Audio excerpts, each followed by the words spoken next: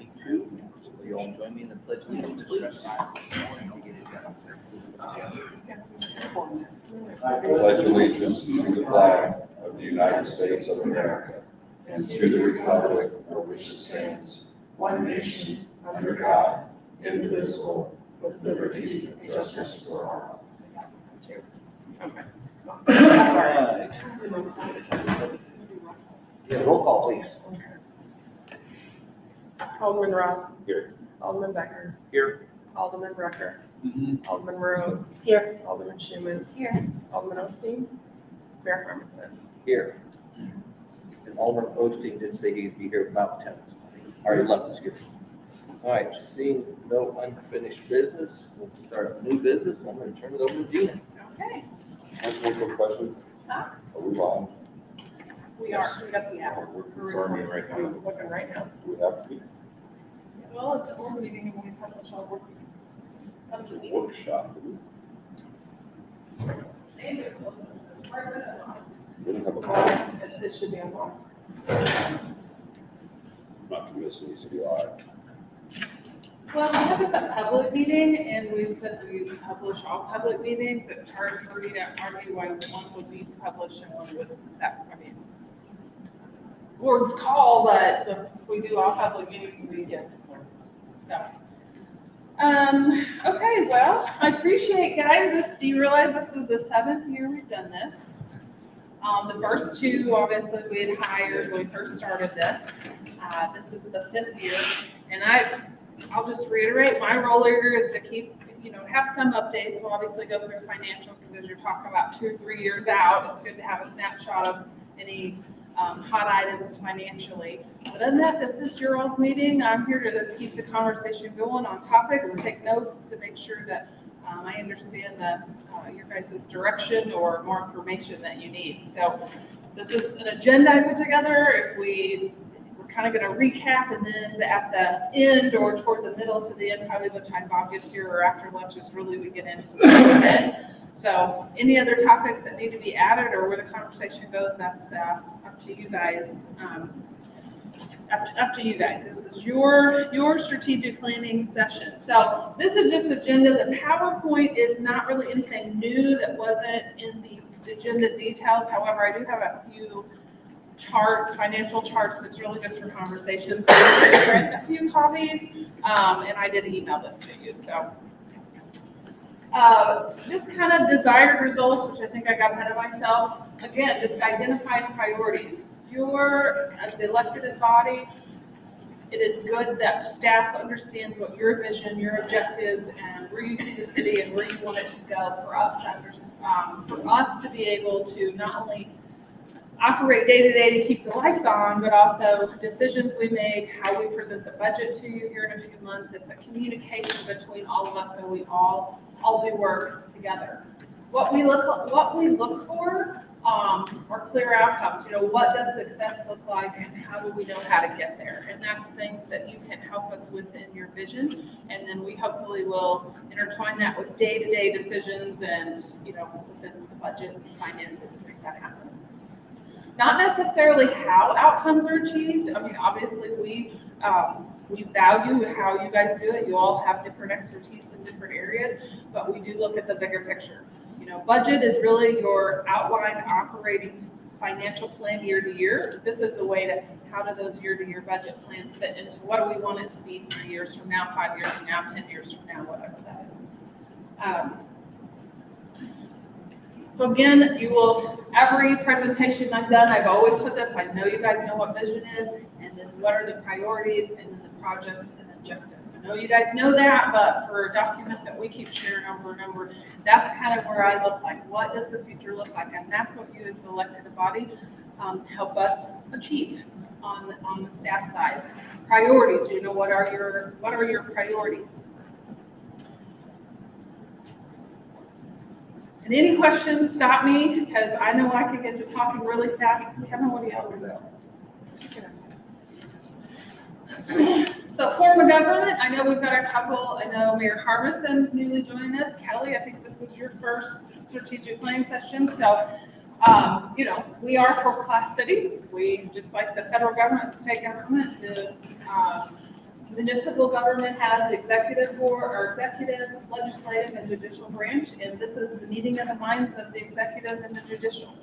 You guys make the laws, and you master of the day-to-day operations, the mayor, and together then that is what helps direct staff. We are hired for professional specifics in our departments and that lead those departments, but if we don't understand or don't know what your end result is, it's hard for us to be in line. So this is what I'm going to take a little more time on, just because we do have some new ones. Every year since the beginning, we've always defined, which is, some of this is very textbook, but others are, how do we see each other? What does the board and mayor see of the role of the community, the role of staff, the role of themselves, and the role of the mayor? If anything, it's an understanding. So we'll just start left to right. Very operational for the mayor, carry out board's direction, leadership, voice of the community, working, and I put CA, but it's really working with all the appointed officials to ensure the standard, to kind of have a overview, backseat of the operations that we are usually the consistency of it, overseer that, conduct the board meetings, the visionary, peacekeeper. Could mean lots lately. I know Mayor Armstrong's been doing a lot of peacekeeping, I think, recently. Role of the board, define the vision. You're the legislative body. Look at the city as a whole.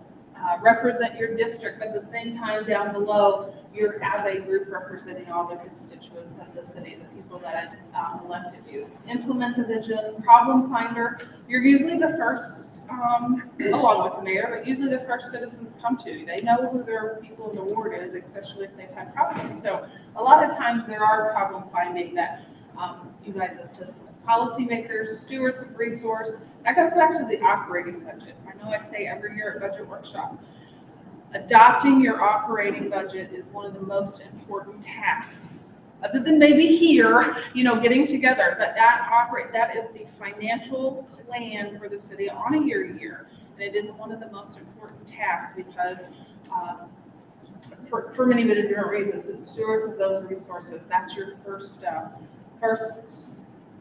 part of that. Respect other views, participate and attend board meetings. It's very important, and you guys are all very good about that. We have very little absenteeism, but being together as a board and connected as a board. I think that's why we stand out around other communities around us, because I think our mayor and boards have worked very, very well together. Gina, I wasn't at the last meeting, and I know Bob isn't here, but I will make a point of giving my soapbox that I'm going to get on here for a second later. And I heard what he had to say about apologizing for the lack of attending the meeting. The only thing I could say, I'd like to just follow up with that, the fact that I know we have some new people, but the most important thing that was told to me when I first came on board a number of years ago was participation is great, but more important, if you're not going to be able to attend, just let Tara know. Because the important part of that is that if we have too many not being able to attend for personal reasons, medical reasons, whatever they are, we don't need to know why you're not able to attend, then all of a sudden we may not have a quorum. And it'd be a whole lot nicer at noon on that day or 2 days before to call the meeting off rather than calling the meeting off 2 minutes after we're supposed to start, and we have a lot of people show up. So, that's important. If we're not going to be able to attend, we just need to let Tara know. She's generally the point person, and it's up to her to keep track of it, and all of a sudden say, Mayor, we got a problem. We're not going to have a quorum. Let's postpone the meeting 3 or 4 days ahead of time or whatever. So I do think overall he has, I'm not even going to single him out, but that Kevin is right, but overall we've not seen that problem, which is good, because you're right, we've had that happen. I remember all the years, I guess I've been here, the year of the pandemic was probably the most sketchy, because it was literally week to week. It's like, are people sick? Are we not meeting? Are we doing Zoom? Can you figure out your technology? That was probably the one year that there was a couple times like, I don't even know if we're gonna have a meeting, so, but there is some point to that better planning. The more you know, the better you can plan. But overall, I say from an inside looking out and working with being around other cities, I think our board meetings feel good, and you guys are all very work very well together compared to, I'm not trying to say anything negative in a neighboring city or anything, but I think we're fortunate to that. We are very fortunate that you guys do. Role of staff, care, loyal to the city, master of their work, proficient use of tools. I think our list is bigger. Exceed customer service expectations, own their career development, measure and report. Department managers, you guys kind of highlighted department managers and then also myself. Initiative, drive accountability and execute, stay current, delegate, motivate, follow up, follow through, communicate, set goals. I communicate on there twice.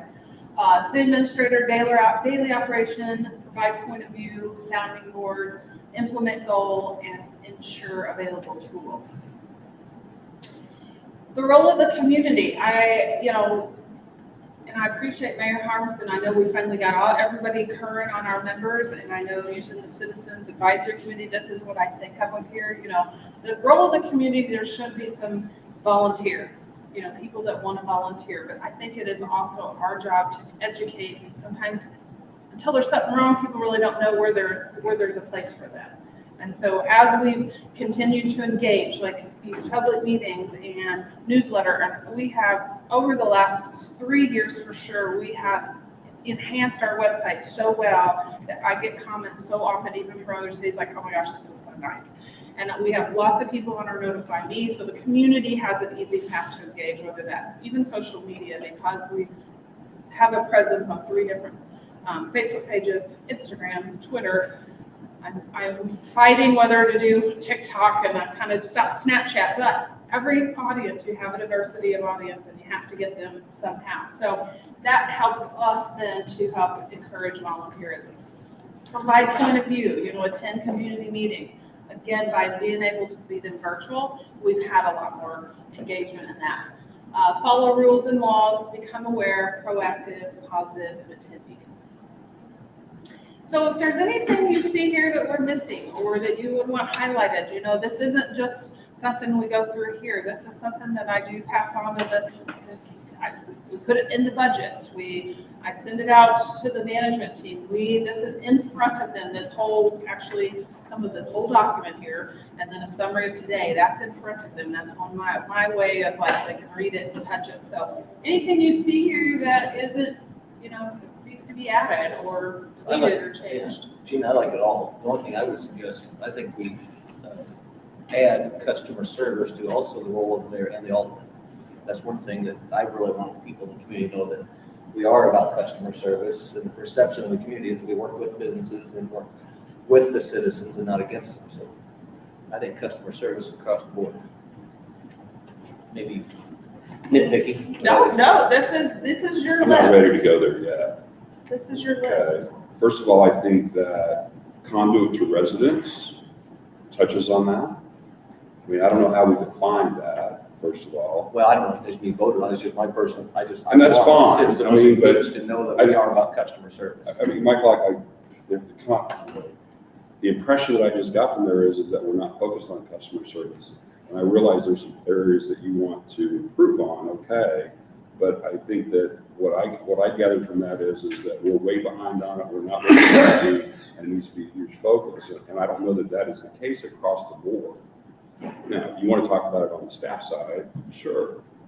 I think that the board, and I would assume you as mayor, provide pretty good customer service. I don't know of any, I haven't seen, there's people out there, Mr. Calvino will probably disagree with me, to be quite honest with you. And so I'm not, I think it's implied, okay. I'm not sure how you're I'm not saying I can't be convinced, but I'm a little confused about how we're gonna just put that on the roles and responsibilities. Well, I disagree. I think customer service is very important. Well, sure, it's important. And that's one of the reasons I'm sitting here today, is because of the lack of customer service the community of Osage Beach felt. And maybe it's not terrible, but it certainly could be better. And so that's one thing I've instilled in the board meetings and the staff meetings is customer service. I want the perception of Osage Beach community and citizens, businesses, that the city works with them, not against them. And that's your perception. And you were out there. I've been out there too. I'm not, maybe not to the level you were, but I think that there are better ways to define whether or not that's accurate. That's fine. You can certainly have that opinion. My opinion differs. Well, you think there's not better ways? I think customer service is huge. I just don't disagree with that. Well, then that's why I say it should be on all three. That's all I'm saying. It should be on all what, It 3? should be a role of mayor, it should be a role of alderman, it should be a role of staff. Customer service, quality customer service. Okay, so how are you gonna define it? How are you gonna know if you're there? How you can define any of these? It's the There's- way it's perceived.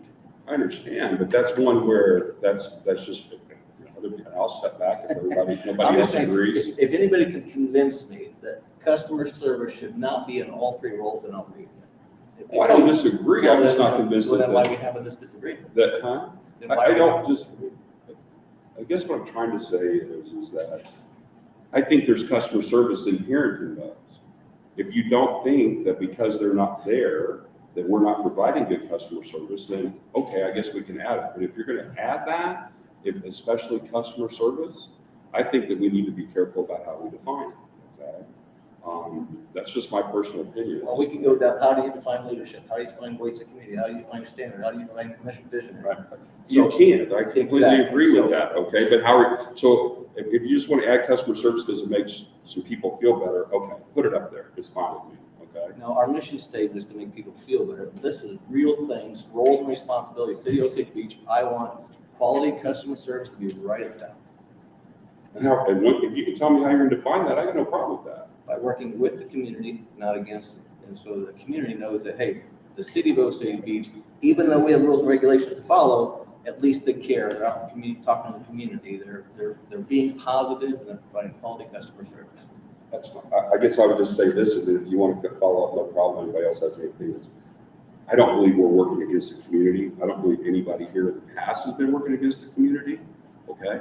I don't believe maybe some people have met certain people's expectations. I'm certain that's going to occur no matter whether you put that up there or not, okay? So I'm just, I'll be honest with you, I take a bit of offense that we're working against the community. Well, that's obviously you take offense to it, but I can tell you from the campaign trail, that's why I'm sitting here today, is that we need to improve the perception of the city of Osage Beach.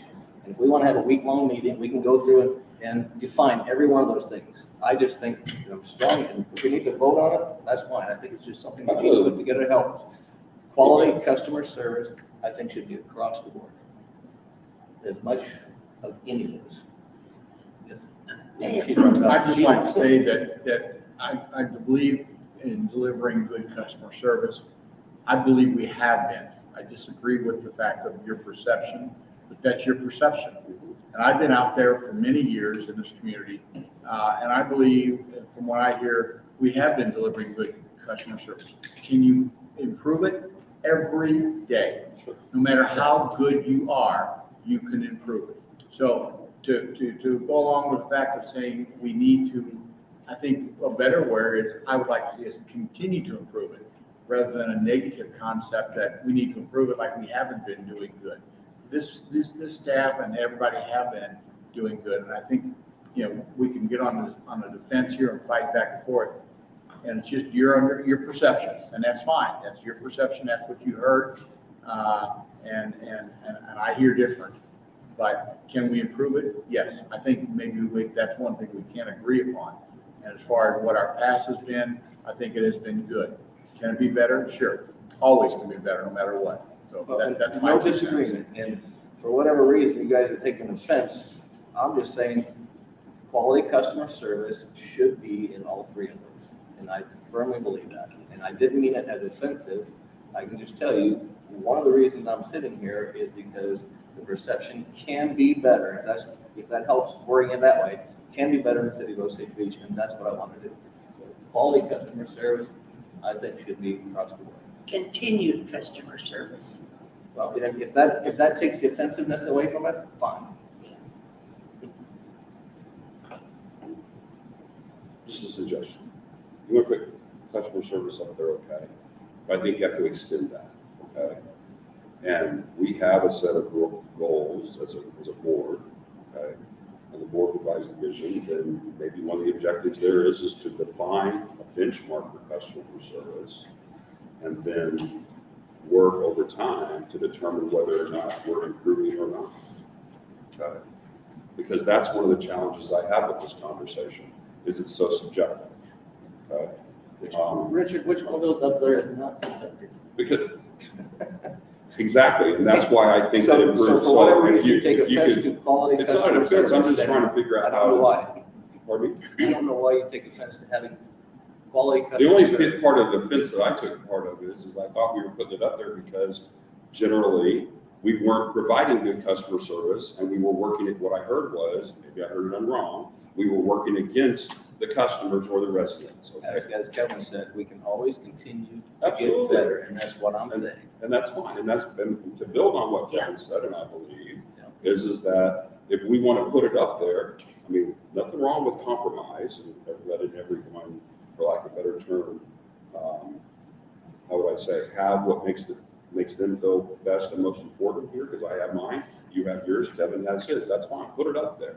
But I would just say that if we're going to put it up there, I would suggest that we extend and develop processes to find whether or not we are improving, not improving, or stagnant. So let me offer this, Kevin. This is really just an overview, so it isn't meant to, this is probably not the place to say it's up here because we're not doing it, because that would be like saying, well, staff isn't delegating, so it's up here. Here's best, worst, in the perfect world, here's the priorities, or here's your bubble you live in, and here's where every decision we need to make does it fit these.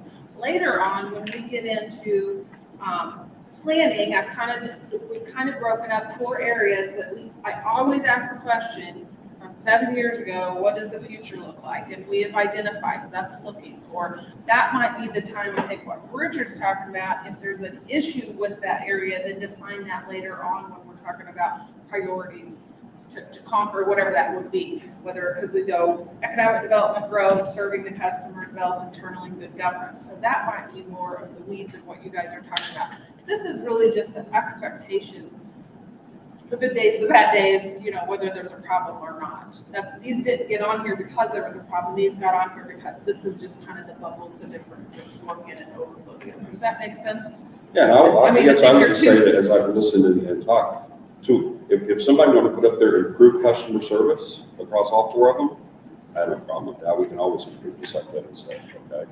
But putting it up there is great, okay? But now, how do we go about it? Because we put a lot of things up and talk about a lot of things, and we don't measure many at all, okay? And so therein lies, if we want to go down that path, I'm all in. I will finish this by just saying, this is just an overview of the roles and responsibilities. And I think it's, as elected officials, it's our responsibility, and as the role of the staff, that we owe it to the community to provide quality customer service. That's simple. It's not meant to be offensive. It's simply our responsibilities. I want, when people go down the street, they look at City Hall and they say, they're doing a good job. We all do. There's nothing wrong with that in there, but here's the problem that I We can go on all day. Every one of those, we can take a week-long meeting to just throw out questions, how we doing? My point is it's our responsibility to provide quality customer service to the city of Osage Beach, period. That's all I'm saying. If you wanted another meeting, how we can track that, how we can track any of those, I'd be happy to do it.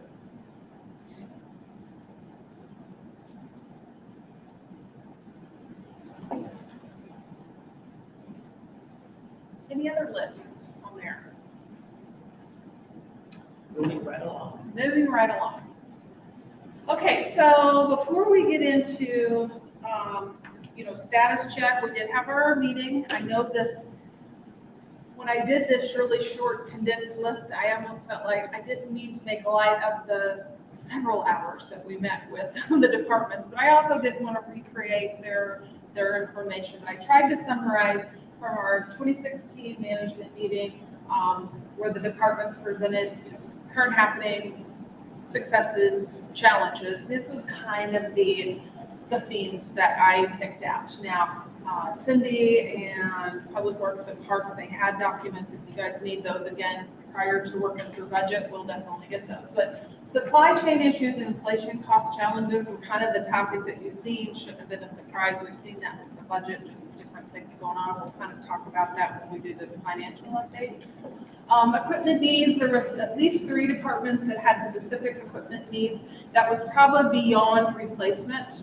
The parks, when we got down to infrastructure, Public Works, airports, and parks really revolved around vehicles. Some of that was just kind of tied back to the supply chain issue. They got something budgeted, but because of what's happening with the economy, they're not getting it. Public Works actually mentioned a couple, or at least one new item that they'll be working through, but pretty much the equipment needs wasn't overall anything new except for Public Works. It was really just reiterating the supply chain issues, which we don't have control over that when we are working through that. Infrastructure needs, of course, this was some new and old, or new or known, I guess I should say. Lake access at Osage City Park was highlighted by the park. It is budgeted this year. We're bidding materials. It's happening here pretty quickly. Peanut Park restroom construction was something new. New for Nicole years ago when we were talking about the parks. That was brought up, but they had done some fix, so it's a new thing, but not necessarily surprising. Dog park, that is an expansion that we're seeing just because of the use of our soccer fields and ball fields as dog. And I have a perfect little area for a dog park right behind City Hall. We own a little piece of land. Public Works facility, there was the first that we've kind of heard, we're kind of outgrowing our facilities. They don't have the lack of bathrooms. That's a bigger discussion. I have asked Mike has been the one that kind of leads the capital planning with the departments. And so this year they are required to not only make sure what you have on your list is what we currently have to be replaced, but what new expansion items. Thinking ahead, what do you see the need is so they can at least bring them to the surface. The Public Works facility would be an example of that. Airports, we already do that with because we have an airport layout plan. We got a pavement maintenance plan now, so that lays out some capital planning. Hopefully sidewalk completion. I know I've not skipped over water and sewer on purpose, but sidewalk completion, once we finalize that, the board we do need to bring that back up to discussion, which is on later. We had done a draft and there were some questions on priorities, but we really want to push the board to that. And then private road priorities again, which has had some conversations and it is later on. Water and sewer infrastructure, the big elephant in the room really is Tantera Estates, which is still more information coming. Based on that assessment, it's a multi-million-dollar project. And when we get to later on this afternoon, we'll talk about how we want to start tackling that. Unserved areas, staff did identify some priorities. As you know, one of them is not going to quite happen. So at budget time, we'll rediscuss that priority list. But that's an infrastructure need. How do we get our borders built out, and how do we do it in the process? Because all the ones that are left have nuances for the reason they're left. Could be geography, could be cost per unit. It could, just some new. There's the reason why they're kind of the left hanging fruit, I should say. So system maintenance, that really boils down to water and sewer. We've had a peak because of and I think it's many things. We have a lot of educated, and we finally got full staffed, and they're really turning over every rock and turning every valve and everything. And it really is kind of the light of some things that maybe the can adjustment. So this was kind of the infrastructure needs, the staffing challenges. Right now, knock on wood, we are back to, I should say, pre-COVID challenges. We've, concession attendants have historically, and umpires, now that we're having more activity at the park, the need for more umpires is heightened. But and every time we've needed umpires, that's always been somewhat of a challenge. Concession attendants and dispatchers. It's a nationwide problem right now. This is nothing new. This is the one department. I'm not making light of the problem. It's still a problem, and we still need to work through it. But we're not the only one. But dispatchers, for as long as I've lived here, that's the one department that have always consistently ran under 80% full staff. We got the lowest unprecedented lowest in the, last couple of years. But really, that's our three main areas. We've got police coming and going, public works. It's not to say we're not always going to have some position open, but we are at least at substantially full pre-COVID levels. So staffing challenges really revolve around those three. So any questions on that? I know this is just kind of to remind you when we get to the afternoon, when we talk more, dive into more details, what their challenges are. So I guess I would just start with, not trying to be nitpicky, but it is about a mindset. I don't know that all of those things up there that were identified by staff were needs. Okay? A lot of them were requests. Okay? We've still got a lot of work to do to identify the difference between a need and a request. Absolutely, Okay? I don't disagree with that. Okay, and as maybe as time goes on or throughout the day, as we look at this basically tells us whether or not we have the opportunity to fund requests versus needs. Right. Okay, all right. Yeah, so this was just like me taking what they summarized. Okay. Not confirming, denying, not substantiating. This was just based on their conversations. Here's what's kind of the Well, I, with the follow-up, I just would say, we view it, some of those as requests and some of those as needs. The staff may view them as needs, but their needs may be our needs. And that's, I would also say that, I was very pleased that we did that with the staff this year. I know there was some concern, there was some stuff that not to do it this year. And I was one of those ones that spoke up and said, yes, do it. It's important. It was extremely valuable to me. I think it's extremely valuable to staff to have that opportunity to have an open platform that they can not have to worry about, well, will Gina take it on the board if I bring it to them? This is their opportunity to come direct to us and lay it out there. and lay it out there, pitch it. And I think that's important. Healthy.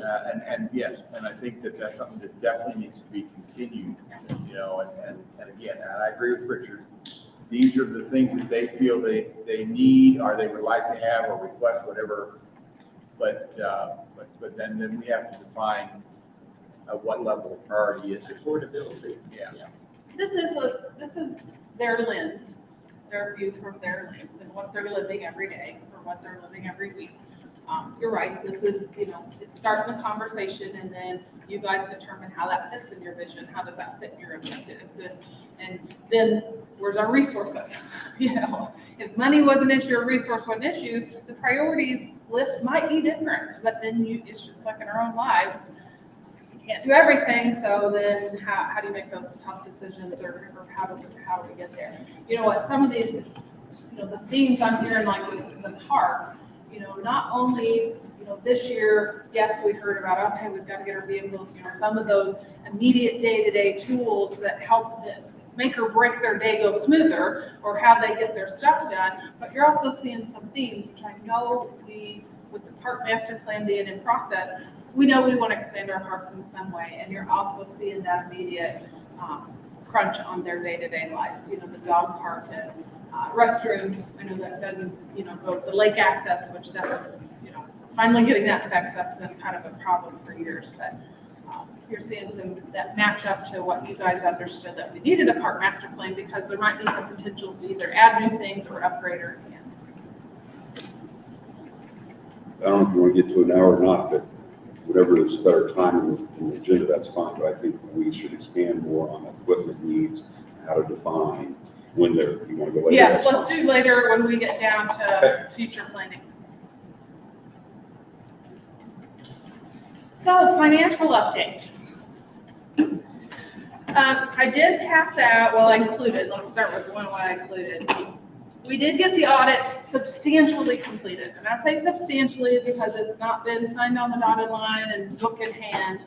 But I was comfortable enough with city treasurer and the auditors to go by the trial balance that we had at that time. So in your packet, I did update kind of a summary of all funds plus general fund. And I'm going to quickly go through how the audit changed or how that affected that. I also handed out and emailed the cash flow statement, which will probably come in more detailed play when we're talking about some future planning. But overall, you know, we modified cash balances from the audit. And so our beginning cash balances increased was a little over 9% more than I'd estimated. So for those new, kind of the budget process or fairly new, let me walk you through how we get to the budget. And you'll understand there's several estimate processes that have to happen, and mostly on my behalf. So I take and consider lots of different things. So for example, for 2023, we will be doing budget workshops with the board in late October-ish, which I've got to get those dates to you now sooner than later because I know everybody's going on, you know, so don't be surprised. I'm not rushing my year around here, but we'll be discussing that. So we have budget workshops that you guys get a first glance at a draft budget that staff has put together of what they think they need, compares to the previous year. But in order to do that in October, staff literally is doing estimates for the remainder of the year in September. I actually start my process in August. So we really have 4 months still left to happen. Staff is responsible for their expenditure estimates. They have accounting details that they should know where they're at, what their budgets are. I do assist with some of those line items. But departments that have revenue, you don't ever have the same person estimating revenue as the same person estimating expenses. Otherwise, you'd have a balanced budget every time. So I do handle all the revenue projections, and I keep track of those sales tax. I keep track of those. So not only is staff estimating what expenses they think are happening in the next 4 months, which some things are easy. You you guys have been in business estimating, you kind of know where you've got to have the rear view mirror to know what the front windshield's looking like. So they do estimates and stuff. September-ish for the remainder of the year, we'll same thing with revenue. So when the audit happens, so then budget happens, we create a budget, we based on what we think our cash flow is. The budget is a cash flow document, whereas the financial statements are accrual, so some adjustments need to be taking place because all I need to present to you guys is here's the cash that's available, here's what's restricted, so therefore that's what you're budgeting on in 2023. We are not profit motivated, we're service motivated, so we want to use our dollars wisely and timely. So we hold some in reserves, we hold some back for projects, and then where's our unrestricted. So by the time the audit then happens in June for the previous year, then I go back and see what actually really happened to update what we really had in cash January 1 versus what I told you I thought we would have in cash. 2 themes that happened again this year: revenues exceeded expectations. I'm as you all know, very conservative when it comes to estimating revenues. In accounting, it's better to be conservative on the revenue side, lower, and expenses to be conservative on a higher basis. So overall revenues did come in by the end of the year higher than I had projected at the end of the year would, and this is all revenues, and expenses come in lower. We have already accounted for in our budget carryovers. Transportation and sewer and leasing fine both had carryover projects. So because they didn't happen in 2021, the cash then was still in our bank in January 2022. But we've accounted for that in the budget. So that's good. Payroll, when we're estimating in August what personnel expenses, that's based on the employees that are in the job at that point. As you know, we've had a lot of comings and goings. So that's all mostly can be a big why expenses are lower, just because, when we budget what we, from January 1, how many employees we think we'll have. Some departments aren't budgeted at 100% because we know they run vacancies. So because of expenses coming in lower than we'd estimated and revenues coming in higher than estimated, our cash flow did increase. So therefore it increased your available cash that will trickle down to the end of this year. So it will affect when we go to budget next. All reserve requirements are substantially met. I say substantially because there is one fund in here that it's because of a grant timing. We'll get to that. So general fund, just real quickly, if you want to follow along, general fund because of now the audit, and we did get a little extra ARPA money that we weren't expecting. Apologize, are we not on this document? No, the packet that's in the original packet. Sorry, page 2 of the original. Yeah, I'm just going to go through the funds. No, I know what you're at. Go ahead. So general fund had an increase of 16%. That was a combination of expenses lower. A lot of that really was payroll, personnel expenses. I don't estimate, and I'm really referring to this final year in estimate column. I'm now taking a snapshot on what the year end based on what budget amendments or things I know is coming up. Expenses, we have amended the budget in general fund a tiny bit, but basically what it boils down to, at the end of this year, we expect to have probably an increase of 17% in the general fund for unrestricted, which will go a long ways for next year for general fund expenses. So while you're on that subject, so does the general fund restricted, I assume it's the fund reserves, does that meet Yes. because I have to go back and check, the Yes. target, the revenue target, or I'm sorry, the The reserve targeted targets that we general, put in place? yes, yeah. And when we get to budget, I will do a more detailed analysis of that because I do need to update. My answer may change when we go to budget because every year I need to do a rolling 3 years of operating expenses. And we know what's happened in the last year of operating. So when we go to do budget, I expect that to be higher. But as it stands right now, at budget time, I do the policy calls for me to do an average 3 rolling years of operating O&M. We have a certain percent of that. So based on what little bit you know, do you think that rolling 3% is going to affect it so much that we would be less than 90% of our reserve targets? No. Okay. Well, say that again, Rich. That once she does her budget, that with the rolling 3 years, would she guess at this point with what she knows that if we were not exceeding or With that meeting it, one- that we would be less than 90%? And she Okay, said no. all right. So we'd be at least at 90% of those reserves. Okay.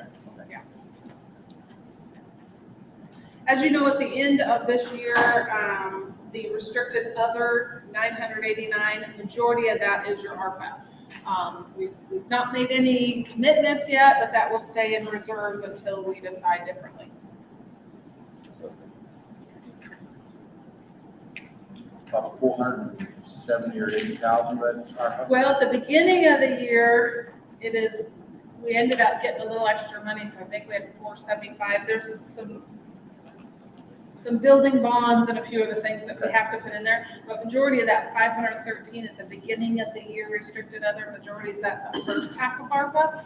This September, we'll get the second half. Okay. So that's why at the end of the year, it goes up to 900 and something. also that's projected. Mhm. Oh, okay. Yeah. Okay.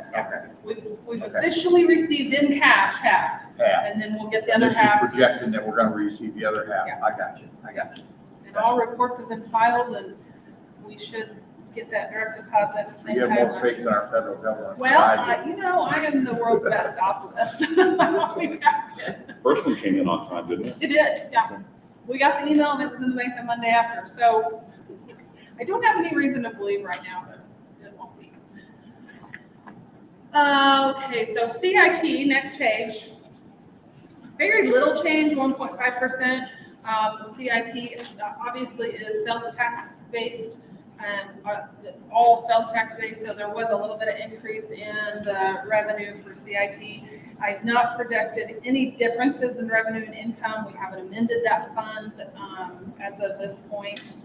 And then at the end of the year, very little, just a little bit of increase, 1.7 of ending cash. So CIT is most of you know, it's our capital improvement tax. We collect 2% from the city on all sales tax, or on all items. 1% goes to the general fund. 0.5% goes to the CIT fund.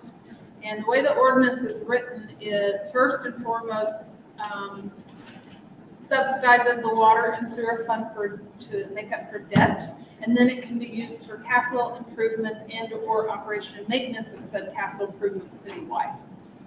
For the most part, it has subsidized water and sewer. There has been some park projects that it's subsidized, but that is slowly trickling down because we have 4 left remaining staggering bonds, water and sewer bonds. The last cash payment will be made at the end of 2026. It says a bond commitment in 2027, but we actually have to have that payment January 1, but we'll actually write the check in December 2026. So I can say officially we've wrote the last check December 2026. So as those trickle down, the less and less restricted is needed and the less and less transfers until we get into whatever the next big project may be. So that's really your summary of CIP. Transportation, next page. Transportation is the other, it is mainly funded by sales tax. It's the other 5% for all sales, and then plus grants. We do get partnership grants from Special Road District and then the state grants. So that's another big source in there. 10.4% was a difference in the cash beginning balances. Increase in revenue contributed to that, but mainly was a decrease in expenses. And that also contributed to, you had Mace Road that a little bit was finished. We did, like I said, we've carried that over, and then some other little projects that didn't get done. But for the most part, the carryovers have been accounted for. But because of other expenses lower, at the end of the year, we did increase 19, just shy of 20% in transportation. Now, as you see, we've done a few budget amendments. One of which listed as a carryover from the year before, so it's just taken what extra money we had at the beginning of the year, carried it back to the project that it was intended for. The reserve restricted fund reserve for transportation is still under the reserve policy, and it is met. It fluctuates probably more than the others, or no, I should say sewer probably does. It fluctuates based on the equipment purchases as well, but it's substantially same thing. I'm gonna redo the O&M calculation for all of these, so it'll change it a little bit. So water had about 4.5% increase, mainly for expenses coming in under. There were no major carryovers in water, so just the estimates from the department, some of the expenses didn't happen. We have made a few adjustments though to this year's budget, so what they saved or didn't spend last year has made up for some things that have happened this year. But in the end, we're still expecting to have unrestricted funds increase more than we originally expected. So we're still good cash flow wise on water. The one thing I will say about water and sewer, and I'm going to get into the rate review, which we'll talk about more when we get later this afternoon or whenever we get to that point. As I work through the rate review, I will be redoing the reserve water and sewer equipment replacement plan money. And I've said this before, sewer more than water, it's going down faster than it's going up, and we've not been in that position in 20 years. And so all the more reason when we do the rate review to redo that calculation, because we want to ensure that we've got money to manage our system, which is why we have it in there. So the fact that things have happened and we've had money to use it, great, that's what it's there for. But I get nervous if we don't change the calculation or change something, we'll never get back up to where we started to have the money to replace things. That makes sense. So I will be doing that. If you've noticed, we're down to about 1.1 million in the reserve that was lower. So it is back up a little bit, but still I get nervous if we get too much under $1 million personally in there, just because any one big major thing or. We talk about water. Water. Okay. Yeah, still on water with the same, I could almost repeat the same story for sewer, except maybe a little more exclamation points. So water, we did increase beginning balance estimates based on, or beginning balance cash balances based on my estimates mainly because of a decrease in expenditures. We didn't spend what we thought we were going to spend by 12/31, but we did make up for it with the amended the budget about $200,000. So sewer, next page. Same story, expenses were lower. We have at least one carryovers have been accounted for, but they didn't have big carryovers. There was a couple of lift station projects, or at least one last year that just didn't happen, and it got reprioritized this year. So expenses come in less last year. Revenue was a little up, but pretty much not. But the majority, well, about a 50 or 60,000 of that added cash was really savings in personnel, which now will be full. We just had positions open and that, so we didn't spend as much in personnel. We have amended this budget as well, about $128,000. So we've added about 2.7% to the budget than originally budgeted, but we still are increasing the bottom line balances. But again, if you look at the reserve fund balance, we were going to be around 774 with the adopted budget. We're down to 629, and the only this makes me probably more nervous than water, because everything is expensive with sewer, and we have, as you know, we've got some infrastructure issues that we need to fix. So again, when I go through my rate calculation, this will be revamped as well, because we need to get that back up, get the reserve back up to. And we are required by SRF. We have rates that are approved by the state. When we change, let me back up. We don't have to send our rates in every year to be approved by DNR. But when we changed philosophy of rates back in 2007, that had to be blessed. So until we change the philosophy of our rate structure, we don't have to go back to DNR for a blessing. They bless the philosophy of our rate structure. In other words, how it's broken up, how we charge, what's the outside, inside rate. So until we change that philosophy, we don't have to go back. But there are some poverty levels and some other things that we are required to stay under. We've never had that issue with any rate review we've done, but that is part of the rate review. But we are required in that philosophy to ensure that you have reserves to take care of your infrastructure and maintenance of your equipment and infrastructure. And that's, so not only do we know it's good practice because we have a reserve policy, water and sewer are required to have sufficient funds to cover maintenance of your system. And my assumption is that, and we have SRF bonds now, but my assumption is they want to make sure communities are planning to manage these systems so that it doesn't create a problem that needs for, oh my gosh, we need funds from the state. So it's our way of ensuring that we're taking care of our system. So anyway, that is part of that rate review as well. But because we started out with cash, I think that has helped us, because I remember saying with these amendments that yes, we can keep using reserves if it fits in the definition of a reserve worthy. But I was getting a little worried about our cash flow. But we did have some beginning cash balances we weren't expecting, mainly because of payroll and some other expenses. Gina, can you refresh my memory? What's the difference between restricted fund reserve and restricted other? So the restricted other is legal requirements. These are tied to the bonds. So as we pay those bonds off, that will make those last paid, that will go away. The fund reserve, the restricted fund reserve is matching our fund reserve policy that we have. But I separate that out other because those are more your legal requirements that we don't have control Which over. basically in 2027 will go away. Right. And if you look at your cash flow, I've accounted for that.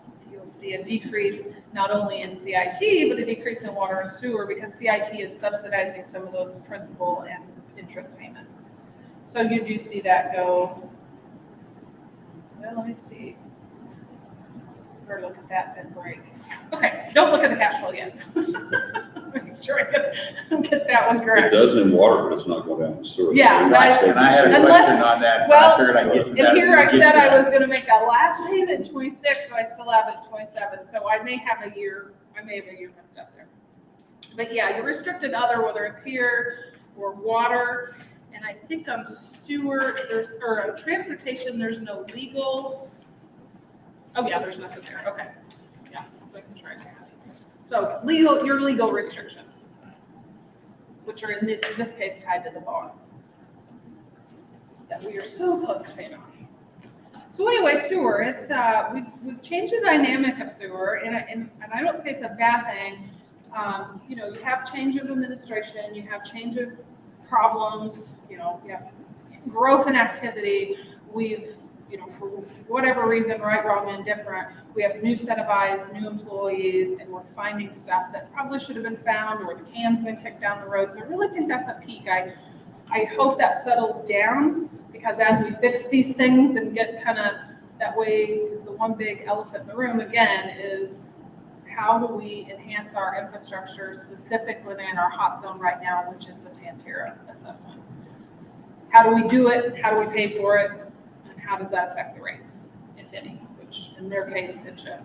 So we get more into the weeds of that this afternoon when we're talking about the future. So moving on, ambulance, very little change in ambulance. I mean, we did have an increase in 56%, which was about $59,000. Little increase in collection of fees that we had anticipated, and some expenses were lower last year than anticipated. No major carryovers in ambulance. Ambulances, when I forecast ambulance, it's a little tricky. Ambulance is cash collection only. We have billing. Of course, at the end of the year, you guys mark off as bad debt at the end of the year, what can't be collected, although we still collect on it, but for an accounting purpose, we write it off as bad debt. So this is basically on history, or how I see the calls going up or down. So unfortunately, the more calls means we've had more emergencies. So I am very conservative, because ambulance is not self-sufficient. It's a government service. I'm not saying that because it should be. It is subsidized by the general fund, and the subsidy from the general fund is directly related on what fee collection. So I always pretty conservative on what I think that fees were. So we had about 59,000, combination of more calls, more collections, and some expenses lower, which will only affect it'll have a positive effect on next year's transfers, hopefully, because then next year, as we determine what the subsidy from general fund needs to be, is directly tied to what's the cash flow needed for that fund. And it does not have a fund reserve because it's subsidized mainly by general fund. So Lisi Fine.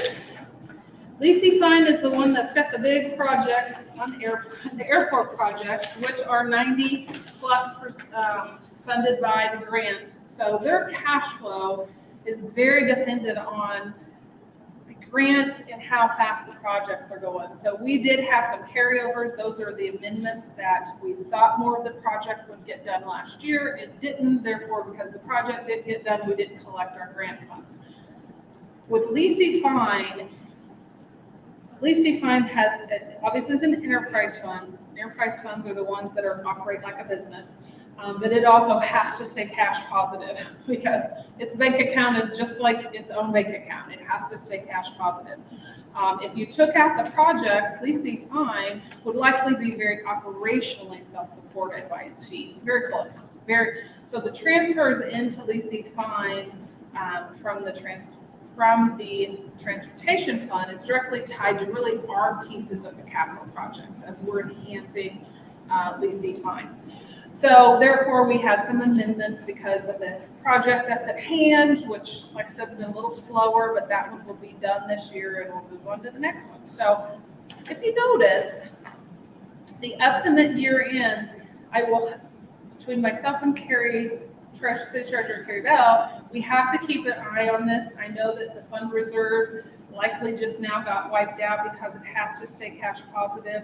So we will watch this very closely to make sure that we are not in the hole, because we cannot be cash wise, because we don't want to overdraw the bank account. That's like how literally that account is, but it's strictly tied to your grants and your projects. Fuel, I'm keeping an eye on fuel, because not only are fuel costs going up, but the cost of us wholesale, but then we're also, so that's always a way that normally we can gain more cash in Lisi Fine, because we're estimating flights and how much gallons is sold. And we're still having a pretty positive year from the last report from Ty. So I'm not worried about the bottom dollar of Lisi Fine. So I'm not discouraged by the minus 1,239% right now. I'm not worried, because it's just very cash dependent. So do you know, is our fuel marked up as a percent versus a flat? It's a flat dollar. I think Ty answered this before. He tries to say $1 above whatever the wholesale gallon price is. Okay. Yeah. are you budgeting in here what we are projecting to be our cost for the cleanup of the spill? And I don't call it spill, Cleanup. the cleanup The overflow. of Well, the fuel. The budget amount that we amended the budget to pay for that we don't know if we'll get reimbursement is accounted for here. Okay. If we end up getting reimbursement, that's another reason why. Right. But Right, I understand that, that's why talk we about the make sure. government, that could be We next should get budget. it, obviously, if not, we'll, We gotta work through that not put process. Ed to work on it, but. But I did not, to keep to my conservatism, I did not put anything in the revenue, but the That's fine. expenses taken Okay. care I'm okay with that. There's Fine. still more unknown, so. Right, of. It's a process and we'll, but that's okay. hopefully closer to budget, we may know more. And so that may also fix leasing fines, so. Grand Glaze, last one, because I did not worry about the TIF funds in these. Grand Glaze, let's see, 34,000 of the, mainly the increase in the cash was due to expenses under budget. Again, personnel was some of that. I did not change any fuel incoming and outgoing. This is truly operational. We didn't have any, very little capital. It didn't have any big, yeah, I guess we do have a project in there. So it changed a little bit based on really the beginning cash on the expenses being under from last year. So we'll revisit this. I didn't say this with Lacey Fine because Lacey Fine's in a negative cash balance. But Carrie Bell and I do, when we start working on a budget, and the airport specifically, if they are positive in cash and looking good, we will adjust the transfers down if needed. That doesn't happen always. Ambulance, it's probably happened once because that one's pretty, but the airports can based on just different activity. So with Grand Glaze being cash positive nearly $30,000 more at the end of the year, if that's still the case, and we can not make one last transfer, then we'll do that. If not, you catch it up in the next year's transfer. Because Grand Glaze really is subsidized, again, by the little bit of piece that we pay out of pocket for projects that's not covered by grants, but some operational. It's not quite as operational efficient as Lacey Fine could be if you work on projects. But it's getting there. It has good years. So it's definitely increased fuel. So that's really the update on the cash flow budget. Personnel and O&M forecast estimates are, okay, forecast, I'm getting ahead of myself. So now on the cash flow thing, cash flow sheet that I emailed and handed out. I just want to give you, especially the new ones, kind of some tidbits of how I figure this. The blue column is estimate year-end 2021, and this is based on the draft numbers for the audit as of this time. So there may be some changes when you go to see this next time at budget, but it's pretty much based on the drafts that we know this time. I don't expect any major cash flow items in the audit to be amended. 2022, the yellow column is the 2022 budget as amended today. So it kind of gives you a snapshot of where we're going and coming with the reserves. Estimates for the cash flow for future years, personnel and O&M are estimated at or above inflation rate, depending just on circumstances. And I will say this is the same comment from last year. I did not update 2023. Right now, if we were going to update an inflation rate, it'd be 8.1. And I did not do that. I just kind of take an average. I don't change it month to month. And when I go to do the budget again, I will see where do we think the economy is going now. So I take in consideration inflation and I take in consideration what's happening with us. I also, the capital line item is really tied to rounded estimates on that capital planning document. Again, we do not have an updated one for you today as Mike's working on it, but this is the same time we looked at it last time. And I really wanted to,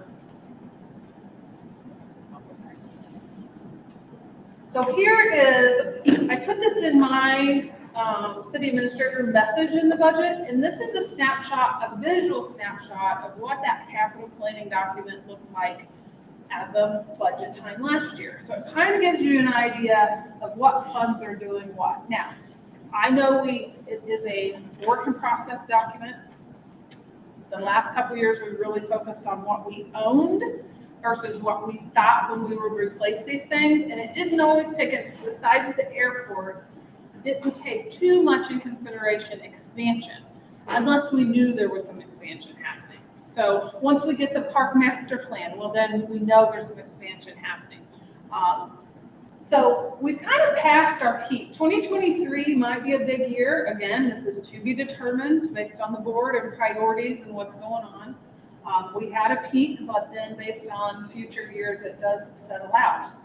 But as you know, this is a work in process document, so any one thing can change any one of those. You know, what we think we know in 24 and 25 can change, and we are still mastering that capital planning document. You know, I foresee as a city that this capital planning document should really lead to a capital planning budget, you know, an official budget document. We are getting big enough and, you know, more complex in our services and expanded on what we own and stuff, instead of just an Excel sheet that the departments have a true capital budget, which is really just something more internal to work on. That would then just support the operating budget. Maybe we'll get to that in 2023. Not for 2023, but for 2024 would be my goal on that. So that kind of gives you an idea. This cash flow is rounded numbers based on that. Obviously, those can change, but should all else being equal, this is kind of the path we take. However, we get to water and sewer and transportation, I've not only added the capital planning, but we also have the PDP payment maintenance plan now that kind of gives us an idea on when we're, you know, building roads and doing things like that. So those are kind of the tidbits of the estimations that go into the forecast. What is important to note, and I know when we get to deciding, you know what the future looks like, CIT, like I said, water and sewer bonds are going to be paid off. When I start my rate review, that will play a big part in the rate review. Obviously, we're getting ready to pay some major bonds off, so a big question that we will have to answer is, what approach do we want to take for Tantera Estates? And do we want to piecemeal it into small projects as we go, or do we want to just do a master plan? Here's the project. How do we pay out of pocket if we have cash, or do we do another bond that would then start it? We know what we need. We just need to know the best way to accomplish it and how we're going to pay for it. Again, we can jump to that or wait till but this cash flow will help you decide that. And water and sewer, again, with the big bonds being paid off, yes, they're losing the CIT transfer in, but some of that was out of pocket on the rates too. So there may be some cash opportunities to pay for some of that. But CIT, your capital improvement plan, by the end of 2027, you're still pushing $10 million in your CIT fund that is required to go to capital investment in the city. So for sure, water and sewer with bond if you so choose, but the ordinance also says that, parks, capital improvement to parks, or whatever it is you want. So that's the important part of seeing it in a bigger picture, because all these funds work in tandem in some way. Not to change the subject too much, but this is also something that I had put in the budget, in my budget message, that I thought was interesting. It is based, again, on some forecast, but sales tax and fees and services. So if we go back here, one thing that I always thought it was important, whether the community reads this or not, kind of go back to our operating budget is a very detailed, what comes in, what goes out. But sometimes it's good to look at categories. Where are our services and where does our money come in? So, and I didn't create this on my own. I got this idea from a lot of cities that what are our budgeted revenue sources and what's our uses? So I think it's good information to tell you, okay, utilities, water, and sewer. That makes up 32% of our uses of money. Now, these are not equal to equal, like sales tax does not pay for water and sewer. So you can't really, you're really looking at them separate. They don't all connect directly, but indirectly they make it. So for the city, 32% of all our budgeted revenues are used for the water and sewer system. Our next largest is transportation. I'm sorry, do we know of the 32% about how much water is, about how much sewer is? That would be extrapolated out of the budget. Then you can like the budget.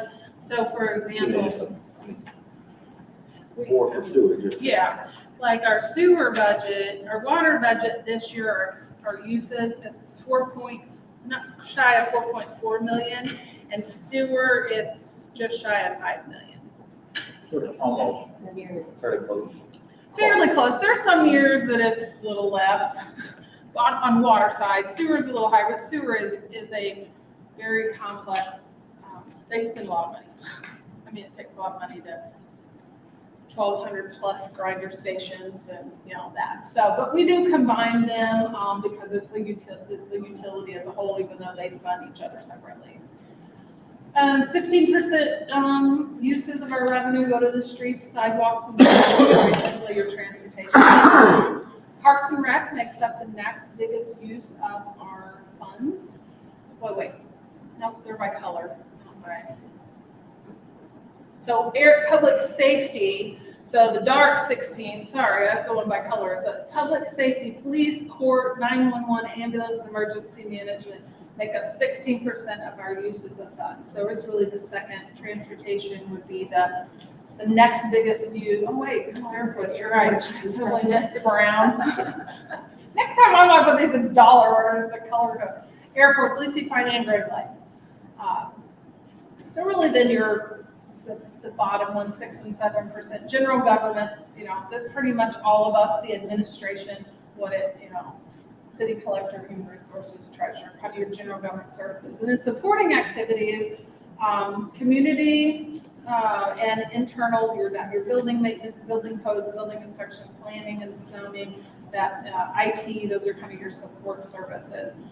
Those two together, just a little over. So that gives a good idea of where our money uses of the revenue. Another one that I was visual was I always wanted to take $1 and slice it up. For every dollar, this is what, but I'll get creative next time. I used a pie chart.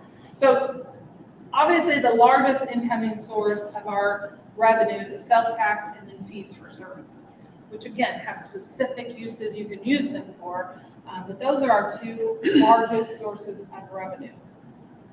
And grants are just tied directly to one-time use projects. So as projects go up for grants go up, they go up and down. Other income, that's always just a little sliver of income. But with that being said, because sales tax and fees and services are our biggest, those are important to keep an eye on. What's happening, what's the trend. I can remember our little dip from 15, and then we went up in 17, and of course 18, 19, we kind of know what happened, 20 went back up. I can remember telling the board, the members of the board, it's like, that's when we realized we either increase revenue or we decrease expenses. But I can see this trend crossing. I didn't know when, but I was like, something's going to cross. And that's when we really started, if you remember back, really started having some idea. Do we need to figure out the use tax, or do we need a park tax, or we need it, what do we need to figure out? Because it's not costing us any less to run our operations at that time, but we were sure seeing some crazy trends going on. Well, gosh, the last few years we would have known craziness we had. We obviously had a spike in 21. 22 is lower, but it's still under the trend line. And I know we had this conversation. I was very conservative this year with our revenue and sales tax projection. We did not know what was going to happen in 20. We knew 21 was unprecedentedly large, but I did not feel it so probable that it would even beat that. I didn't want us to spend money on that. So I was very conservative. So 22 to 27 are just my projections, what's in the budget and my projection. We are ahead in sales tax right now. So may be off in a good way. We did have a little dip. I know I've not got this out to you yet because I'm still working on my CA report.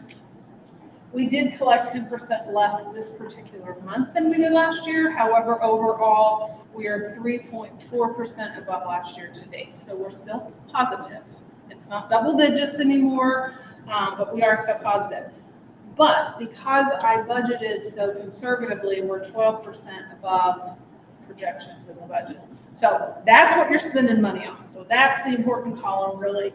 That's what we're spending money on. So we are still double digits. So that 22 little notch may go up, and hopefully, if we continue, we would still stay with that upward trajectory. So we have some crazy years between 16 and 20, up and down. Some of this, I will tell you, the state, I want to say it was 18, 19, the state changed their reporting in some of their systems. So we did have some crazy timing issues that may make that little dip a bit smoother.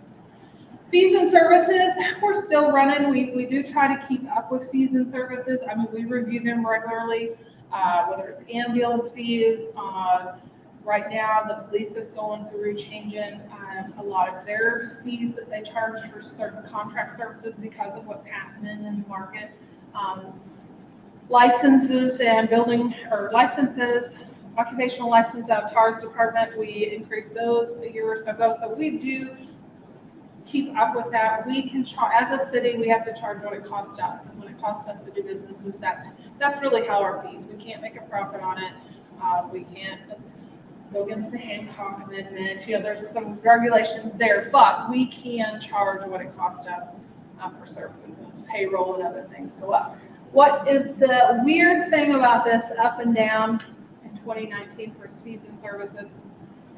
We collected a big payment late. We never collected 1 year and then we collected the next year. So really that should be scrunched as an average. It was just a timing issue on some fees. So 2021 dipped. These are fees and services. So municipal court, think of municipal court. You're not bringing in your fees and services, or parks. Those are types of fees and services. So I'm not advocating, you know, when there's less tickets written, there's less municipal court fees, and there, you know, so all of these together, whether it's water, sewer, this is a total fees and services for everything. But two things over the last couple of years that were affected, municipal court and parks, were planning and zoning, if there wasn't anybody coming for planning and zoning. So some of those things, but that big dip was just not having a timing difference. Are you about to move on? Yep, yeah. So can we go back one slide? That.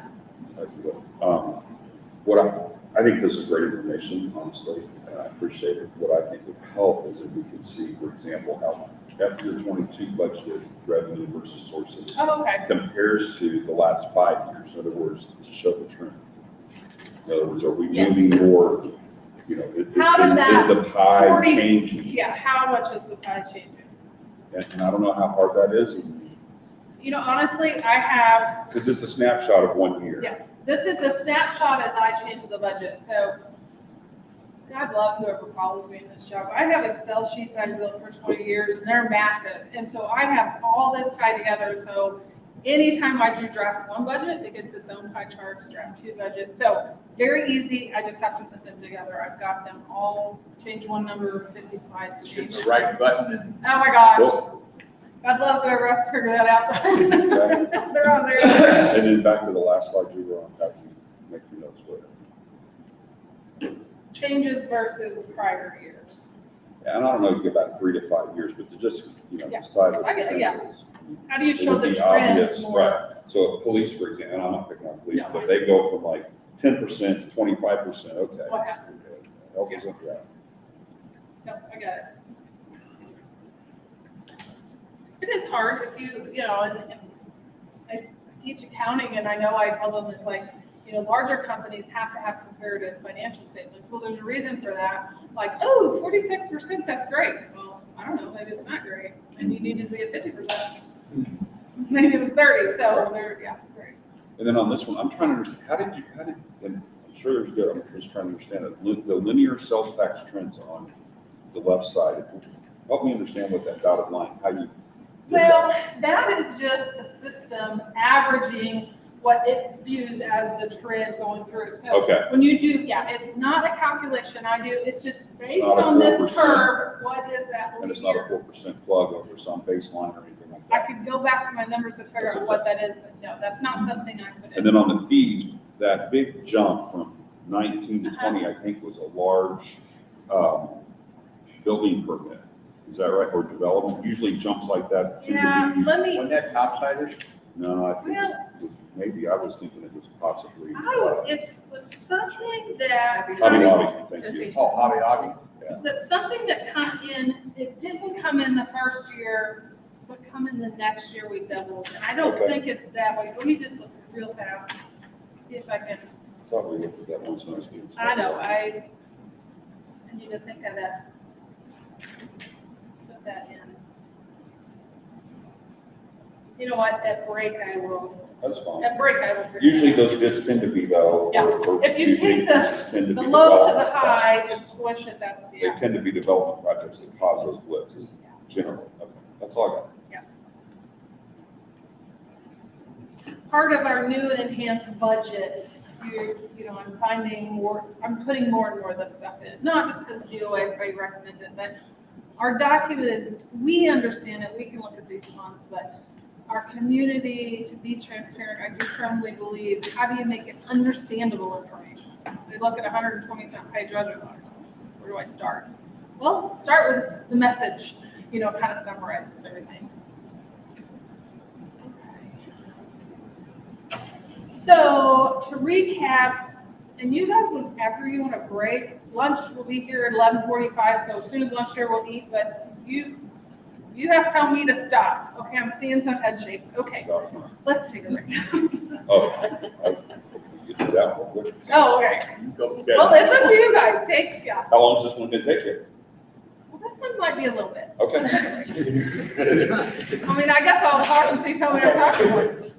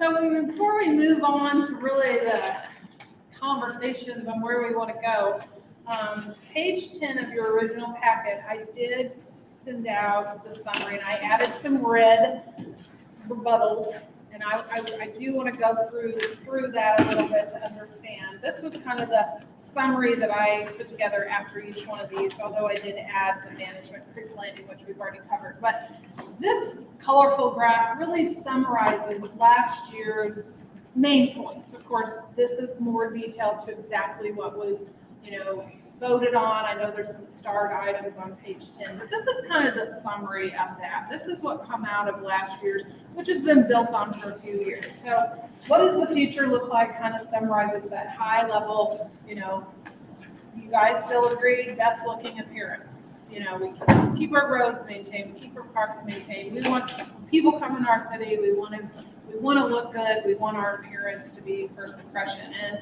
as we changed our mission statement to be a Lake of the Ozarks destination, premier destination. So it kind of flows into that. High integrity and openness was kind of a theme, like what do we, every one of these individual things to work on leads to, we want to have high integrity and openness, safe and appealing place to live, know our profile, who our visitors and residents are. And we've been working on that. Getting more and more every year. Amenities and service to serve our community. That's the basis of what we do. The city's not profit oriented, it's service oriented. We owe it to our citizens to take the money we get in, maintain, operate our systems, have good financial security, but also turn those dollars into services. How do we serve her? So that was, what does that future look like from Bill? So I really, over the past few years, developed four different corners of the box, so to speak. Economic growth and development. So to go into more detail, that sheet that we're looking at, there were 6 bullet points that really nailed down last year. Develop economic growth tools and assets that target revenue growth at twice the level of the state growth rates. That one's got a little star by it. I know that Richard had asked me about this. The particular items that we voted on, or that you guys actually voted on, because we kind of combined these over the few years at the board level, that was one of those, in addition to other top or bullet points that come out. And I kind of put my comments in red are really updated through this year. I could have said something for every one of these, and so just because there's not a comment doesn't mean nothing was done on those. This was just in my quick snapshot on what we had done. Now, sales tax revenue has increased 2001 over 2020. We ended 2020 as a record unprecedented year, 18.7%. State sales tax collection as of February 2022, which is the latest information that can come from the state. The state is not on a calendar year. It's a partial year, so they don't really follow us, but snapshot. Their increase is 13.6 year to date. And this is just the sales tax. I take out the income tax piece for the state. At one time, it was really easy for me to track that because we got the Moody report without paying for it through another service, and I don't get that anymore. And so I really have to dig now. So I apologize that February 2022 is it's hard to find, and I will work on that because that is, that kind of was our yardstick. Growth, and I really summarize this, was growth contributed to Lake area economic factors. The city tools that we use is, we don't sell widgets, but we have businesses in our city that sell widgets. So how do we help businesses grow so they can produce more widgets? Or how do we get new companies to also sell widgets? So that's really, when you boil down economic development, retention of our current businesses, how do we work with them, how encourage them to keep them here, if we have too many restrictions, they might be looking somewhere else, but I don't think we don't have that problem. But how do we retain our businesses and how we grow our businesses? So not to say that we didn't enhance our tools or affect that piece of economic development. We just had a really good year as far as what happened with the economy. So I don't want to say we didn't do anything to help that, but our circumstances were definitely in our benefit for this year. we at the lake, and we're seeing this year when we get into kind of talking about trends and economic development tools or commercial development tools, you know, luckily for us, because we're the lake area, we're almost self-attracting.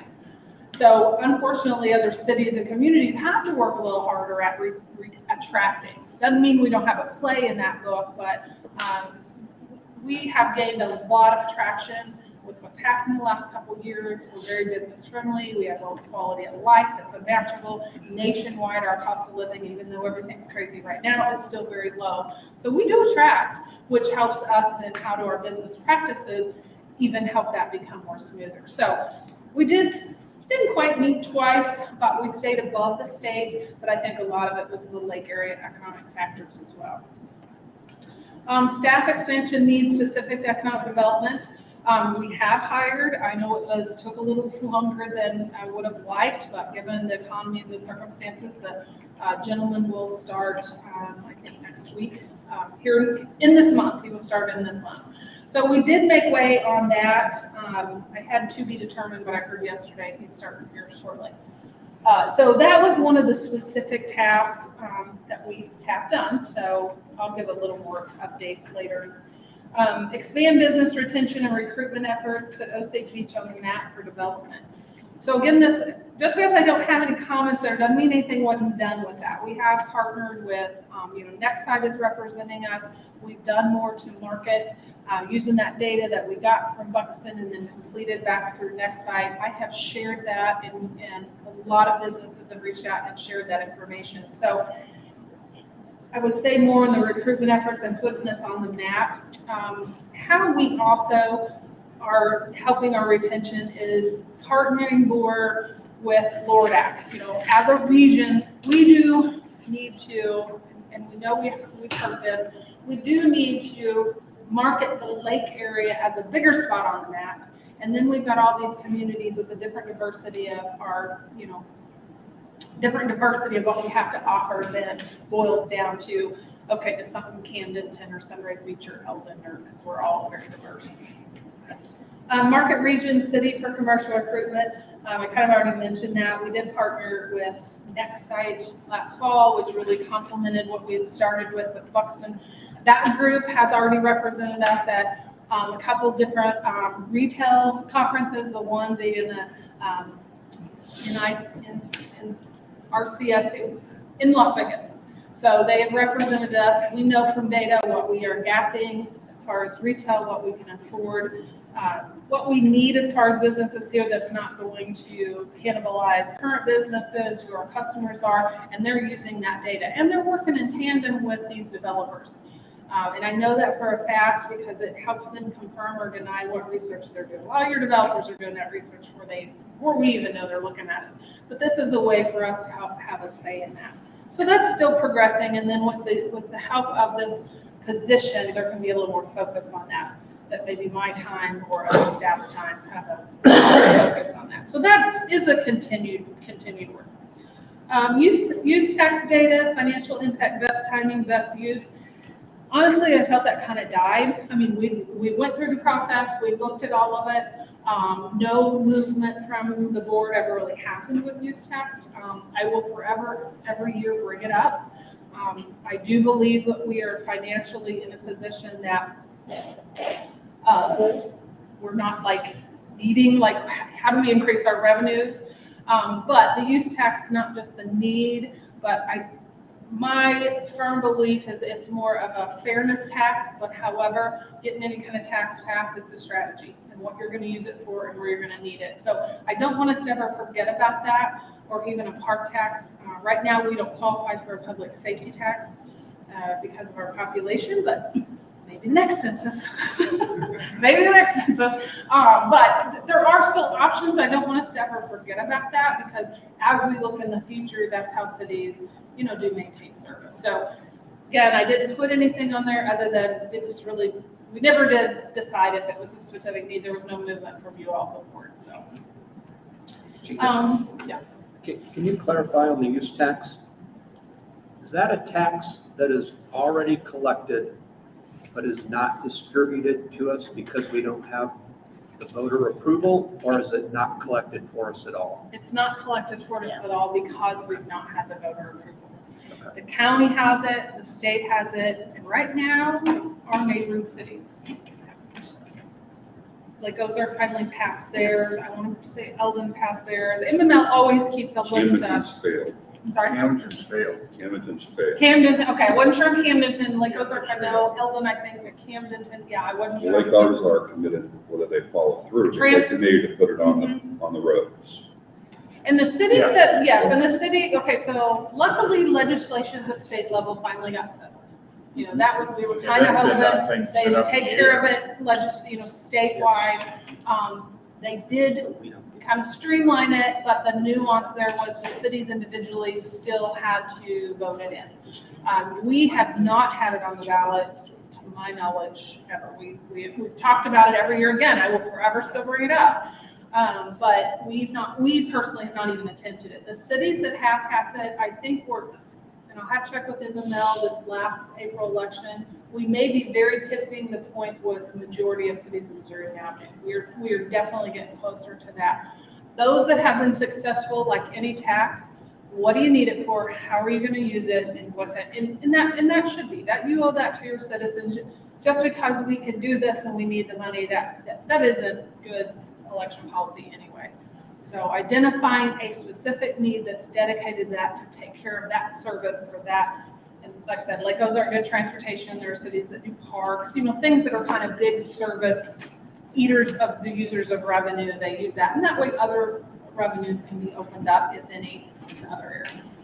Do you know what percentage it is? Because I know at one time when I was in business, I paid 0.4225. It mirrors your sales tax. Okay, It'll mirror your sales tax. okay. So, and it's not gonna be double tax. I know we've beat this to death, and it's a complicated issue, but, you're not gonna pay both. You're either gonna fit in the category of sales tax or you're gonna fit in the category of use tax, and that's why it mirrors. It mirrors There's your- always been, in my personal mind, I've been in favor of it, but there's always been two hurdles I felt that I didn't want to complete before I wanted to push it further. And one of those was if the legislators finally got their act together, because they were so, Right. you have to go back to the voters, no, you don't have to go back to the voters, you have to go this way, you have to go that way. I mean, all that's been up and down, but it They is my finally view. settled that last year, yes. They finally settled that, and that's, And we were So- hoping that, but because of that, the change in legislation, the cities that don't have it still have to go to their people. Yeah, it's just the internet sells it. From a conceptual standpoint, I personally agree it should be put on, because the guys, mom and pops down the street are, no It's matter a what you're fairness. selling, yeah, that's the fairness part of it. I do find it very interesting that the legislature could vote, the legislature themselves could vote these tax in, but the cities and counties had to go to a vote of the people. yes. I found that very interesting. Somehow it was constitutional for the legislator, but it wasn't It wasn't, right. constitutional for our cities. Okay? But at the end of the day, I still believe that we need to demonstrate the need of what we're using Estimate the it need, commit to a for before certain, we Well, begin the other that. thing that was kind of discussed, was the fact of going, hopefully, united. And I think that is not going to occur, obviously, because there was at one point, there was a discussion that MML would come out with a real positive program that we could educate the people statewide, Well, and so MML many has. cities would go at it. MML has created a very useful toolkit for the cities that are, and they were recommending communities get together. And that way, Lake Ozark, Camdenton, Lebanon, Eldon, Sunrise Beach, all of us together had one campaign with one story. And in the middle, the toolkit's there at any point that the city decides they want to put that on a ballot, then they will walk you, help you best practices, because you have to be careful. You guys can advocate it one way, staff and city resources have to, advertise another way. And so they do have that toolkit. But I think what we found, and I'm sure other communities found, was at one time, even Rolla, Lebanon, Camdenton, me and the city of Lake Ozark were faithfully meeting at the same time. It's like, okay, how would this work? And how do we go to our boards if we all wanted to do it? But everybody had a different timing, had different boards, had different, and it's like, okay, Lake Ozark's like, no, we didn't now, we know we're gonna do transportation, we're not worried that we need the community effect, we just need to tie in, so they went on their own, so it kind of fizzled that way, it was hard to kind of get together, but in the mill, knowing that assistance needed and the story was confident, they have created a really nice toolkit. So if you go on their website and look at that, they've done some videos and yeah. So they have helped in that way, but getting all of us on one, I think it just wasn't realistic. I know in our area we kind of fell out, everybody fell out for that reason. So yeah, I still think forever it should be in the back of our mind. I don't disagree with Richard at all. I personally think it is, it's a fairness issue, and it is the livelihood of the city, and it's the basis of the same. But it's hard to, in this environment, you really need to demonstrate, here's where the gap we have, and here's what, you want a park, or you want roads, or something that goes directly to a service. So again, just because there's only red there doesn't mean there really wasn't anything done. That was kind of the story behind that. Pursue volunteer annexation to provide revenue growth opportunities that broaden services the city of Osage cannot provide. We did, there has been conversations, and I know you guys can speak on your side. I know when we went through this process last year, we determined that advocating and approaching would best come from the elected officials, and so I think I know Ed had put together kind of talking points, and then as you guys would go out and like, okay, this business or this, areas that we brought in, and then staff would be more of the procedural piece to that. I know, and Richard, I know this was one you were passionate about, and so you had conversations. You could probably tell more. I know conversations happened, but as staff's point, no annexation got to the point based on any of that. So again, not saying this isn't still an idea, but it did nothing. I can tell you, I had Come to I fruition. will just say it this way, I had a conversation with a business owner that was very close to our city limits, and let them know what the process was and what the first step was, which was to go talk to Carrie. Right. And they said, okay, and I haven't heard anything else since. Right. So there may but maybe still, some of our road projects might end up helping them see the value. right. And I know as staff, I know this is, when you talk about annexation to provide revenue growth, I also, yes, that's more on the commercial side, but there can be an importance to think of the resident side. Yeah, you got to balance, because then you got a ambulance service unless you're in a district, or police service, but to grow our population in our cities can have an effect on grants or have other effects on stuff. So we look at that anytime we have a water or a road project, offer the annexation like Antioch. It's like, okay, we're going to build a system that's right on, and the next group is right outside city limits. That's like, okay, if it makes sense. So we're not saying we still consider annexation even in those instances where it may just be residents. But they weren't interested, so we don't obviously don't push it on that end. Water and sewer, we really haven't come across this specifically lately, but I know many years ago it was very popular as we got condos interested in being our system on Turkey Bend, KK area. As we were kind of growing that, it was part of that conversation. But I guess we just really haven't had any interest or the conversation from any particular group, but when they come to us, like, how do we get on your system? What's that mean? That would be also part of the conversation. So again, maybe something you want to carry over, but that's kind of where that one led. So any questions or comments on from last year's recap on that area?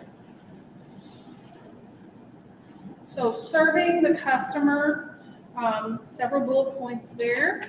1, 2, 3, that's 7. Develop innovative methodologies to interact with the citizenry to drive its input deeper into the planning and implementation process. I know directly on our side, the citizen advisor here was used last year, and I know that was more directed from you all. It wasn't something staff had done, but and I know Mayor Harmson's already said, I'm going to use it more. I think that's the reason that committee was put in place and changed way back when. So, but also, I'm still very happy and proud about, and I know this just might be more from what I know, but just looking back, and I should say 3 to 4 years now, because COVID still seems like it's last year, we have worked hard to increase our engagement processes. I know we talked about live meetings, having, of course, Zoom, we were kind of forced to that, but having live meetings, our newsletter, Facebook, social media, our website. Our website was probably our biggest. The first year we enhanced our website, we really pushed notify me, here's how you find the packets. And our engagement analytics on our website it continues to grow. So that tells me, and that also helps staff, for example, Tara, the more we can have at the fingertips of people, the less sunshine requests we get. Because they can get to it. They don't have to officially request it. There's some things that still need in that. So I think that increases citizen engagement, and we've seen a difference. I know COVID kind of forced us more into the electronic, which was good. We were headed in that path anyway. So I don't know that that's, so innovative as using how do we use technology. And I think we still continue that. I know it's not as progress as fast as we thought, but even being able to electronic file anything. I know building department, in code, we are going live with the first piece, which will lead to the building piece, and which will lead to other pieces. So we are using technology, and luckily for you guys, you're allowing us to invest in those technologies, because if they can fill out a business license and submit it, bill pay. We've made big strides in the last couple of years because of technology on being able to pay bills, whether it's water, sewer, or the police department. I know a big thing with the records job is you can get so many police reports now very easily electronic, pay online, and they don't have to come in. And that affects, window time with staff. We have the ability to do automatic fee pay or automatic utility pay. Mm-hmm. I know Mine we comes have where they directly out can of put my it on the debit credit the card, same but- time every month. So you don't have to approve it. It's what I call automatic. Yeah, we call it direct debit, and we had that very first before we did the credit cards. Yeah. That's not additional, I'm sorry, what's that? Oh, I was gonna say, we've used that since it first came out, and I Yeah, love it. that was Like, one of we still get a bill every month, so that we can see what the statement is, but we don't. And have my to do bill is anything, it just even ACHs email out of now. our I account. don't know if you do that. My bill's email. I don't do a paper bill anymore. Right. I think we still get paper, Yeah. but that's just because I You need haven't to got click a back on there box to update somewhere. it. Yeah, I gotta find the box where you can email Okay. it. I didn't know that. Well, Yeah, I haven't got a paper bill. talk to the girls up front, because that was one of our very first years ago, and then slowly, not just credit card or not just go online.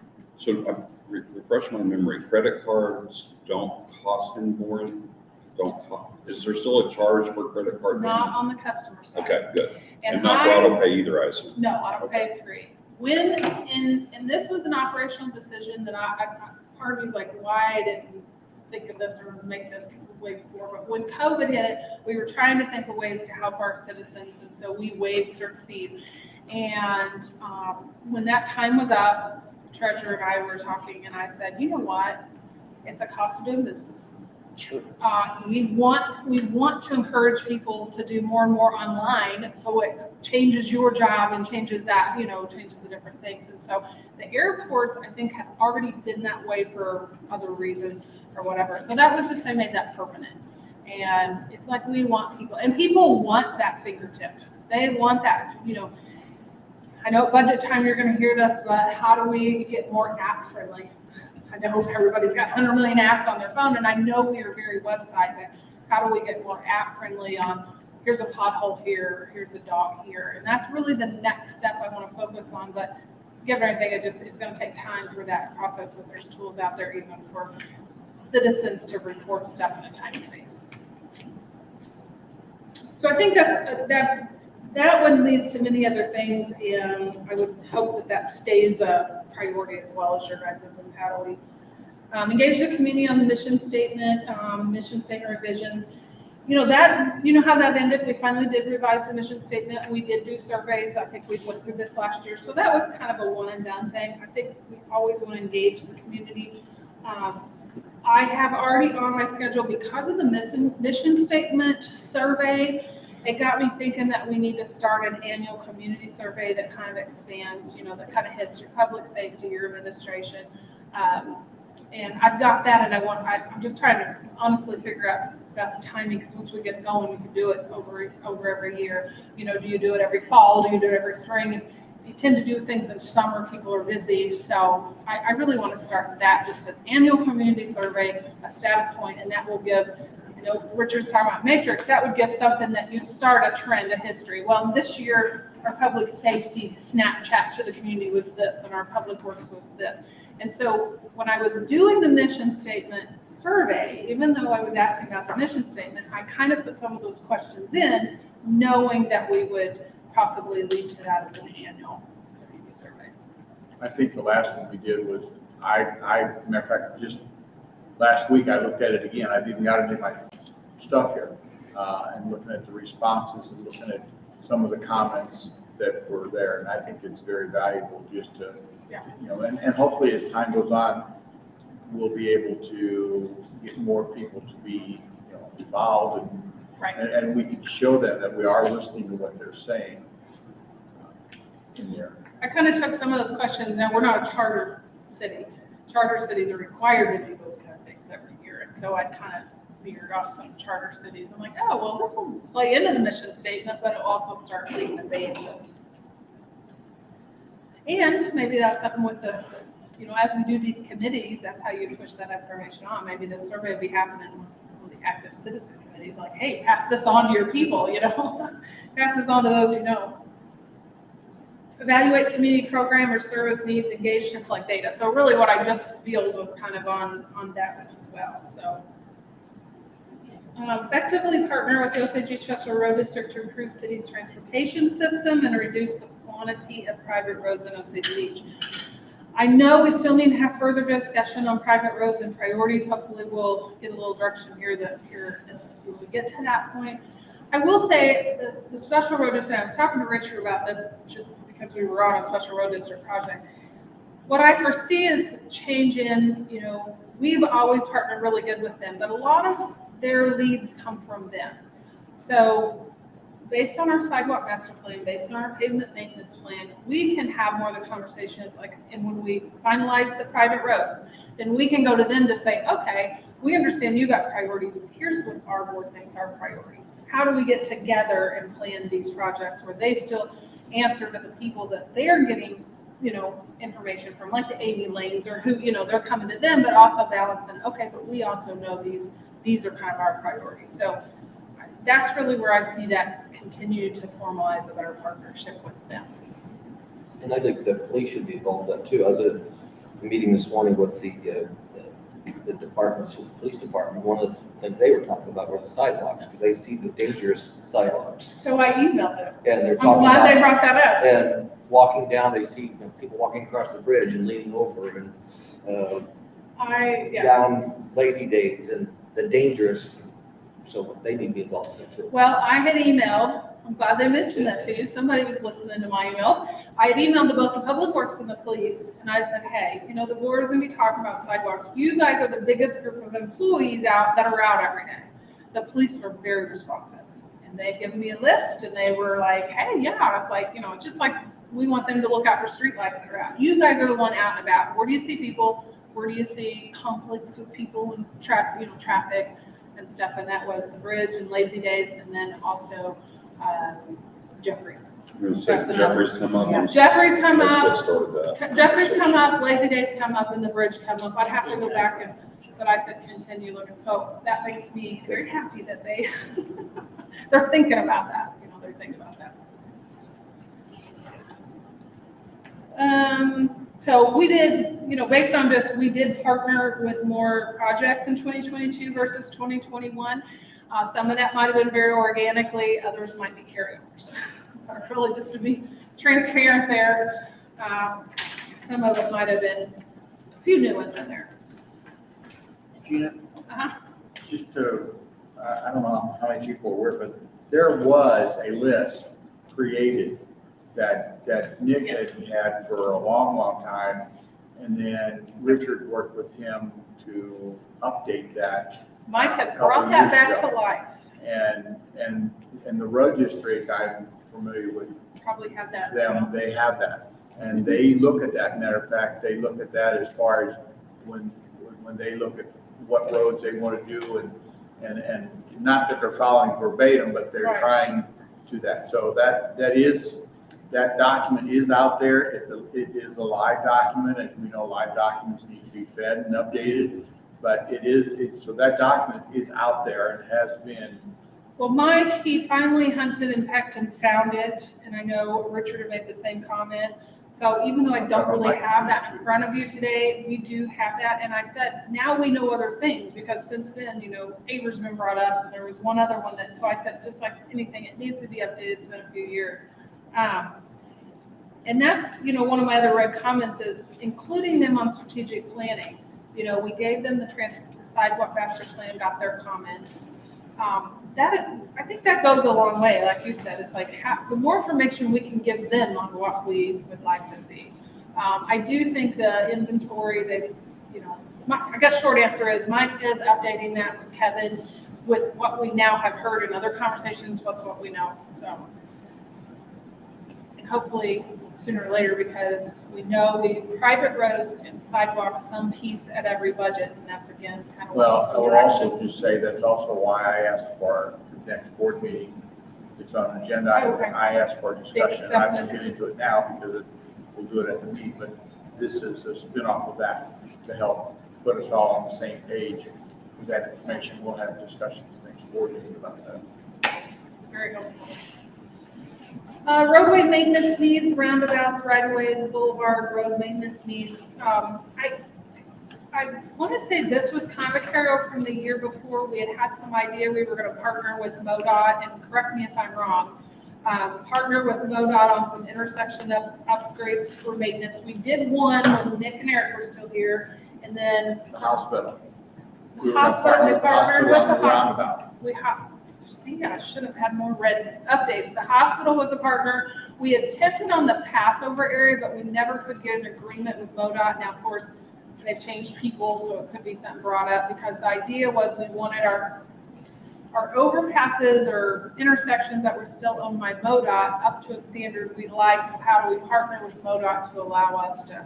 So I know some work has been done. In fact, I see the guys even mowing and helping with 42. So obviously there is some work with MoDOT on that. Unless there's, issues that we're seeing where, gaps still to be filled. Evaluate public safety programs that enhance safety and use of police resources. When I was doing this update, I couldn't get a hold of Todd, so he probably would even have more to increase or add, and he might have even added this on his update. But I know between the police study, which I know we did back in 19, they are continuing to work. They've went through all their policies at this point. They've updated all of them. They've even modified and/or gotten rid of some that just really weren't used.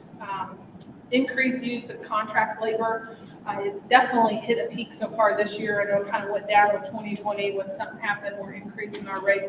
They have probably done more contract labor with businesses so far today than they've probably done the last 18 months, just I think because of the timing. They made policy based on the data that they had. Body cams have been included. Really that thankfully you guys that we found funds to get that going. But lockouts and vacation checks were two areas that they were studying, like how much are they used, how much time are they taking away from our officers so we can do more time, use the time elsewhere. That was something the police study, and I know modifications were made on that. So that is a continued process that they have now went through all their policies and updated and finalized some of those recommendations in the police analytic report that we did back in 19. The training on those on the 24th. And they're last training, and then they're all live. The body cams. Yeah. They've been testing them and had different groups and stuff, but they got all the IT and everything worked out. So that'll be right in time for summer, right? Or at least part of summer. So, question about the contract labor. Uh-huh. When I talked to Todd back earlier in the year, I didn't get the impression that we were using much of it at all. I almost got the impression from him that there wasn't a desire from the staff to be contract labor. And so that would caught me off guard a little bit. Well, So I don't know, I may have to revisit that with Maybe. Todd.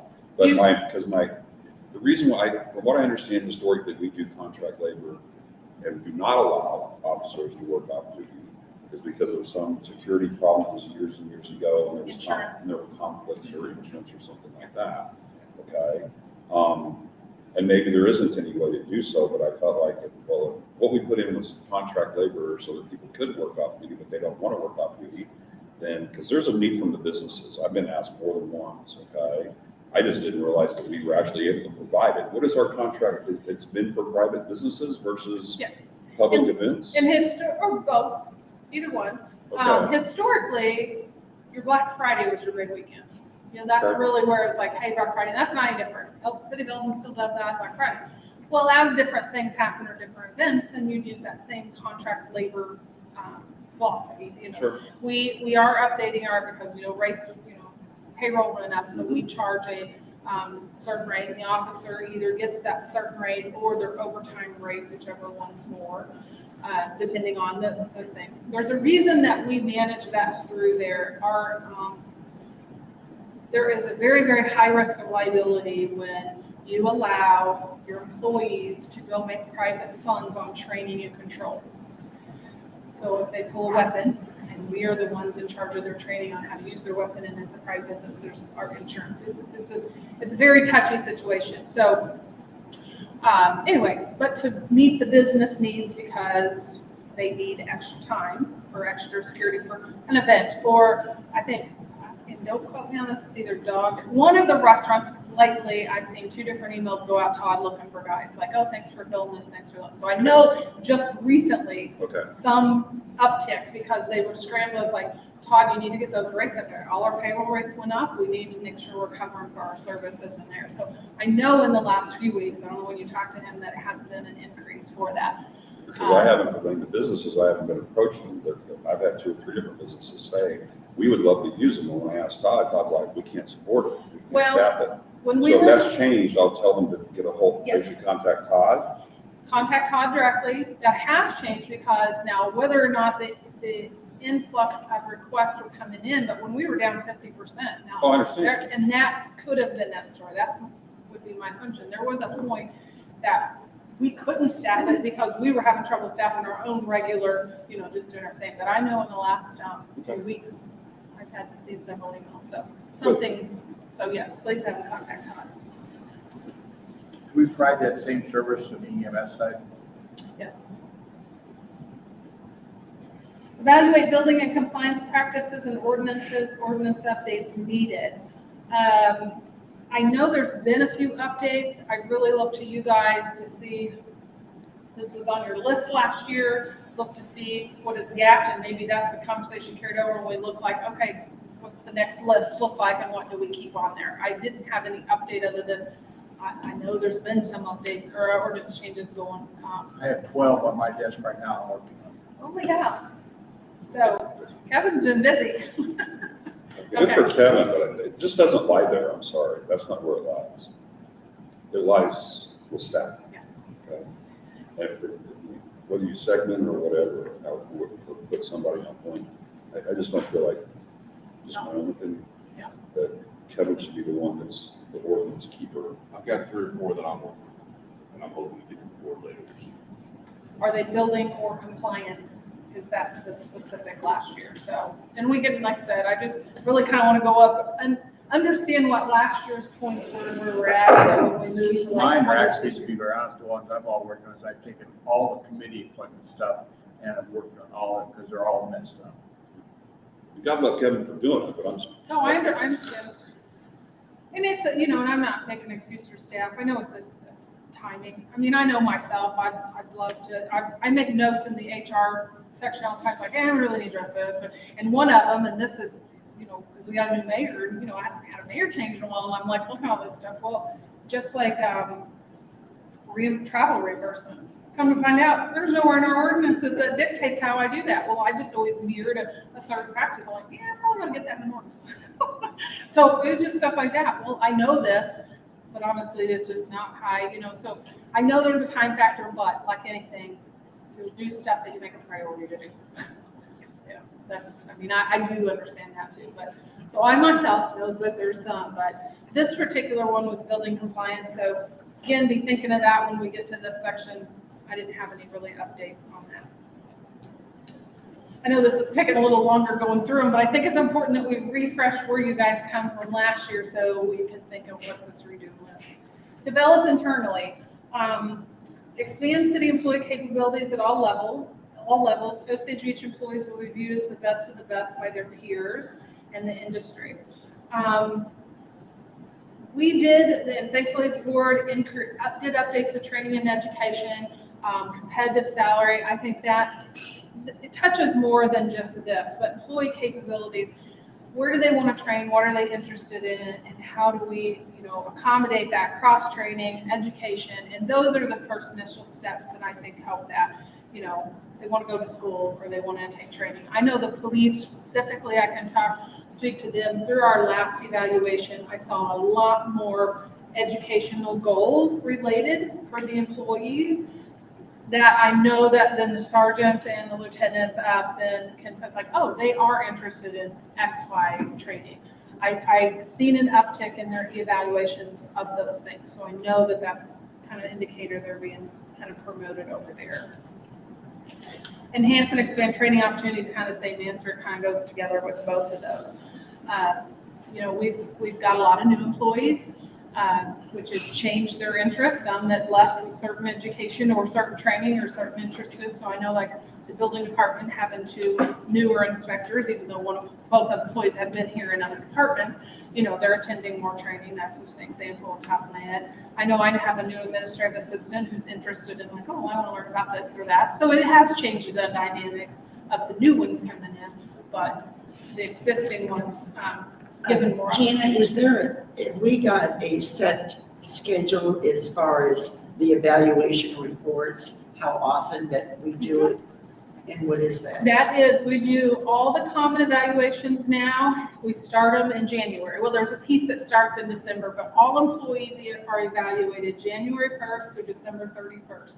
And then that following So for the whole quarter, year. for the whole year. So you don't do it through the year? Well, that's different. We do checkups, or we do, in fact, Cindy's starting an official checkup system with NeoGov. So the departments have to keep up with that. Otherwise, Okay. there's NeoGov is really a great software that we started a few years ago, and we are just now tapping into all the features, just as a low learning curve of that. And part of that is that 360 that Richard and Cindy often talk about. That'll be an official process. Checkups that were the department managers. Yes, they're supposed to do it now, but now they have to get in the system and put something in. So it's more of a formalized process. And so that's kind of the last piece of being the common evaluation. And that's kind of Thank you. still in work. While we're on that subject though, I completely support the 360 process.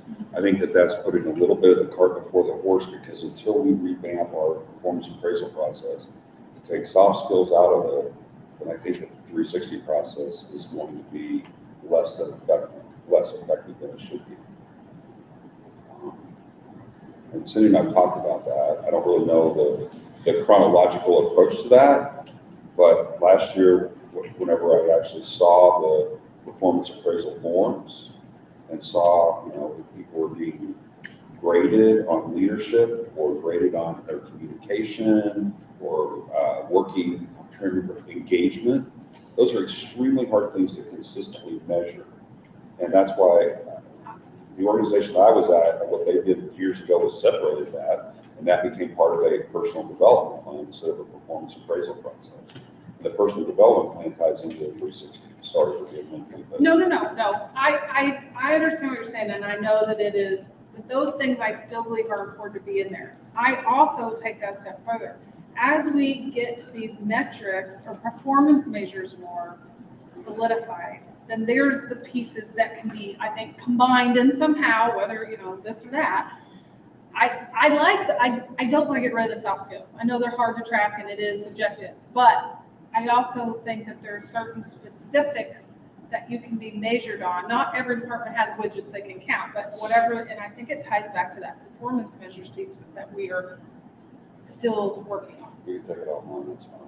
But I think anytime you try to measure leadership or soft skills, you will always have struggles within an organization because there is no way to do that consistently and fairly.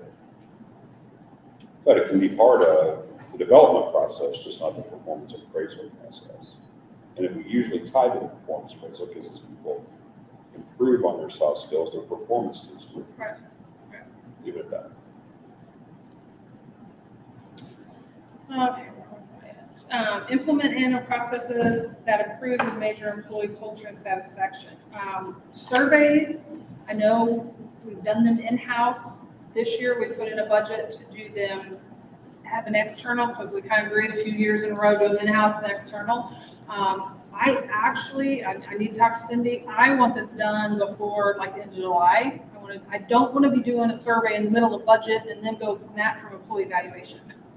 You know, there's timing of things that people have focus on and have time. I do have I found a source that several communities around us, municipal governments around us have used, very reasonable. So I'll have more information, but I'm really pushing Cindy to have that done in July.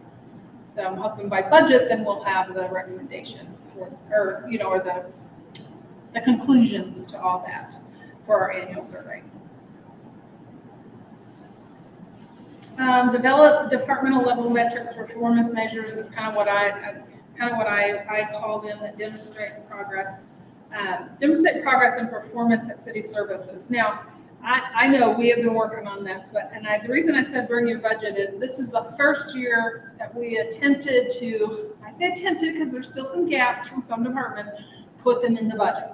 This is tied to, so much of these. And I say a performance measure is tied to a service indicator. And some departments, it's a little harder since we've not developed them. They're work in process. Police and ambulance, it's easy. They've been doing that. Well, it's not just how many calls you did a year, but what was your average response time to that call? So how many times you were called out is the service indicator. How long with the average call out time is your performance measure. You see what I'm saying? So it's really starting back, like figure out what your service indicators that back your department is, and then what's that performance measure. So it is still work in process. We are still developing those, putting them in the budget for the first time, and you'll see a lot of NAs, but we're gonna work on that. We're gonna work on that. Call outs, how many call outs, name a department. Well, what was the average call out time? How long did it take you to respond, or those kind of things. So we are still working on that. Again, some departments are a little harder than others, but we're going to get there. I know it's probably not as fast as Richard. Like, I'm not picking on Richard, but Never will be, Charlie. So it's done. But I know, and I know there's still a learning curve on that. But I am very proud of the departments because it's forced them to think outside the box. Some still need some thinking outside the box, but it has forced them to put like, well, what do I do? What's that indicator behind my job, and then how do you know if you performed it? Efficient collection and use of data to enhance awareness, and I think this ties back to the performance measures. Public Works is still formalizing and hopefully getting a little further on their system that you guys allowed them to upgrade, and we had employee changes, but their system is only their performance measures and indicators are only going to be as accurate, as good as they're using that system. And I'm not picking on them, but I'm saying that's how, the police have that outlined, their ITI system. They, how many calls, how many 911 calls, how long did it take them to respond, that kind of stuff's on their system. So really getting back to Public Works, they've got to continue enhancing how they use that system, because their indicators and measures are only going to be as good as the information those systems give them. Any comments on that section? Good governance. So this kind of revolves around just kind of how we use our, pay attention to our research, our accountability, eliminate debt, ensure sufficient financial reserves are in place, and optimize asset life cycle costs. So it's really three pieces of there. Eliminate debt, we did because we had a great unprecedented 18 months in that section. We were able to pay the current point tip off. That was a big milestone, big deal. First and last bonding we have ever done for incentives in 20 years. And it come out and was also our first TIF, and probably I will say without Pruitt, they equally put us on the mark as far as the retail hub for Osage because of that Pruitt's point. So that was a big deal. We paid that off 18 months early. And that really had a direct effect because of our increase in revenue. Other debt, we did attempt to get permission from SRF and the state DNR to pay off some of those other bonds. We paid off, we got one snuck through. And then when we went to ask for the other ones, that's when they're like, no. So I don't, just like I say here, I don't anticipate, I think I put it somewhere else, I don't anticipate that option being available for our 4 staggering last SRF bonds, but we will continue to ask.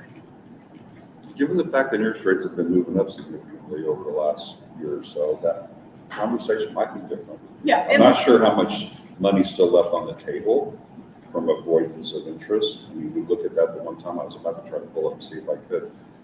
But the point is that I think the reason that they were no longer interested was because interest rates had dipped so low. Well, they definitely went back up and they're headed the other way. I mean, I'm starting to get people borrowing money for houses at 5 and 6%, which has been unheard of for a long time. Yeah. So I'm not convinced. I mean, we missed the June 30th deal, but the December 30th window's out there. It may be worth a call. Well, like I said, that doesn't mean we're not going to continue to ask. Right. So we will, and we do just need to run that number because we're so close. You're right. It's like the hassle of doing that, but no, Carrie Bell and I have already talked about that. Okay. We'll ask until they tell us, but we did kind of get shot down on the last 2 we asked for. So we did eliminate some debt. One because we, made a point to pay one off a little early, and the other one went through it. It was just, we had a great year, and so that worked out very well. Evaluate capital investment needs for effective use of future cash flows and available funding. I didn't really have an update for that other than that ties back to the capital planning that the staff provides information for and how we use that into the budget or request in the budget and what gets put in the budget. Evaluate asset maintenance standards and practices, enhance effective asset needs, and evaluate cost and replacement practices. I know Mike, he can speak for this probably directly, we did enhance levels of details in our capital planning, but they also went through the vehicle maintenance and streamlined some of those parameters. Is that what you would call how many miles and how much we do maintenance? We will have more information on that at budget, hopefully, right? Oh, yeah. I mean, when we talk about what to put in the budget, but. Yeah, the same worksheets that we talked about last year at budget, where I went through and put detail into vehicle maintenance by department. I think we even did it by category. So we had categories, vehicles as police versus non-police versus specialty. So we're going to have all of that the same way we did last year, all updated along with the fleet management plan and the depreciation schedule that you had previously talked about. Evaluate appropriate staffing needs for water and sewer. We've really come a long way. I know Cindy updated you guys at that meeting. We are now substantially fully staffed, other than we've had a retirement or 1 or 2, but we're staffed and we've got good educated people. We were in a hole, just like all the other departments for a while. Nobody was applying for public works, but because we increased salary floors and because we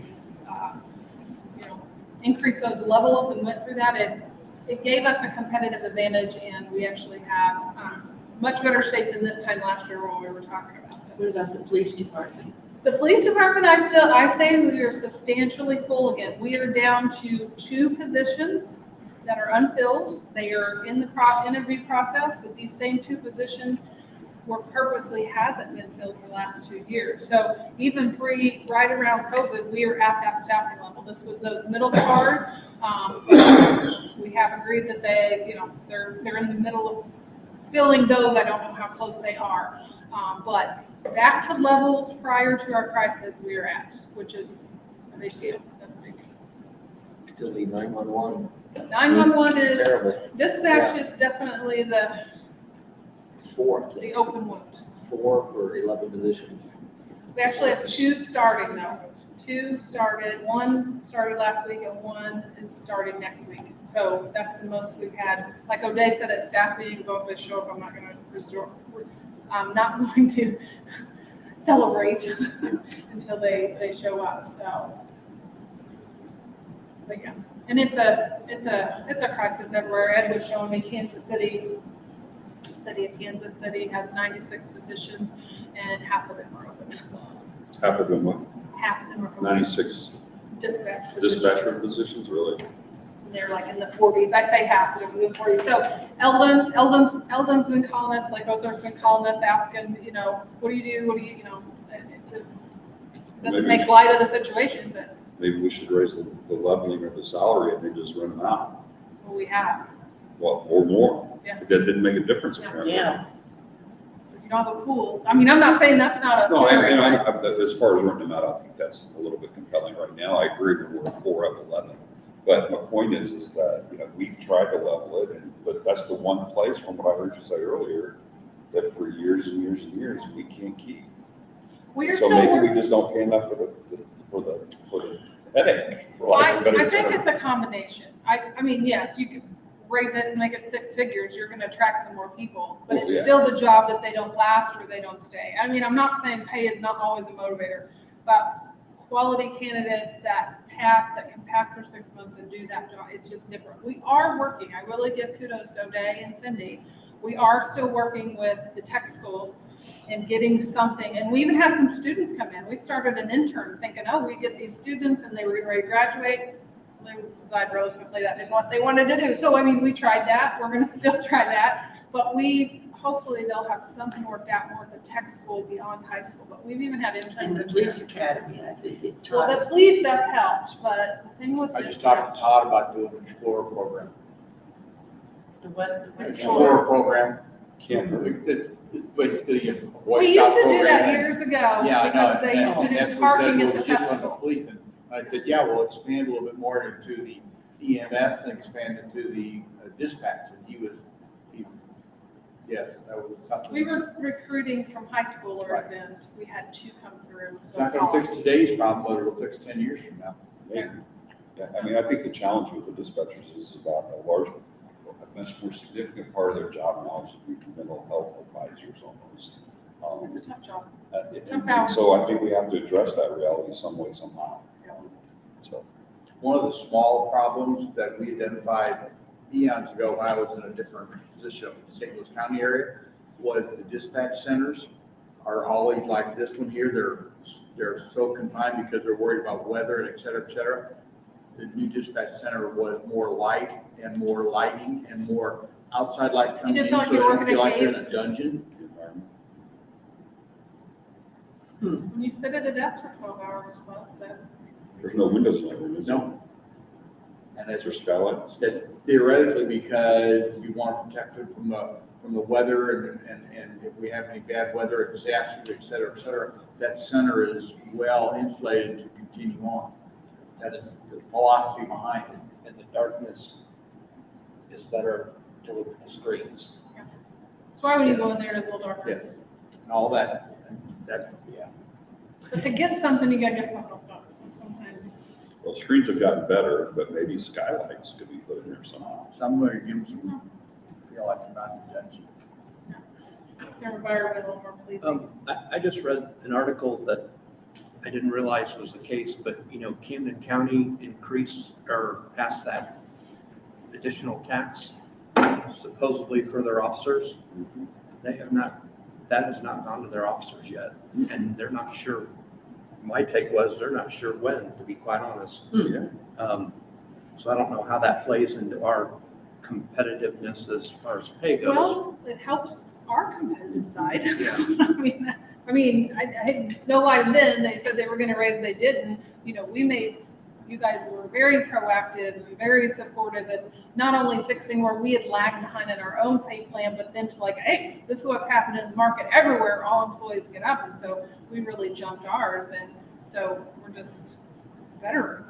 You know, that's a shame. I don't tend to know the details, but that's also I've been hearing, and that's a shame for the county employees. But Interesting. we're top pay again around here. I got my newspapers sitting over the side of my chair from the last week and a half we were gone, so I have to re-up on that.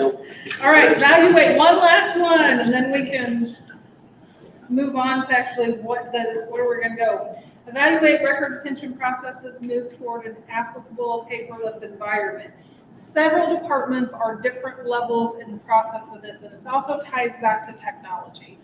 As we use more in-code products and as we move more to the cloud, I know Tara's got scanners, HR's got scanners, and I know they've been busy. The police, I think, finally it took them a good 4 or 5 years to get to a point there. I will say everybody's making progress at different levels, but we have continued to keep that in mind. I know certain, departments have different limitations. I apologize, I don't have any more specifics to tell you on that, but I know that we have come a longer way with that, but it's always going to be a working process. Carrie Bell is very good between Tara, and our most important thing is we have to preserve what we're required on record retention on the state level. And do no more than that, which is one thing I want to talk to Michael about. Because we have all this technology, it's so much easier to keep everything. When you had it on paper, you knew you were keeping everything because you had piles somewhere. Well, having it electronically, it's like, hey, if we don't have to keep, and I don't say this not to be, and we don't want to be transparent with our community, but if something isn't a lifelong document, and you're only required to keep it 5 years, it really is good practice, one, for your storage, whether it's physical storage or IT storage, to get rid of it. But two, if you've got it, you got to produce it. And you get a records request that, because we've kept 20 years of emails when we only needed to keep 2, what does that do to your staff on those records requests? And then you're in trouble if you can't produce it. So it really isn't that we don't want to give the community stuff. There really is a thing to keep with the structure of what's required, because MML, there was a story that comes from MML. This is what really made me think of this, is they said, well, we went all electronic, we had all this stuff, and in emails, I use that example because this is what it was, and he said, we just had years and years and years of emails.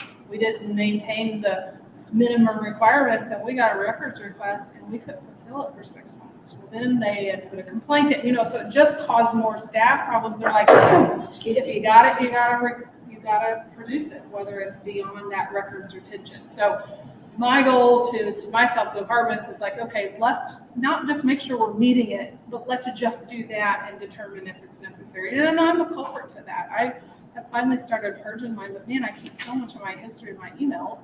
I mean, not that I don't care if anybody wants them, but if somebody asks for an email on X topic, going through several years or having IT have to go to that trouble may take 5 times as long and 5 times expense. So there really is a consequence to just being overkeeping. So as we move to paperless, it really changes how we apply that. It's easy to, we got servers all the way, downstairs, you don't see it. Whereas in paper, you actually see piles, so it does change those aspects as well. Well, that was a not so quick recap of here was what finalized from last year's strategic planning session. So really the next step is up to you guys on what do we want to do. Mission statement in there. We don't have to go through these slides. These are just actually the 4 areas I combined: good governance and serving the customer.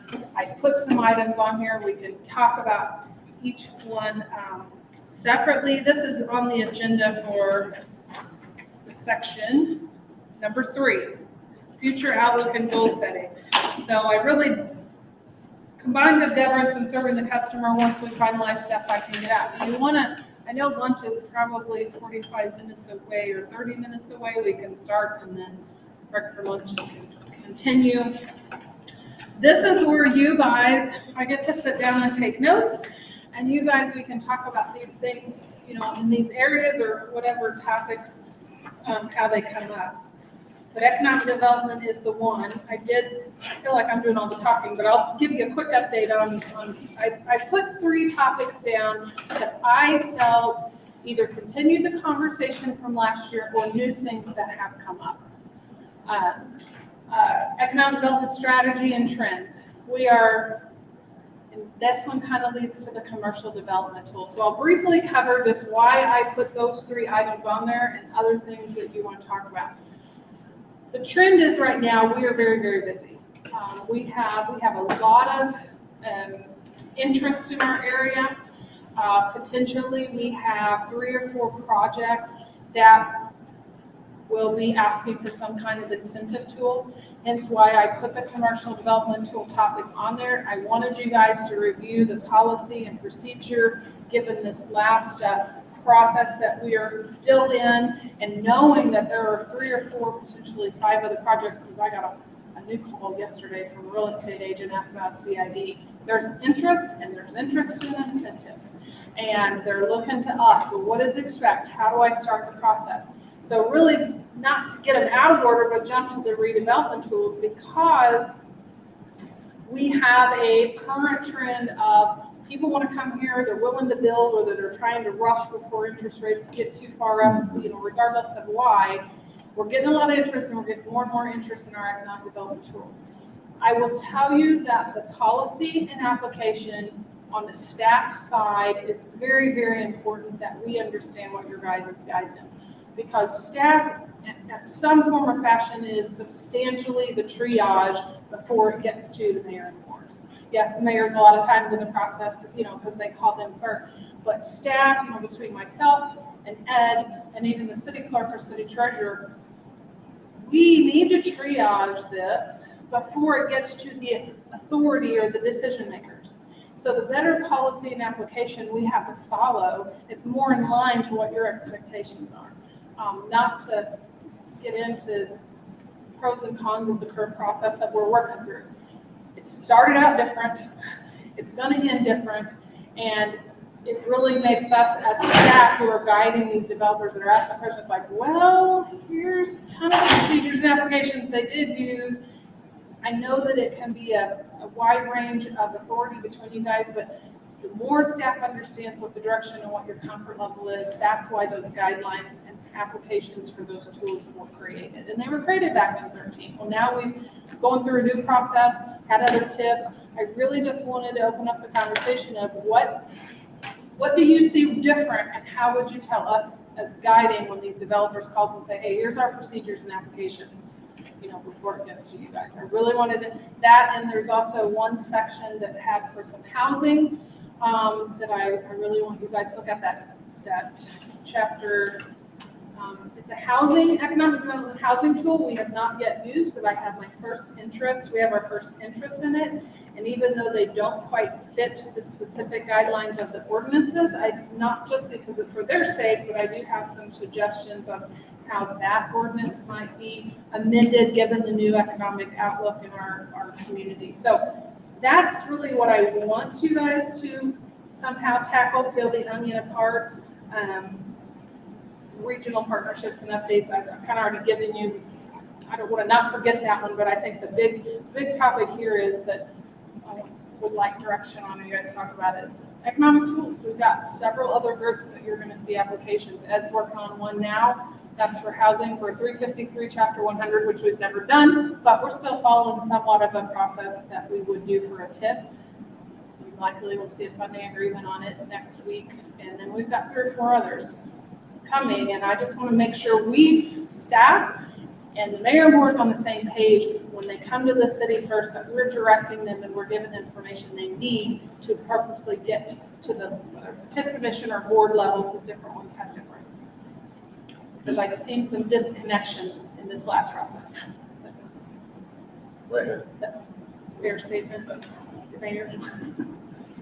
I need clarification on TIF bonding, whether the city is responsible for those bonds or they are not responsible for those bonds. Well, Ed walked out, but I'm going to give you my, Yes. I am not an attorney, but my financial and accounting background will tell you there is a consequence regardless. Legally, are we responsible? Do we legally don't have to pay, like if, say Pruitt's wouldn't have performed. And because of the increase in sales tax, Pruitt's Point obviously had an increase. Therefore, money coming through that was enough to pay the bond payments off. If the opposite would have affected that, and they would have come and gone, those bonds would not have been paid for. Now, are we legally, again, it's not a here that can, I'm not a lawyer, but legally, can we be made to make them or made to come out of our general fund? No. But would there be a credit and financial risk to us in the future? Potentially, yes. Now, a little bit amount versus a big amount. There's still a consequence to a decision not to, the bonds were sold on behalf, they were a city of Osage, a municipal black bond.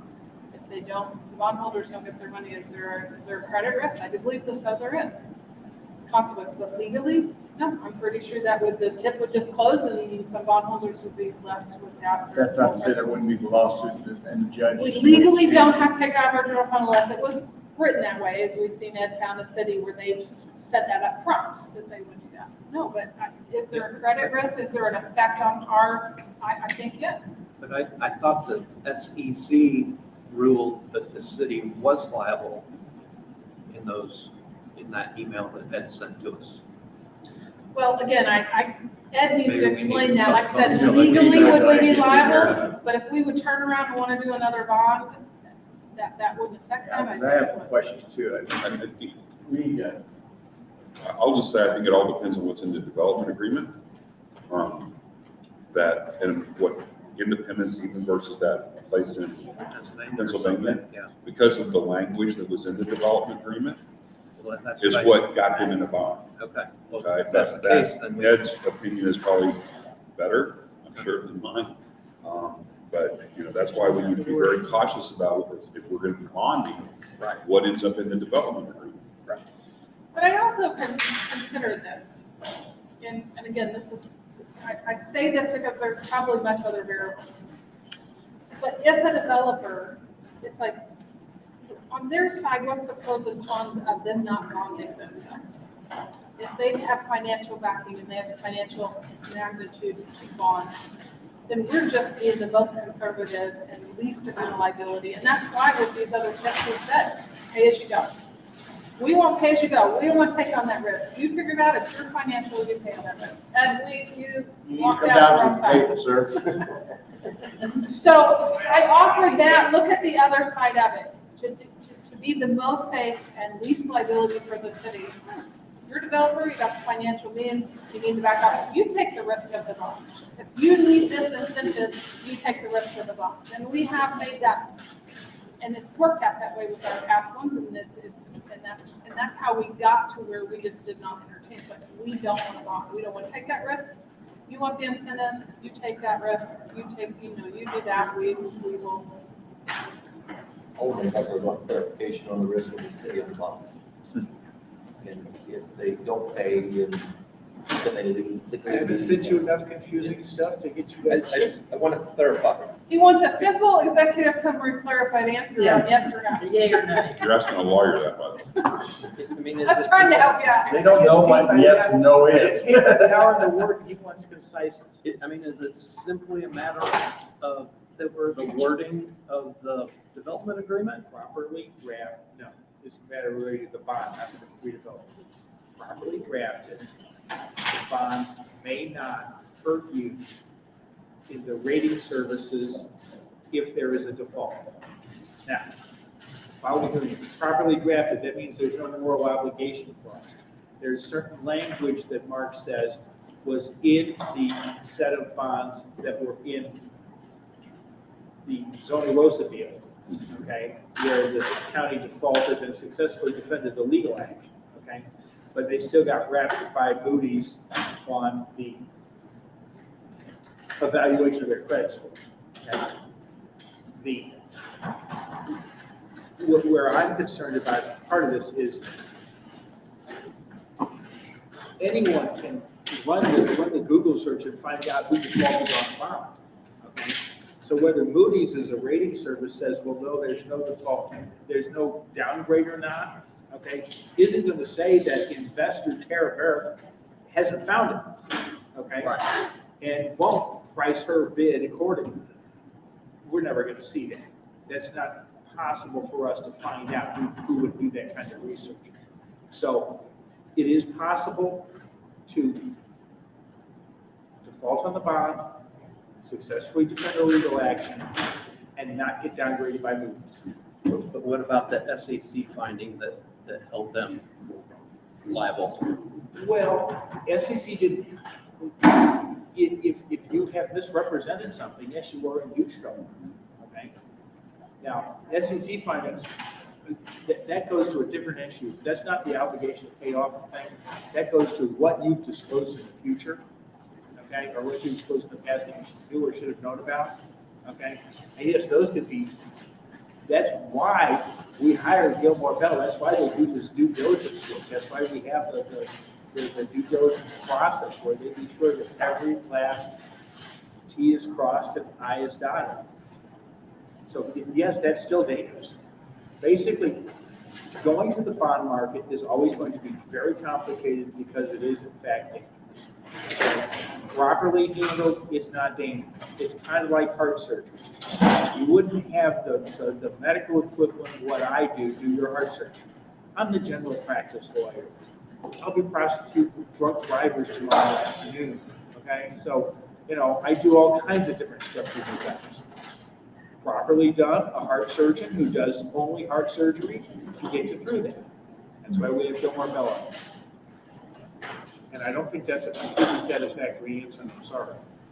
But it's a matter of quantifying, quantifying risk. And you guys are, there's no way professionals can quantify the risk for you.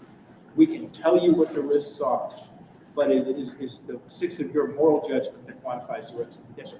So what I was gonna have, you said it's not in the development agreement, it's in the bond documents, agreement, whatever. Moral obligation language, yes. Okay, so my question becomes that, let's just, and I don't know what happened with Pruitt, so I'll go to that one. Okay. So where, does the board get involved, or do we need to set policy as far as the language that's gonna be included in the bonding, what moral clause, development, or bonding agreement?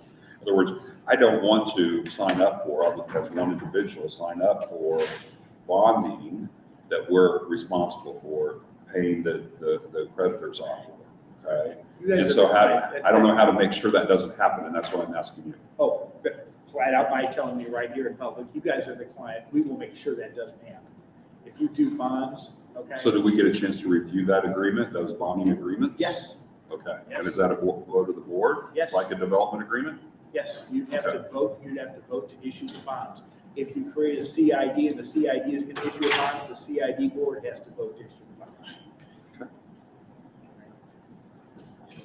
You get specific, and you would be well within your rights to specifically ask counsel and your financial advisors, what are the consequences of default here? And we understand and tell them the stories. I mean, 5 years from now, I'm not in this job any longer, and you guys are faced with the same thing. Ask them the same questions, tell them the story, say, look, we know that Zona Rosa defaulted, and Platte County defaulted, got away with it, but they got knocked on their credit score. Independence chose to pay off, okay, out of their general fund, okay? But they're so satisfied with the decision to pay the general fund that the guy who wrote the memo saying you need to pay the general fund 10 years ago is now the city manager, okay? So they're not upset with that decision either. Mark says those are different decisions based on different language. I don't have access to that information. I'm happy to take his word for it. Where I get confused on the bonding issue is we don't know what the bond payments are going to be until after everything is over and said and done. Correct. Okay, but, so the process is gonna be completely done if everything goes through and if we all agree on the bond. That's a big if in my vocabulary. That's a big if for me, I'll tell you that right now. But, so we're gonna do all that, and they're gonna be telling us that they're going to produce, and I'm just gonna pick a number, $100,000 a year in taxes. They're gonna produce that a year. Right. And they're gonna say, they're gonna produce that, and they're gonna make a payment for the next 23 years to pay the bond off, but yet they don't know what their bond payment is, because they don't know what that rate's gonna be, because they're not gonna get that until everything's all done. And the bonds are sold at the end of the process, but yet they're telling us what that number's gonna be to pay that bond off. I think what you're referring to is the idea of a pre-construction bond. And bonds can be issued either before or after construction. Frankly, I may have been ahead of my skis here, but Mark mentioned that, and I said to him, I don't think this client will ever agree to a pre-construction bond, okay? In other words, we're not gonna do a TIF agreement. You guys can change my mind, that's not just your paper pusher, but we're not gonna do a TIF agreement, okay? Issue bonds based on hope for revenue stream, okay? No. And then let them construct it with the bond proceeds. What you would do is you would do the redevelopment agreement, let the developer and the developer's financial resources and banks fund the construction, basically a construction loan in normal parlance, okay? Then at the end of that time, once the construction is done and the thing is operating, the city, if it wants to, could then issue bonds. Generally, we have in the past reserved the city's right to issue bonds. In fact, in the Dearborn deal, in the Osage Beach Commons deal, and in the Arrowhead deal, we don't intend to issue bonds, but we reserve the right to do that simply to save the city money if it becomes advantageous for the city at some point in the future to issue bonds. We can't predict what's going to be there 10 years from now. So if 10 years from now, if the city says, wait a minute, money is cheap, okay? And we can wrap up our deal with Osage Beach Commons, let's issue bonds, buy about to get done, the city has the option, okay? But no, I understand your concern, but what you're describing is the idea of what would happen if you tried to do a pre-construction bond. And I don't think a pre-construction bond is very feasible. Frankly, Mark doesn't think bonds are very feasible at all in the current thing that the TIF commission will be discussing. And also, sorry, up. Right. Also, in our current procedure draft, we also asked for a bond ratio of project of 1.25.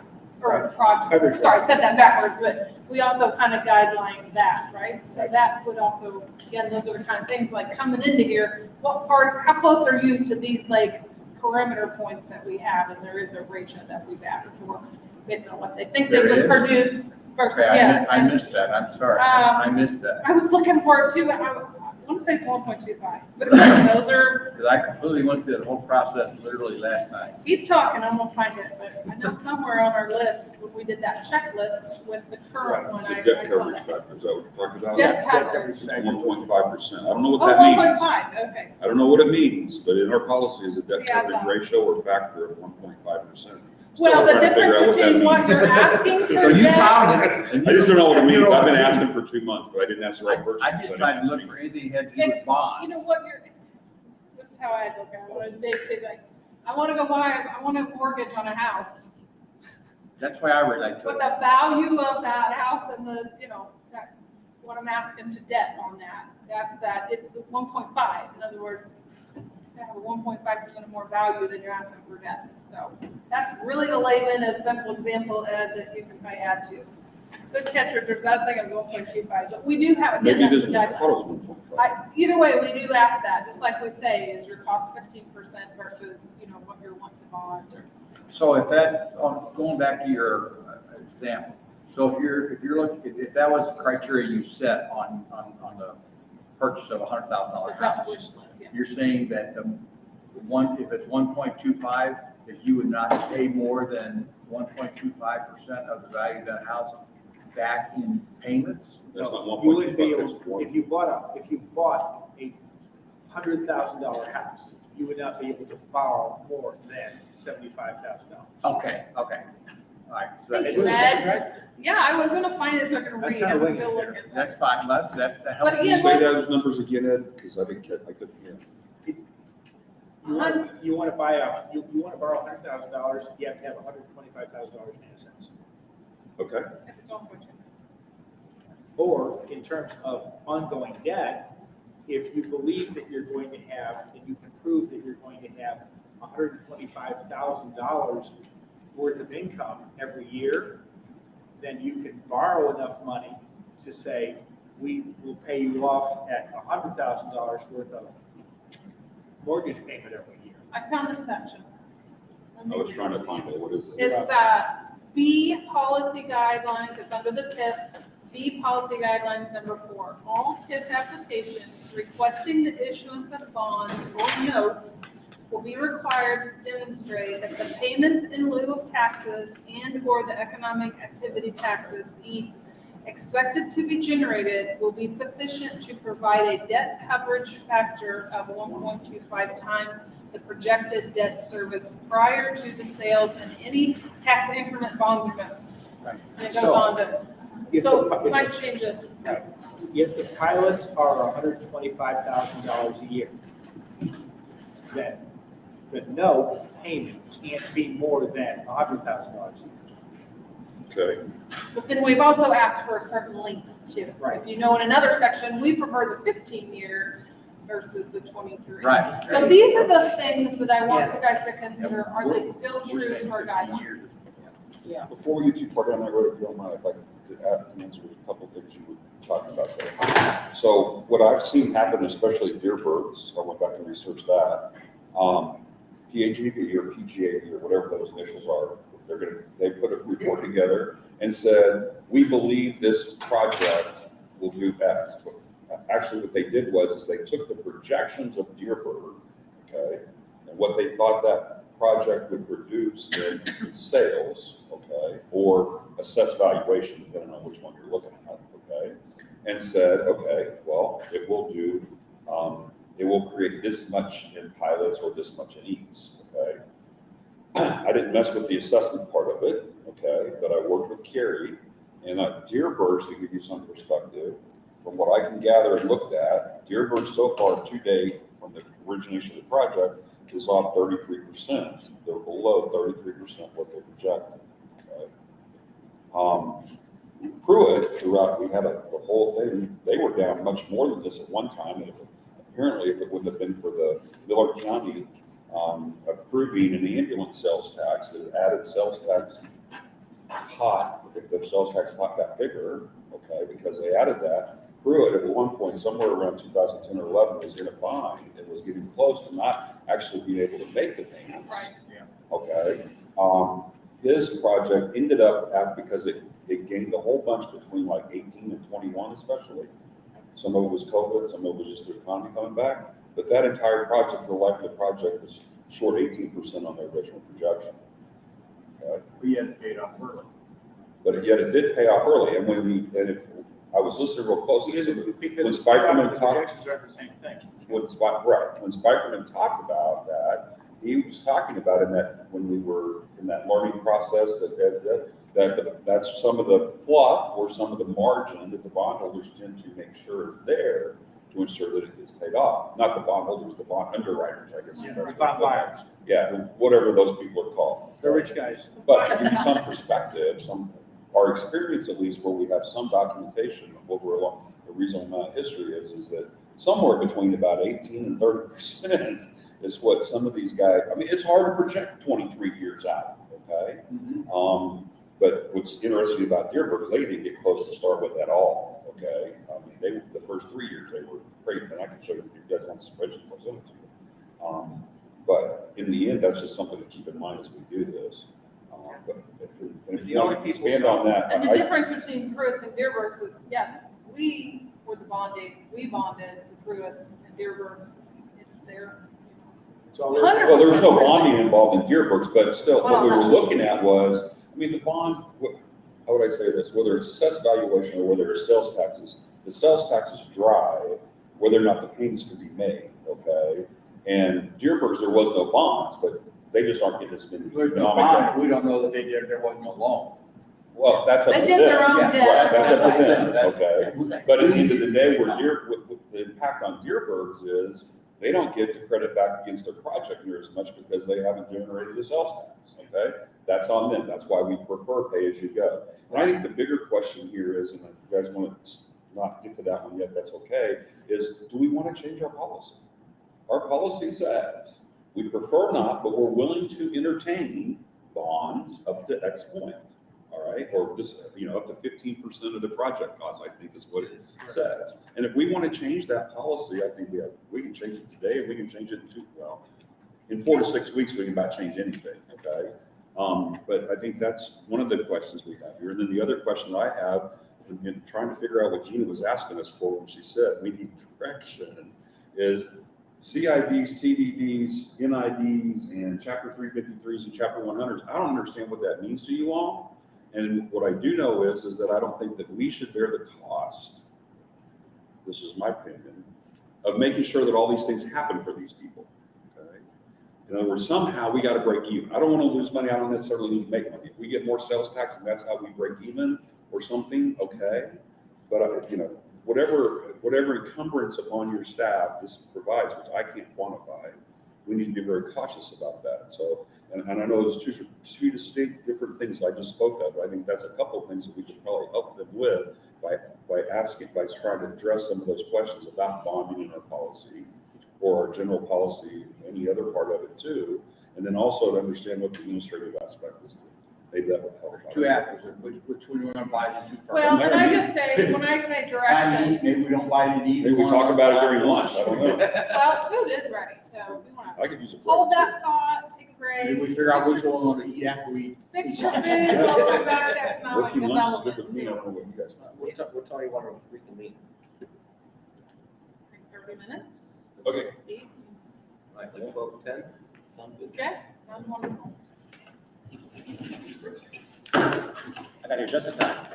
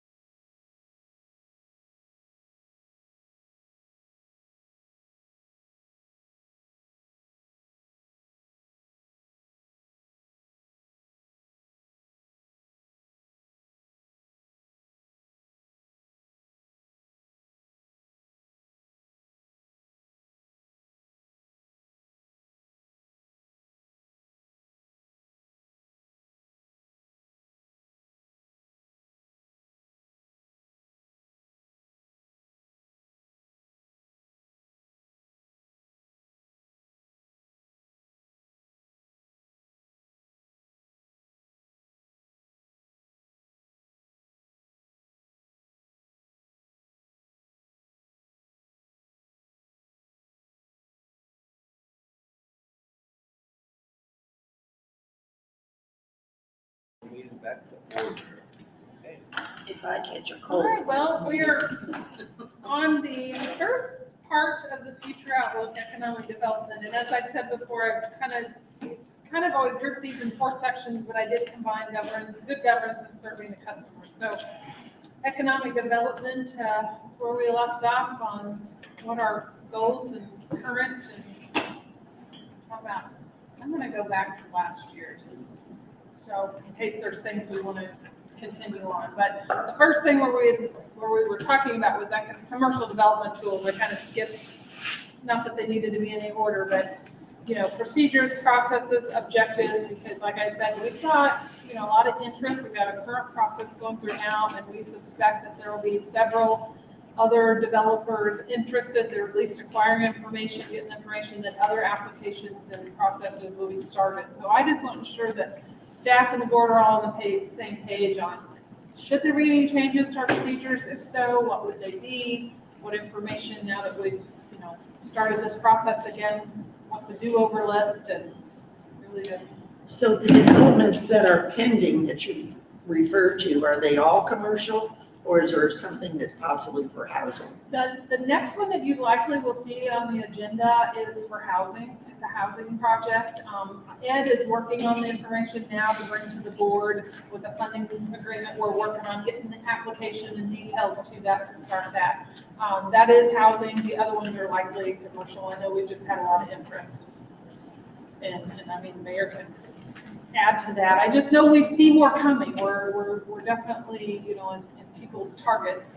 And I just want to make sure that the process and the expectation by getting it to the board and what we work through before it gets to the board is we're on the same page. It helps the process go smoother. And the housing one is very exciting because he's talking about, he's ready to go tomorrow.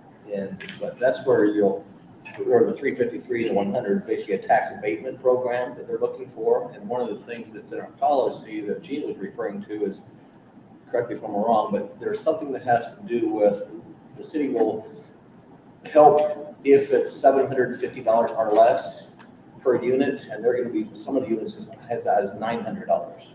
So it's a little higher, but with economic, that's the way they can help them out a little bit more. But it's a Sycamore project, you're going to hear about it, but he's ready to go tomorrow. I mean, Okay, I wondered if that's, because that Is came that up. chapter 135? That's chapter 1. 353. Isn't it 350 or 1? Well, the 2 different things like he's talking about, they are what you'll see at the board level, hopefully sooner than later, once they get their application information from them, is they're applying for 353 chapter 100, which we historically have never done here at the city. But also, in addition to that, chapter 135 has this ordinance that you guys put in place a few years ago, and this is the first time we've actually had a request to fit this, which is just another fee waiver program. Right. So I definitely want to get to this if we want to finish the application and process for TIFs, 100 CIDs on that. I definitely want to talk about this because that's also the first request. And that's where the pricing will higher. One thing we've been talking about too with recent developments too is to add to the TIF policies, background checks, financial statements. Some more due diligence. Yes, with the investors prior to just kind of take that off the table before it gets down to towards the end. The Sycamore that you mentioned, that gentleman had approached us a year ago, I think it's been 2 years. Has it been? It was 2 Yeah. because they actually was at the point where we're at now, the week everything shut down with COVID. So Yeah. because of the unknown, they kind of ceased anything like a lot of developers did. So they're back. Good. But he's talking about 258 units, or 10 buildings, 250. I mean, he's wanting to get going. So, Michael, the numbers you talked about, 700 versus 900, or whatever they were, I think that was in reference to the ordinance or policy that we put in place to Yeah, that's what. incent. Okay, is that in the package? Sorry, I didn't have mine printed out. Well, yeah, on this particular project, not only are they gonna follow right now, what are kind of procedures, application process with other commercial development tools, like on the state, the TIFs, the CIDs, the NIDs, the 100s and 353s. But in addition, they potentially might fit into chapter 135, but it's off a little, so I want to discuss at some point before we close this topic on is this still appropriate because of our economic changes? Would there be some? That's what I'm trying to understand. Is chapter 135 like the state deal, or is that No. chapter 135? Ours, code? that's us. Okay, Okay, because that I'm sorry. 135 was a new terminology I had not heard No, yet. our. Okay, because that's the policy I'm talking about where we tried to incent some housing that we. Right, and we have that in place, and I see it as a pretty good policy, other than, to me, it's a no-brainer. I think, Gina, you just need to bring these ordinance changes to us. I Well, mean, that's really the That's, direction. this is a Let me great get some ordinance, other than the time fact to- that we failed, we all did, we failed when we originally wrote it, to say, what are we gonna have to do to keep it updated? With the language you're suggesting in here, we don't have to update it every year with what the CPI does. Well, it has language update to the CPI, but I think it's still falling behind given the current market. So I think the design is good, but reality is mismatch. And if the intent of the ordinance is to incentivize a certain set of housing, I think the bubble to incentivize could be bigger. Does that make sense? I know I'm talking general terms because So it's there not is just because CPI of the, language within there, yeah, but- and that's what but my you don't think it- yellow is. but you don't think it's enough. Right. I think the intent of the ordinance is still incentivize housing, but I think this is too tight of a bubble, even given. And all this does is this just gives you, staff, the guidelines when the people come in. The board still has to, I mean, even if we were to write this thing to beat the bubble real big, it still comes It into still the comes board to for the the board. final approval. Correct. So we're not You're not guaranteeing giving me any anything. more authority, it's just a bigger bubble of guidelines. Opportunity, yeah, and then Which is that would. kind of the same what I'm Right. asking about our current TIF and CID policy and application. Do you feel those guidelines are still relevant? Or do we need to, like I said, the mayor and Ed do have some recommendations to add some more checks and balances to that we've, now encountered, that should be given that first step as well. But, so not to confuse the two, but it's the same ask I'm really asking you. Are what we're doing in the policy procedures, the expectations still relevant? Or do there needs to be changes? Does anybody see a reason why she shouldn't we've been talking all around circles, let's take a piece of this thing and Yeah. get it off the table one at a time. With the 135, is there a reason why she shouldn't bring a change ordinance to us? Okay. Explain how it's different than it was originally written. Well, there's like $1.40 per square foot. Their single resident is gonna be about $900 per month. And I think somewhere there it released about 700 or something. So, so right now, forget the request. This request is kind of what brought us to the attention, because I still think there's an opportunity to Right. offer them some assistance. But the intent of this fee reimbursement program, that we know we need a certain amount of housing, and we had put parameters, if it's less than 20, then here's, the price and the rent price point needed to be adjusted with CPI. I'm not so sure that the price point to begin with was too low. Maybe we And start then out with CPI has obviously blown up. When I've given you, if you're looking at my page 13, the boxes in the yellow tell you the CPIU calculation adjustment as of January 1st per the ordinance increased that minimum rent and/or purchase by like 8.5%.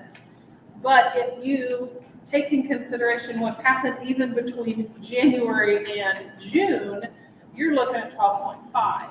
So we're always going to have a lag. So the one thing I would suggest is more of a month at the time of the application. What would that be, CPIU adjustment be from the base year? But also consider some leeway, because I'm not so sure, and I don't know, I'd have to go back to notes how we got that base year. I still don't think that was even probably too low for our area and the type of housing we need. They are very close to this. So honestly, if I get the information, I'd almost still bring it to you. But would there be an opportunity to write some language to basically, at the time of the application, not just every January, what's that CPIU adjustment? And how is that truly affecting what the competitive rental and availability is in our area, not just the CPIU?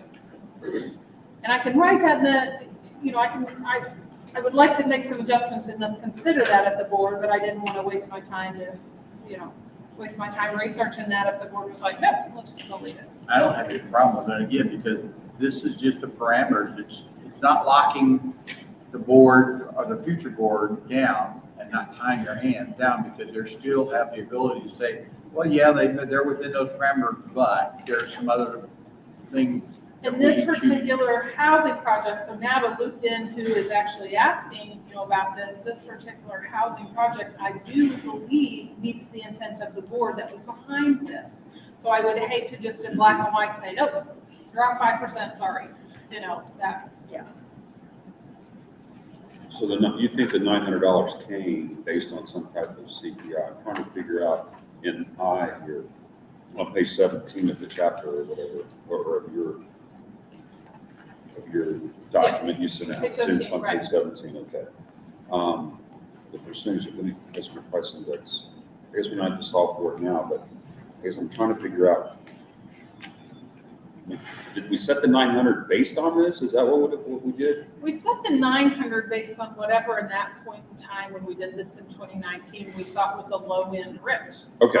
But we didn't allow for any adjustments in the CPI. Is that what you're saying? No, it does allow it, but it allows it only, it tells me only January 1. Well, as we know now, who would have thought in 19 we would have such a fluctuation from January to June?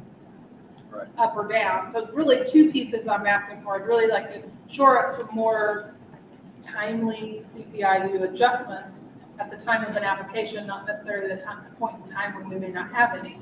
But I also am not convinced that back in 19 our 900 and 175 wasn't large On the low enough. side, maybe should have been for- higher. Right. And I just don't want to spin my wheels and have conversations with them to get to the board when you're like, oh, that's what it says. So the only question I have is there's under A and B on page 16, it says CPIU calculation adjustment as of January 1st, 2022 is X. Oh, well, and then the other one says the exact same thing, only it says equals 189 versus 217. So. Is one June 1st Yes. One instead of is- January? Right. The ordinance states that the CPIU calculation is made January 1st of every year. Okay, And so I was just giving you the difference. It's like, okay, I'm sorry, as of April 30th, it went up even more. the second one should be, say, April 30th. Is that what you're saying? No, I think the first one is saying based on the 20 new single Oh, homes first one. at $200,000. The second set is based on the 175. Which was January 1st. Yeah, so the first one is going with A and the second one is going with Correct, B. sorry. Yeah, it's reversed, yeah. I got it. Now I got it. I see no reason to discuss it at the board level. Okay. I do have one comment or concern, section G. Okay. Property is rented or leased or offered to rent or lease for more than agreed and scheduled prices adopted by law. The certificate of occupancy will be revoked. I'm just curious on how that plays out as far as logistics. Because Well, if that is very- if somebody is renting a property, we're going to revoke their occupancy. Who does it fall on to evict those tenants? Or better question is, what's the expectation of audits on the city staff level? And it's, so I don't have an answer for you, but that would be an area that I will, again, design versus reality, consider not bringing something back to the board. Is that, yeah. Because you're right, there's an expectation of an audit. Well, we don't really audit renters, but if you know you're getting a fee reimbursement, there could be something, there'd be some final document that says, okay, all this fits, you're gonna get this fee reimbursement. Well, in that kind of agreement, you agree to provide us with your, rental data end of every year. That's kind of like a clawback / audit we write into TIP agreements. Like, here's your expectation to tell us what we need. So we're not, taking a lot of staff time. It's like, in order to get this, these are the kind of updates we want every 12 months. But maybe the certificate, to me, that's too harsh. I'm just brainstorming out loud. My recommendation on this would be, at such time, then you claw back. You do more of your clawback philosophy like you do with tips. If you reach too high thresholds, then you get a prorated of your fees. I've started that. So. To add on to that, I would maybe recommend that we also obtain some sort of renter list and their phone number and possibly do some actual spot checking with the renters, just to make sure the landlord's on the up and up with us as to what they say they're charging for rent? To kind of I define mean, I'm what not an saying you audit call procedure everybody. would look, right, Yeah, you don't call everybody, but, Just you know. go in the back door to see. handful or, yeah, just, we can, yeah, Make sure those are the they're kind of things that we, will. As a suggestion, I always like to put it on somebody, monkey on somebody else's back. Maybe we write something that says that whoever takes advantage of this has to supply rental rates every 6 months to the city. And then if they want to lie to us, that's a whole nother story. I can't really manage legislate for that. But put the, for lack of a better term, put the responsibility on them instead of us, Responsibility approved. which may be something of what you're saying. I'm not well, sure. that's half of it, but I want to follow up with the actual renter just to make sure the landlord, Okay. He's thinking checks and balances that yeah. we can't just verbatim take this information to the landlord and say, oh, yes, here's our charge for Right. I mean, How do we verify that? We really have no avenue, Trust me. unless we're asking for P&Ls or bank statements yeah, or I whatever. mean, I'm fairly This would be a trusting. spot checking just to verify that, yes. Okay. No, good suggestions there. Well, on this particular one, that's what I was looking for, because I know timely, I want, again, I do believe this particular project does support the intent of this, but in now, again, putting reality with what the design was, there's some conflicts that I just would like to resolve. Well, this project especially, housing is so needed down here. I want to assist them as much as possible to move forward because they have a timeline, about a 45-day wiggle room in order to start ground before it starts freezing, and then they're dead. So if they can't get it done before it starts freezing, all of this goes back to April next year. So when it comes through, I mean, take a good hard look at it, and if we can help them push it through, they're ready. Is there a time frame for them to lease? You know, it's not gonna be a month to month. We don't know that. You know, in their documents, we didn't, with what we know now, we don't have a lot of their operation procedures, but from what they did give us, these are long-term lease terms. I mean, You know, at whether least- they're at 9 least months 6 or months, 18 if months not or more. Right. Yeah, Given what their 'Cause I would business, not given their approve it. business plan that they've given us now, that okay. seems to be the case, yes. And they also plan to keep it forever. They have no intention of selling. Right. They'll have a local staff that manages it, everything.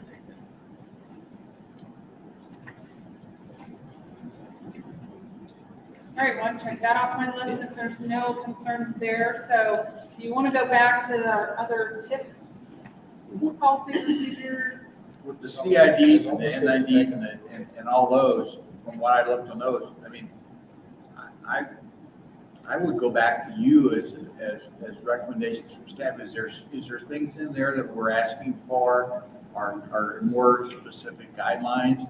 Because again, these are just kind of pieces of the puzzle that you need in order to present the total package to us so that we can make the approval. Those are a whole lot easier than TIFs, honestly. Yeah. Well, And okay, I so believe this, we do need to help facilitate them. And I do believe that that's something as government, local government, we need to be doing. And it's part of the things that we're charged with doing. And I don't know how much of that is, how much time is taken there, and I don't have any problem with that being something we do without a charge, within reason. And I don't know what, Are you talking about the TIF? no, I'm talking everything but the TIF, the NIDS and the SIDS and the. oh, Chapter 100s. well, we do, and Ed and I already talked about this, we're following the same philosophy, but we will get in writing the 100 and 353 as we've done with all the other sections. The only thing I can say, one, as I'm going to you guys, is what we have still relevant that we start with, and two, I know that there's some additional checks or additional background check items that we'd like to add. So we could do it this way, kind of like 135. Let us go back through it, reword, add stuff, and just bring it to you back so you actually see it. Here's what we had, here's what we. Is that Proofread it then. We have an NID policy, the CID policy. Right. We've told the people at the preserve to follow basically the TIF policy. as a model for how to apply for the 353. We will create a 353 and a chapter 100 policy, since these are not tools people want to use. And we'll create a TDD policy, which people will decide they want to do that. Probably wind up just with one giant lump policy that says economic development tools, Osage Beach, look here. Then section 1 for TIF, section 2 for CID, section 3 for ad nauseum. And it would be basically the same application process with the same data in the application, only that application data has to be consistent with the tool proposed to be used. And I've actually already found 3 or 4 cities already have this. So again, we're not really starting from scratch. I stole Lebanon's. They have a complete package. It's like, here's our economic development tools. Here's the expectations from the elected. Here's the expectations to get it to the elected body. Here's what we need. That's what I really want to, and help staff when we're the first ones that come to the door to help them. Here's how you work through this. And when you get to this point, then we go to the board with a funding agreement. Or when you get to this point, that's what I want to make sure that we're all on the same page. And maybe just writing that out, laying out the new things, maybe that's a better place to start, and then bringing it to the board. Just like the ordinance change. Is that what I'm hearing you say, Kevin? Yes. I just want to make sure before we do that, is there anything that's not in here that you want, or anything that stands out that's like, you know what, that wants something different? If not, we'll proceed that way. Already, I have some comments at least, and that is that I think whatever financing tools that are available to developers, housing, commercial, whatever, we should accommodate at least as long as we don't get bull rushed and don't have capacity to do so, okay? Because once we develop these policies, we have to be prepared to be able to implement them. So we need to keep that in mind as we write these policies, okay? Implement and defend too. Okay, or defend, okay. But my point is that, you're talking about 4 or 5, you guys are seeing a pipeline you've never seen before, I think is what you're saying. We have to recognize somehow that pipeline affects the day-to-day activities that, I'm not convinced that everybody here is, working every single second of every day as fast and as hard as they can, but I don't think you guys are going to make that repairing. And so that affects the operations, all right? So somehow we have to be cognizant of what these policies are going to do. Now, from that, I think that all of the development tools that we develop policies for, we should implement commonly across, okay? In other words, we should, at the end of the day, we should have the standards and we should implement them consistently, okay? And so if we decide we don't want to do 100s, okay, that's fine, all right? But I don't think there's anything wrong with chapter 100s myself, okay? But I really don't know what they need to administrate. So therein lies why I think we need some help from you all, Right. all right? From that standpoint, I think that, I think somebody once just said, I think Ed came from Ed 2 or 3 years ago, from a TIF standpoint, we're open for business. Bring us what you want. Bring it along. Now, we'll talk about how they bring it here in a little bit, okay? As far as I'm concerned, at least. But yeah, I think that we should be open to development as long as we have figured out how to set our standards and to consistently follow those. Now, we can change those standards. But just because one developer wants to change so to help them out, I don't see a reason to change. I want to say that up front. Because every developer I talk to thinks that they got a better way for us to help them, okay? And that part of it I don't care for, okay? Because they want to be special. And no developer's special, they're all just developers. Some are better than others, I give you that. But as far as how we handle them from our policy standpoint, in my mind at least, one person said here, they're not special. That's my comments. And I want to, Richard and I have talked about this, what he's talking about is the administrative side, and I know I've relayed to Richard a while back. Ed and I sat down, had a conversation, and of course, the more of these policies and agreements that we have done, we've kind of lived and learned. So what I think Richard's talking about is the last TIF policy we had, there was some administrative tasks that, okay, I was like, yeah, I can do those tasks. Well, then, again, I go back to design reality, which is really Ed's words. What it was designed to do made sense on paper, but administratively, there might be a better way to assist myself and the city treasurer in doing our expectations. So just like you guys have learned what you're comfortable with on commercial development tools, I've learned internally, okay, Ed, before we get to this point, you, I, and the city treasurer have to sit down and talk about how this works. Now, am I spending a whole lot of time? No, I've interpreted and make way through that, but I can see as more complicated these get and the more you have of these, that does end up adding time. So, Are you talking about covering compensation for what our staff does? Partially, but even more importantly, I think that developer A walks in the door today and says, I got this project and I need your attention stop now. what you're doing, Right, now we and have to. Gina's got 5. First of all, it shouldn't be Gina, okay? That's my theory, all right? That's why we're starting to hire economic development people and Carrie, and not say Carrie Bell and Carrie Patterson, okay? But they've got a workload in the pipeline, okay? Now, I don't think we want to put them off, the developer that walks in today off pipe for a year, but they want you to take care of their stuff now, because their stuff is the most important stuff through them. But, you know, first of all, they got to stay in the line. And secondly, I'm going to say this, and I hope it doesn't come out the wrong way, but their lack of prior planning doesn't constitute an emergency on my part, okay? And they don't understand that. They don't get that at all. And I get why they don't get it, because they want to get their project done. But we have to understand all of those competing factors as we go through developing some of these policies and ensuring that we're open for business, but at the same time, we can serve our customer. In fact, you know, I mean, I've been open for business at Taco Bell and watched the line be out 1.5 miles long. We couldn't serve the customer for crap, okay? So we're open for business, but we can still be able to deliver. Yeah. And so I say that because we do have, that has to be a variable to that. The economic development position on there, like I said, that starts, because his name's Mitch, that we hired, he will be part of this process. And I foresee that being, you know, whether a developer, a lot of times they'll pick up the mayor first. The mayor has more clout than staff does, you know, they'll pick up the mayor of that project. Well, when staff is turned over, what are the people in staff that immediately go through the policy, triage, do this, and that position will be in deep with that, in addition to the legal side, in addition to, you know, Carrie Bell on the treasurer side, and hopefully I can, you know, yes, I want to be part of that, but I agree with Richard, there are times where I still have normal day-to-day stuff, but when you spend 4 hours here or 5 hours here, yeah. We are adding to our time capacity by staffing, but. If I could just tag on to that, I've had this conversation with Gina, a little bit with Michael, but I think one of the biggest challenges we have with Gina is that there's so many I'll just give this as an example, and it'll tie into what I'm trying to say. I don't know how many orders we got that says the city administrator does this, the city administrator does this, the city administrator does this, okay? If Gina followed all of those things, I don't, you know, at the end of the day, she'd absolutely be the busiest person here by 3 times more than anyone else.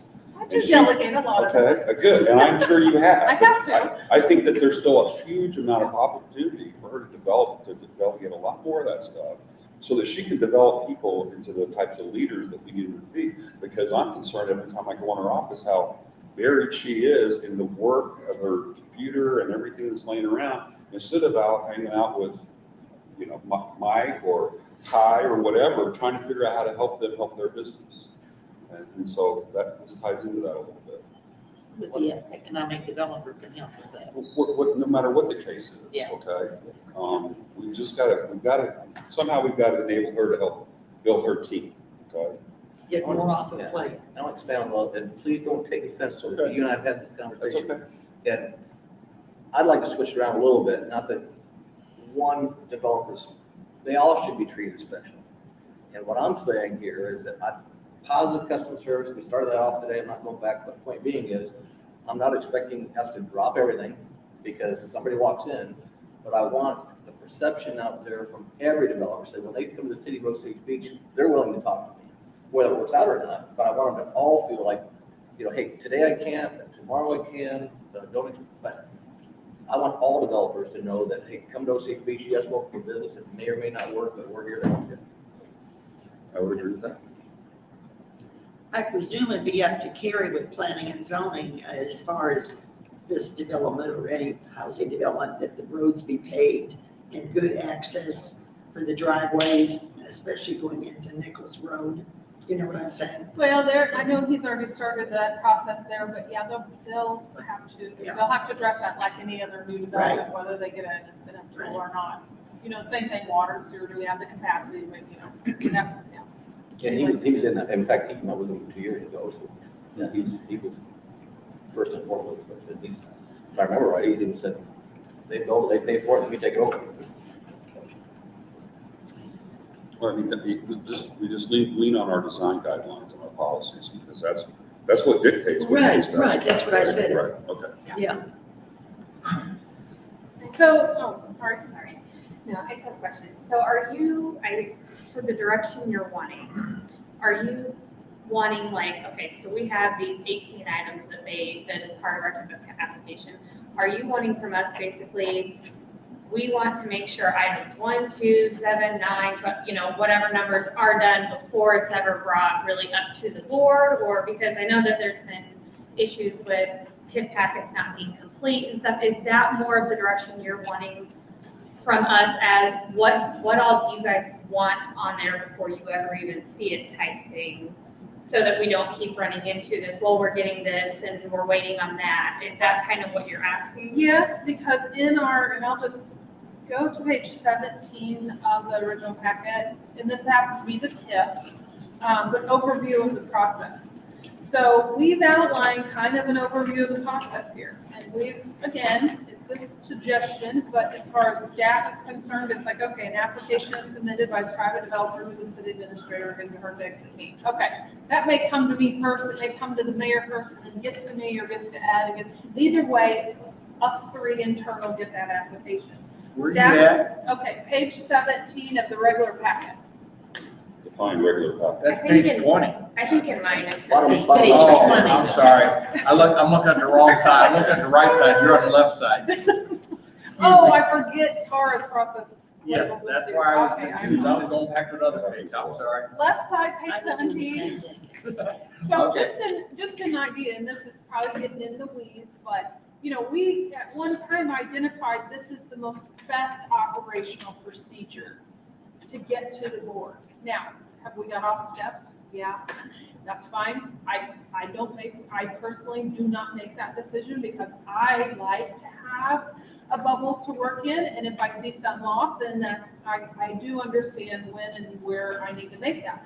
So we've kind of, at one time, this is what we, for the most part, followed within 30 days application, staff review, go to the board, and get to the TIF commission.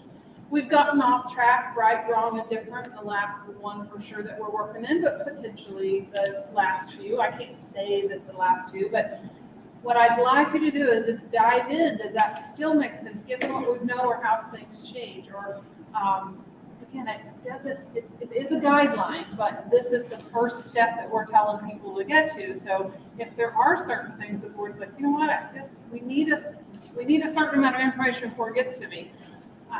Any direction will help, but if this is in paper and this has been, and we adopted this by resolution, I don't know if it might have been ordinance. Ed, help me out here.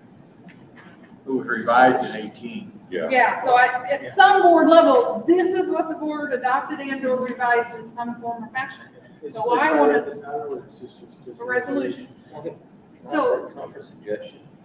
Maybe, I don't know, can we not assign the TIF commission to write a new TIF policy, CID?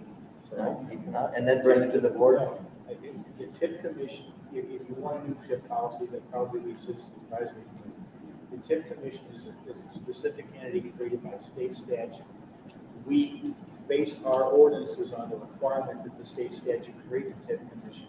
And the TIF commission's function is to evaluate TIF plan applications, or evaluate basically TIF plans and create a TIF plan, okay? Because it's a developer-driven process, we usually get an application. A TIF commission, you guys could set up a TIF commission if you wanted, just by saying, hey, TIF commission, give us a TIF plan for XYZ section of the city. But I would not ask them as an entity to do something additional, principally because that commission also involves people who are not directly responsible to the city.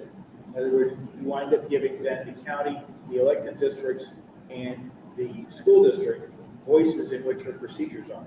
Okay? If you want, I guess, for that kind of citizen input, that probably should be citizens advisory committee, because those people answer directly to you. I guess what I'm saying, this is your resolution. this is, like Ed said, it's a developer-driven process because they're coming and saying, I want X. Okay, well, how do we get the necessary information to get to the board to consider X? I want to make sure as staff, as I'm now training a new economic development specialist, and as I work with the attorney and the mayor, as a lot of times it does kind of start with the mayor, but it's like, okay, I want to make sure I'm on the same page as I'm helping staff and directing this process. And I was a little hands-off on the last one. I'll be honest with you. I was doing other things. Other people took the rope. But as I kind of help administer day to day, this is your policy. We don't have to answer it today, but exactly what Kelly said is like more direction. But this is what, for whatever reason, back in 18, you guys were comfortable with. Whether you get the resource of citizens or you get the resources of other developers on what works. What is our kind of guideline internally to get to board to approve X when they ask for it? I've been through 4 TIFs, I think, maybe 5. And I think 5 counted as new. And I've been everywhere from the new alderman that just barely got in there, and here it is, to involved with chairing TIF commission. And I will say that up until this last one, this has been an excellent tool.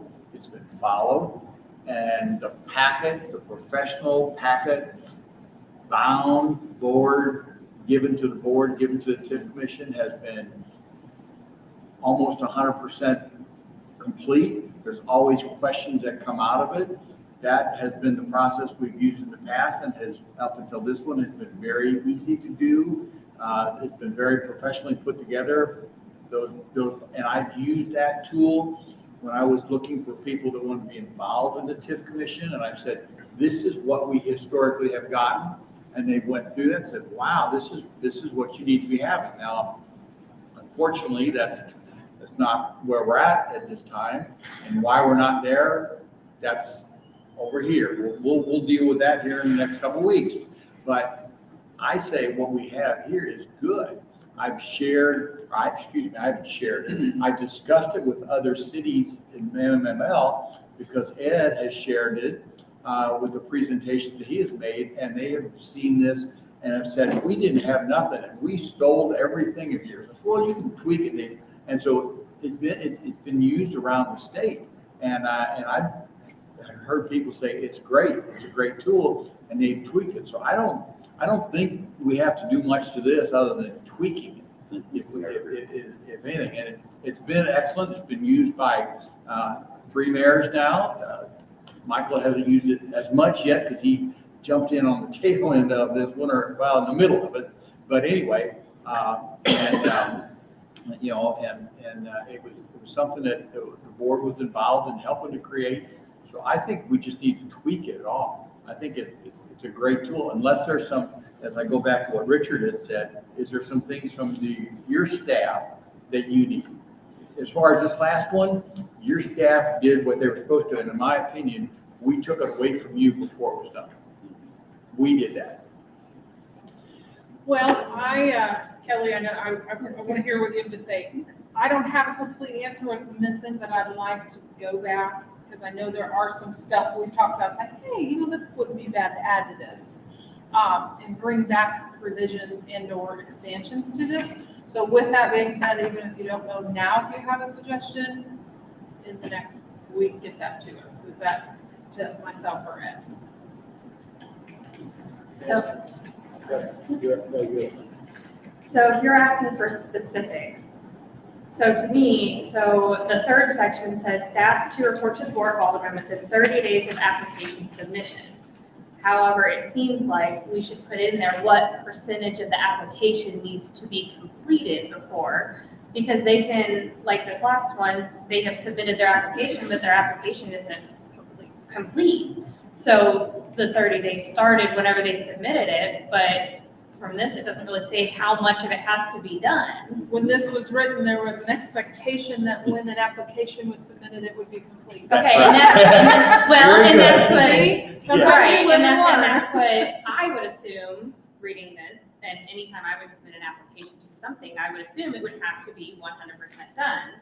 However, I know Or sometimes, like you guys have said, in reality, Determine what It's not always- substantially complete would Exactly. look like. that would be, to me, you know, if they're missing this one item because it's held up on this, maybe, but we only have 2 of the 18 done, but I'm gonna consider it submitted in my 30 days starting, to me isn't a submitted application, that's a beginning. That's a good point. We keep circling back to the current TIF project for discussion. And I understand what you're saying, Kevin, but keep in mind, all the previous TIFs that you've been part of have been singularly purposed. A grocery store is a grocery store, a shopping center is a shopping center. This one encompasses so many different facets. Arrowhead has That was 10 phases. housing and nursing department. No, it has 10 Yeah, phases, bunch of 8 retail. phases. Retail, it's got everything. And It's I just think not that's been built. why part of the stumbling blocks we're facing right now is because multifamily housing, hotel, retail, there's a lot to think, okay, there's a lot to put into one quick application when you are so contingent on third parties providing you with a lot of information you need to submit that application.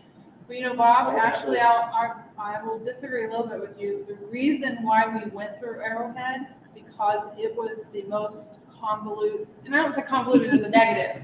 It was Unique. 8 phases, it Unique. was multi-diversity, unique, we never, hence why some of this got put in. Because if you ever been, well, you might not, I don't think you were on the board, but if it got kicked out and had to come back and First kind of time start did it. over to Yes. get it complete. Yes. And that is what these last revisions really revolved around, kind of that live and learn from that one. It can be done. Because it didn't make it through the first Yep. phase because it wasn't, and it got kicked back. So anyway, that's really where some of these on September 6th, 2018 had to do with that project there.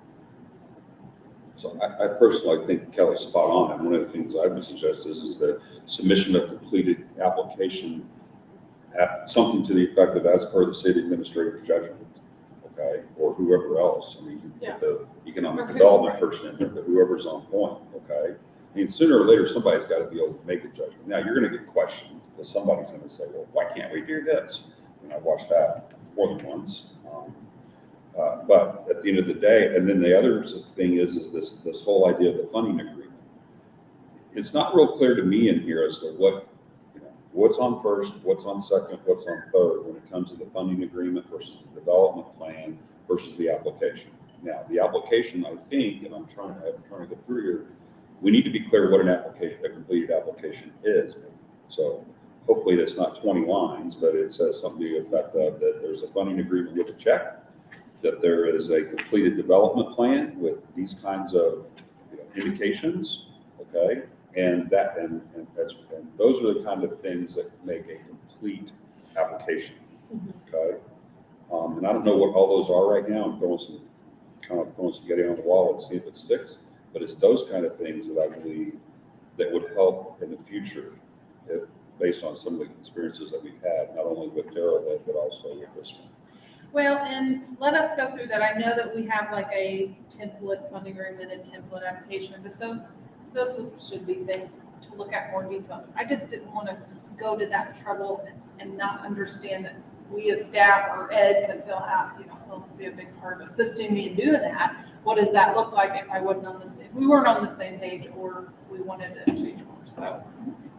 Well, the reality is that somebody can put in a half-complete application and expect that within 30 days Right. you report on it. Yep. No, Okay? The way it's written now. And that's- There was an assumption we got Yes, there, and that's yeah. exactly We didn't what it was. define what And a unfortunately, complete that's not application. what we've been used to. No. And by what we wrote was vague, and we've exceeded that by prior. This one here, maybe they're meeting what we wrote, and maybe it's falling back on us that we're not as precise of what we want as far as completed information, because we still don't have completed information. Okay. I think that's where everybody's at. Well, I'm gonna only say, because I don't disagree with anything you said, but the very, very first thing on there, an application is submitted by private developer applicant to the city administrator or his or her designation. I think 2 words, Osage Beach city application, because what one person sends a packet, I applied. That's Good point. defining Yes. what the Good point. application, yeah. Yep.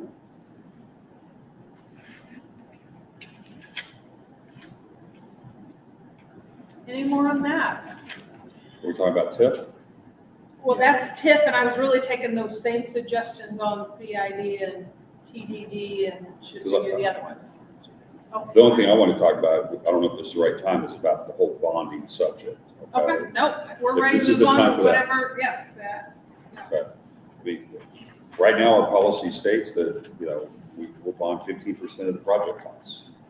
Not to exceed, I believe, is the wording, but I'd have to go look at it. Basically, what it says, we'll bond the same amount of what you can do with pay as you go. Is that basically, the way I understand, whatever the dollars work out, if you take a project that's an X number dollar project, and we say the most that you can do a pay as you go is, you know, is $1 million, whether it's bonded or whether it's pay as you go, the million's the most that public funds can be participated with. So item 5 says, okay, 4 is that all TIF, okay, I'm sorry.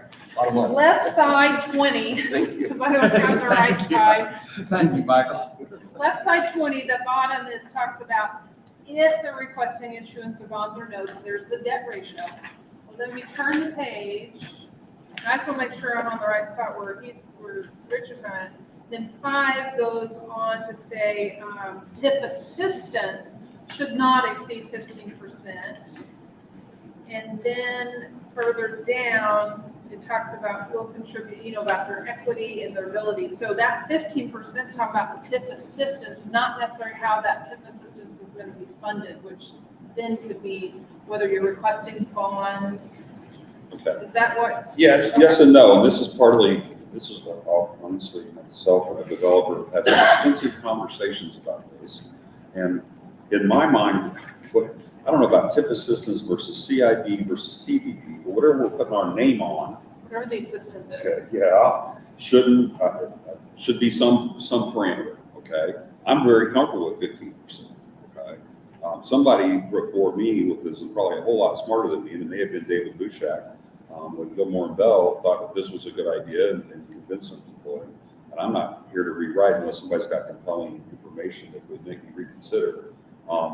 But in my mind, whether, you know, if your project, whatever your project costs, we should not bond more than 15% of that, whether it's TDD, CID, or TIF, or Pay as you go or anything. Richard, can I Right. ask you, you're using, not to be nitpicky, but you're using we should not bond, we should not assist with an incentive more than 15%.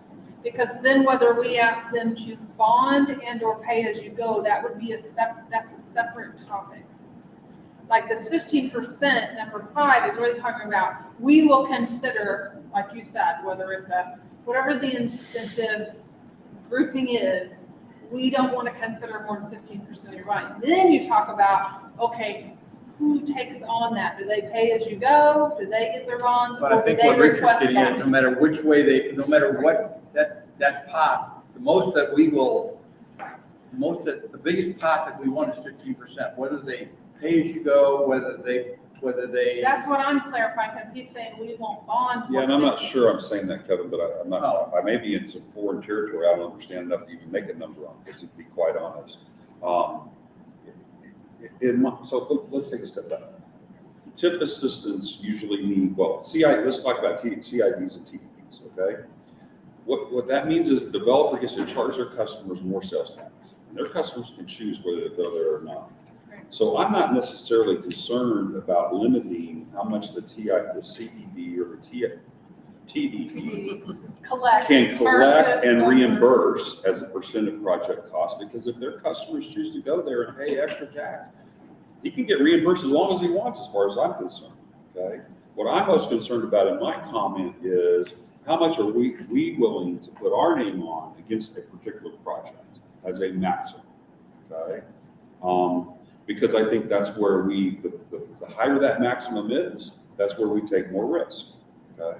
I think that's what everybody's trying to do here, is to mitigate risk, but at the same time, incent development. What's that magic, what's the magic?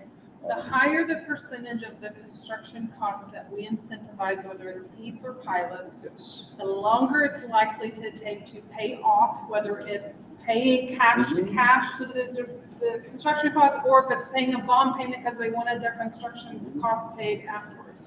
In theory, you would think the longer it would take, unless they're just really busy and you pay it off early.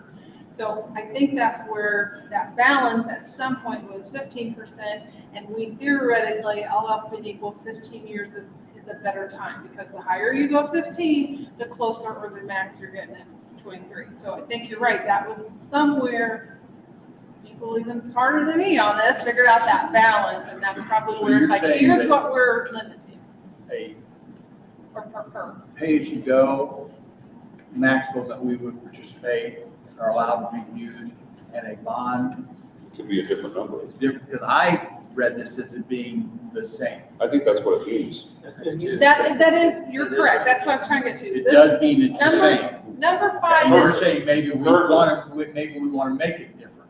if you will do Okay, pay as I you just go, heard we that. will consider a bigger percentage of incentives for the construction costs. Is that what you're saying? Right. Likely. Yeah, well, Kevin, you just said you disagree, that's cool, I'd like to understand that a little better, but I mean, I look at the Dearborn deal, and I remember what it took to develop that property. And the reason I remember is because they had a crane sitting there dropping a 500-pound concrete ball for, I guarantee you, 3 months, because I live right over the hill, and every day at 8 o'clock, you hear kerthud, and that thing kerthudded every minute for 45 days, okay? And it was amazing to me that somebody could even actually stand there and do that, okay, without going nuts. Point is they had to compact some ground. People think about, and we disagree, that this is some kind of special tax giveaway through TIFs. No, it's the ability for a developer to charge their people more sales tax and funnel that sales tax through us so that we can give it back to the developer. That's exactly what EATs are. Am I wrong? Yeah. Okay. So if their customers want to go spend more money there, then so be it. That's their customer's choice. And if they don't go, if it's a pay-as-you-go, then they don't get as many credits. So let me back up. The EATS is the same sales tax. If there was nothing there generating sales tax, so they're not Right. charging I any more than understand the that. next neighbor, whereas CID and TDD is an additional tax Okay. on the neighbor. Fair enough. Okay. Okay, I'm sorry, you're right. I said I that just wrong. wanted to- The CID and TDDs, okay? So if they want to hang CIDs and TDDs on their projects, I don't have any problem with that. On the EATs, okay, fair enough, because then we forgo more. We forgo 50% of that increase Okay. in So sales. therein lies why you might be right, Kevin, I'm trying to understand all this, that the maximum may have to be 15%, okay? Because that's how we minimize, or that's how we as a city. Incentivize them to develop something that Right. all else Is being equal efficient. probably wouldn't be developed anytime soon. Okay. All right. But so maybe it should be the same number, but I just don't want to bond anything more than 50%. I don't know that, I don't even know that I want to bond. There's another There's question. another question Yeah. there. I mean, I don't really want to bond TDDs or CIDs, and I guarantee you, based on, I apologize, it is this project, I don't want to bond GIFs, whatever in the world that is, okay? I am Sounds not like even rent. gonna start that conversation because I need to educate myself a little more. Because I'm not going to bond rent, and that's what GIF sounds like, okay? But that's a whole nother question for this particular package, since it's not, we don't need to put that in our policy unless it starts coming up more regularly. Well, I think with like Ed's right, we started this because this was the tool we used most often. Well, now there's a lot more tools and a lot more interest. So really it's comprehensively creating a policy. Here's the theory, the philosophy behind all of them. Each one has their nuances, that they have some other things. And that's really what we want to kind of tie up in a bow that we can use. Let's just ask the elephant room conversation. Who wants to take the bonding opportunity out? I will comment on it. I don't want to take it out, Okay. but I would like to entertain identifying because when you said you wanted different things, I would ready to support that because I'm ready to support it, the bond being less. In other words, right now, the way I read this and the way I think it's written is 15% is the most public funds available for the project. I would like to maybe have it say that and have if they're gonna bond, maybe that bond is 5%. Incentivize them 70%. wanting to do pay as you go. Yes, Mhm. yes. So basically offer more incentive for pay as you go and less if they're doing. So lower the 15%, is that what you're saying, to 5? Or something, yeah. Okay. So does that 5% include TDDs or C? In other words, are we gonna bond against TDDs or, I hadn't even thought about that happening yet, Richard, but that's what's being asked for don't know. right now.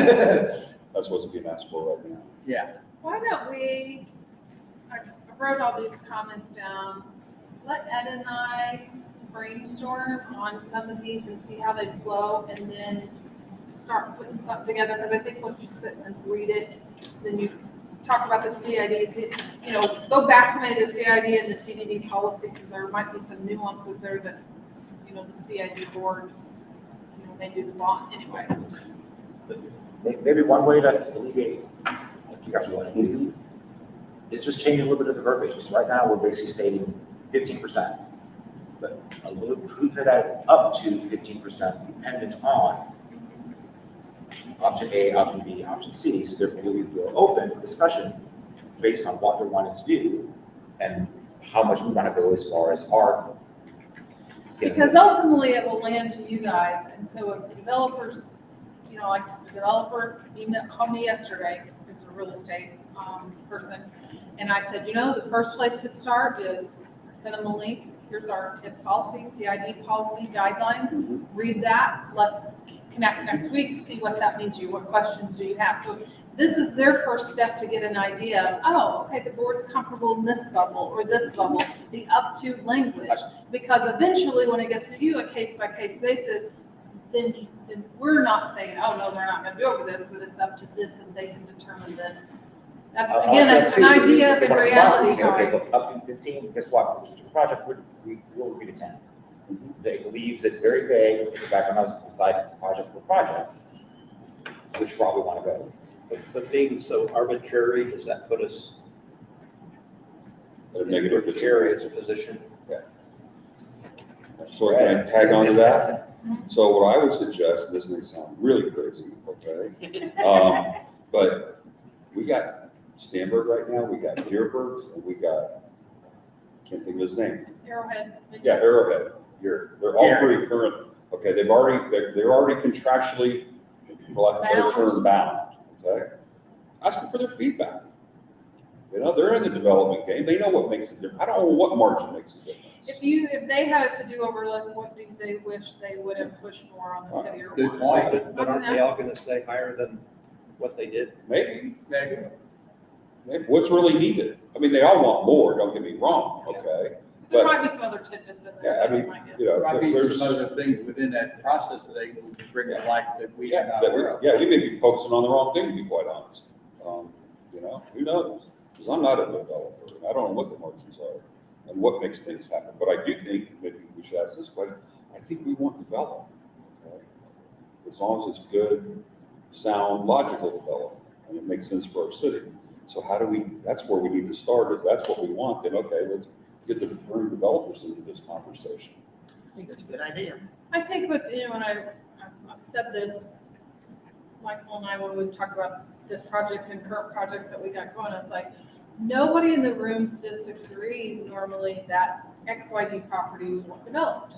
Nobody disagrees with that, whether take the mall, take whatever vacant land somewhere else. Nobody disagrees that the development needs to happen.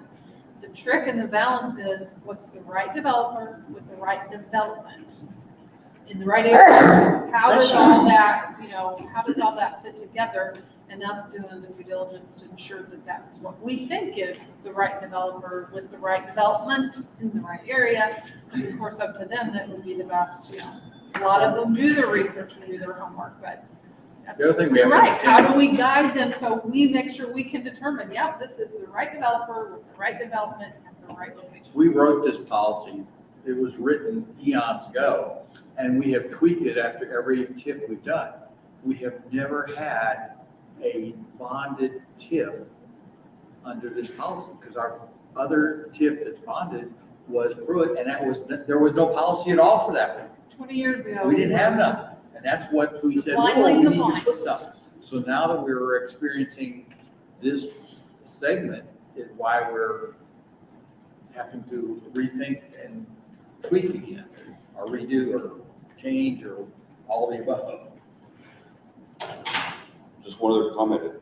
Ed's and Mark's session was very enlightening to me. Part of that session said that in the way that, as I took it, or at least we had the opportunity as a city, the way the statute was written, to identify a particular area and what we would like to see developed there, and actually, for lack of a better term, go out to RFP for it, I think. And I'm not even sure we can do that, but I almost sounded like that. Mm-hmm. The point is that we could have said ahead of time, I think, I don't know if we have to own it or not, this is my question. But if we didn't own the outlet mall and we wanted to go out and say, we would like to see the outlet mall property developed into a destination. Here's Theme our park. RFP, we are Right, calling all the Right, okay? Or we'd like this piece of property out on the west end of the town that's blank to be developed into housing or, whatever. The point is that we have that kind of perspective if we want to take it. We've tended to be the catcher in this over the years and say, there's this piece of property, we hope a developer comes by and he's got a great idea, okay? I'm not sure we're that good yet, but there's an opportunity someday for us to say, this piece of property, we'd like to see become this.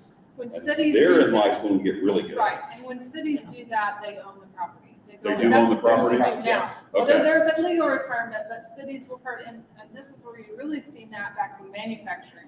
We're gonna buy this farmland in the city, and we're gonna get it a registered site, and we're gonna work with the state, and then we're gonna put RFPs and say, we want, this is what's zoned, this is what's ready for, we do the RFPs. They've normally owned that. In the last several, 5-10 years, you're seeing more and more cities do that for retail and other commercial. We're gonna buy this. We're gonna buy this whole Walmart, we're gonna put our end use, kind of lead that conversation. I don't know if it is the legal requirement they normally purchase. I can see that too, because if you don't own the land, it's kind of hard to say, this is what we want brought here. What if the person who owns that's like, Don't they wanna don't sell want it, that or they there. jack the price up, or Yeah, they. or the price, they're like, oh, well, if you're gonna put this on it, then I'm just gonna ask for this much. I can see why a city would need to own it to Yeah. put out. But it is a good idea to come up with what we want our city to be and say, okay, so this is what we want. Who wants to come and make this a reality? And if course, nobody that's what comes, then I- maybe it's a bad idea. You don't have any bidders. That's what an economic developer can seek. I mean, this is why, one of the purposes for that person. Well, and they have the time capacity to focus on that. I will tell you, when we, first got our Buxton data, that was the first, there were some hotspots that we didn't own them, but we were like, okay, geograph this area, some vacancies here down the road. What would support that? What vendors, what type of business would support that? And that's even, and our goal was, it's like, okay, we know that there are traffic counts, the zoning, this is what would mean, here's a couple options. How do we reach out to those owners or those chains, the retail chains? How do we reach out to them and say, hey, we got a piece of property, how do we help you get with the owner to purchase it? Because they said they didn't own it. Of course, nothing come to fruition at the time, and I can blame a lot of different things, but that's exactly the process that you do, and you have somebody that's dedicated to help in that process.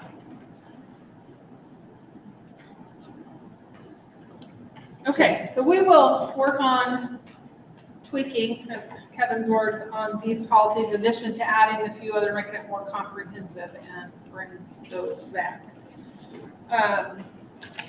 The other, and I brought this up because when we talk about economic growth and development, what did we have last year that's still relevant, or still should be continued priorities or objectives in that area? I'm trying to look at my list here. As far as this topic.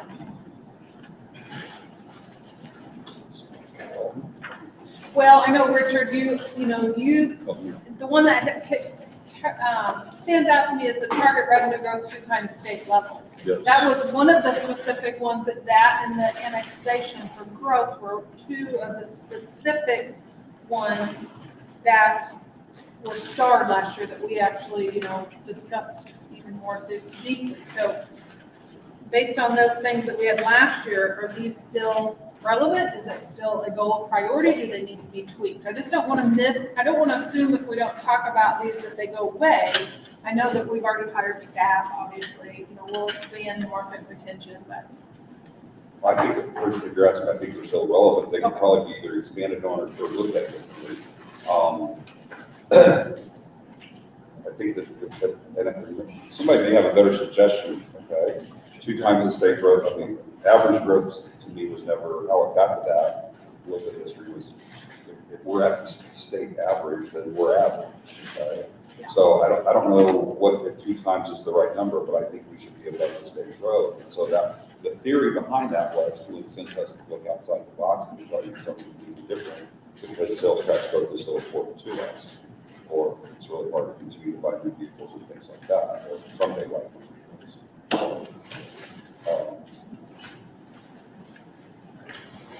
I think I think it's still relevant. I think now the question is, somewhere today is, okay, now how do we go about that?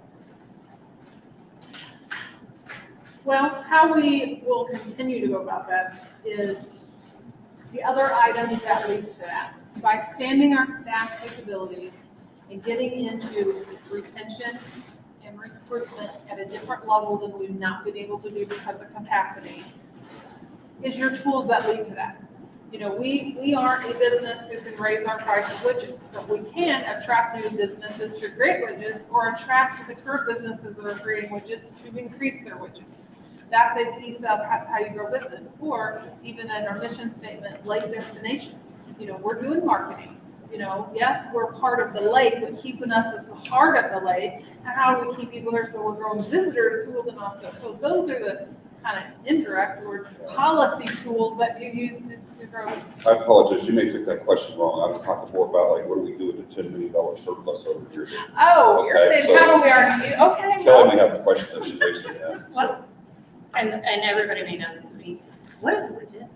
When you keep talking about widgets, what is a widget? I appreciate that. I've been like sitting there thinking, I'm like, only widget I know is on my phone is like a widget app. What is a widget? Okay. You didn't go to econ class in the 80s, Okay. did you? No, do not be sorry. I have taught class too long. Widget is just a generic term for whatever anybody sells. If you're a restaurant, if you're a restaurant, you sell cheeseburgers. If you're if you're a clothing store, That makes all of this a widget so much is just sense. Thank a you. generic term to explain business. I do apologize. This is why the Kelly on the board, she didn't grow up in the 70s. Yeah. I'm like, I appreciate you answering the question now. I thought you told me that this year we were finally going to show the elected officials the widget plan. Yeah, I think I remember that comment once. It's the far end of the Lee C. Pine Airport. We have a whole plan of base widgets. well, I was like, well, she mentioned something about like an app earlier, coming in widgets, and I was like, are we advertising? You haven't got a widget app? Like, You need to get the I widget have app. widgets on my phone? Okay, I'm sorry. That helps me a lot, and I'm hoping that helps anybody watching. It's like, what is a widget? Let's see if anybody commented on it. Hold on, let me look here. Top class too long, my apologies. Thank you. That is awesome. I'll find that. That's good. Okay. Okay, so at least you're pretty. Is that the comment? No.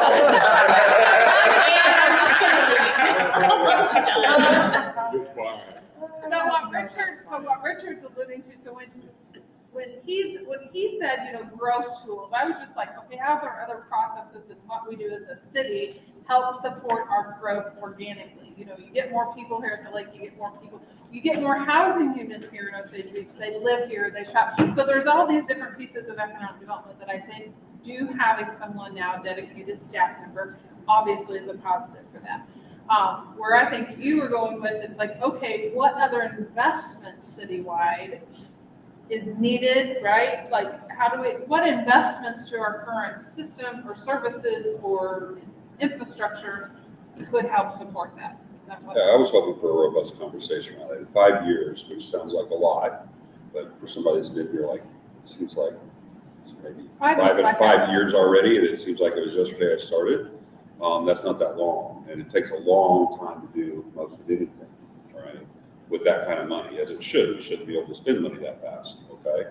So there's a lot of different things that we've got right now projected, and the numbers start at 11, but it's still sitting at 10. Or real, I think it's 10, or 9 maybe, that ballpark. He's Into referring to 2027, CIT is at, and by the way, that's with no particular growth over current revenue forecasts. pretty conservative Right, growth right. forecast, yes. Okay, we're gonna be sitting on about $9 or $10 million of money that we don't know what to do with right now. We don't have a plan, okay? And whether that plan, to Gina's point, is we could go buy some property and build an industrial park. We could go buy some property and put in water and sewer and sell lots. I'm trying to think of some other suggestions. No widgets. Yeah, No so widgets. make some widgets, okay? We could, I'll be honest, up front, my favorite is we could expand the park system and we could bring teams down here at a level that we've never even thought about before, okay? Because I believe that it all starts with bringing visitors here, okay? Whether it's how we grow the population, because many times the way people end up here is they come here for the first time. And I've heard many testimonials to that effect, okay? And so how do they get here? How do we bring it here? The lake is only going to bring so many people, okay? The outlet mall once brought a whole lot of new people, but that's old news, okay? Depending on what happens with the outlet mall now, that may be a piece of that, okay? But that sports leisure industry that I know was voted down years ago, okay, for many different reasons, we still have an opportunity. Now, I'll go back and, sorry for being repetitive, but tell the story about how I was sitting at Era's Pizza one time on a Monday night. We asked the bartender how the weekend went. She goes, Saturday was pretty crazy. We had people call at 1 o'clock because they wanted a reservation for 35.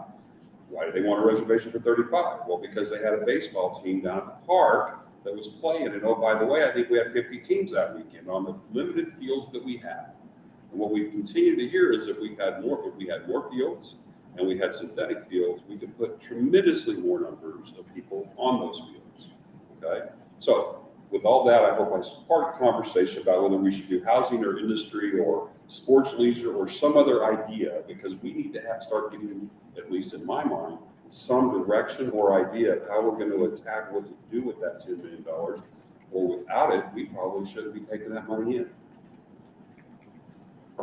I would just follow up with that with saying, yes to that and more, because I think there's some other things we should be, I don't think we How should do be we doing one start thing. studying or open up options? I believe there is I believe some of that money, small piece of it, needs to be going into our capital improvement plan and supporting what we can within the guidelines of the structure. And therein lies a question that I have in general. What is the things we can and can't do? What is the limitations? Because there's obviously, the board has limitations, and in all my decisions, I always ask, what legally can I or can't I do? Give me those parameters, and then from there, then we can make a decision on what we feel is morally within the realms of what we should be doing and not doing, and then we need to be looking at those, and then that would give us a menu that we can then take to our voters, our citizens, our people that are within our community, and say, what is it within their realm that you are looking for? And we should be providing, I think, some focusing on that within this parameter, we feel these are some of the areas that we should be focusing on.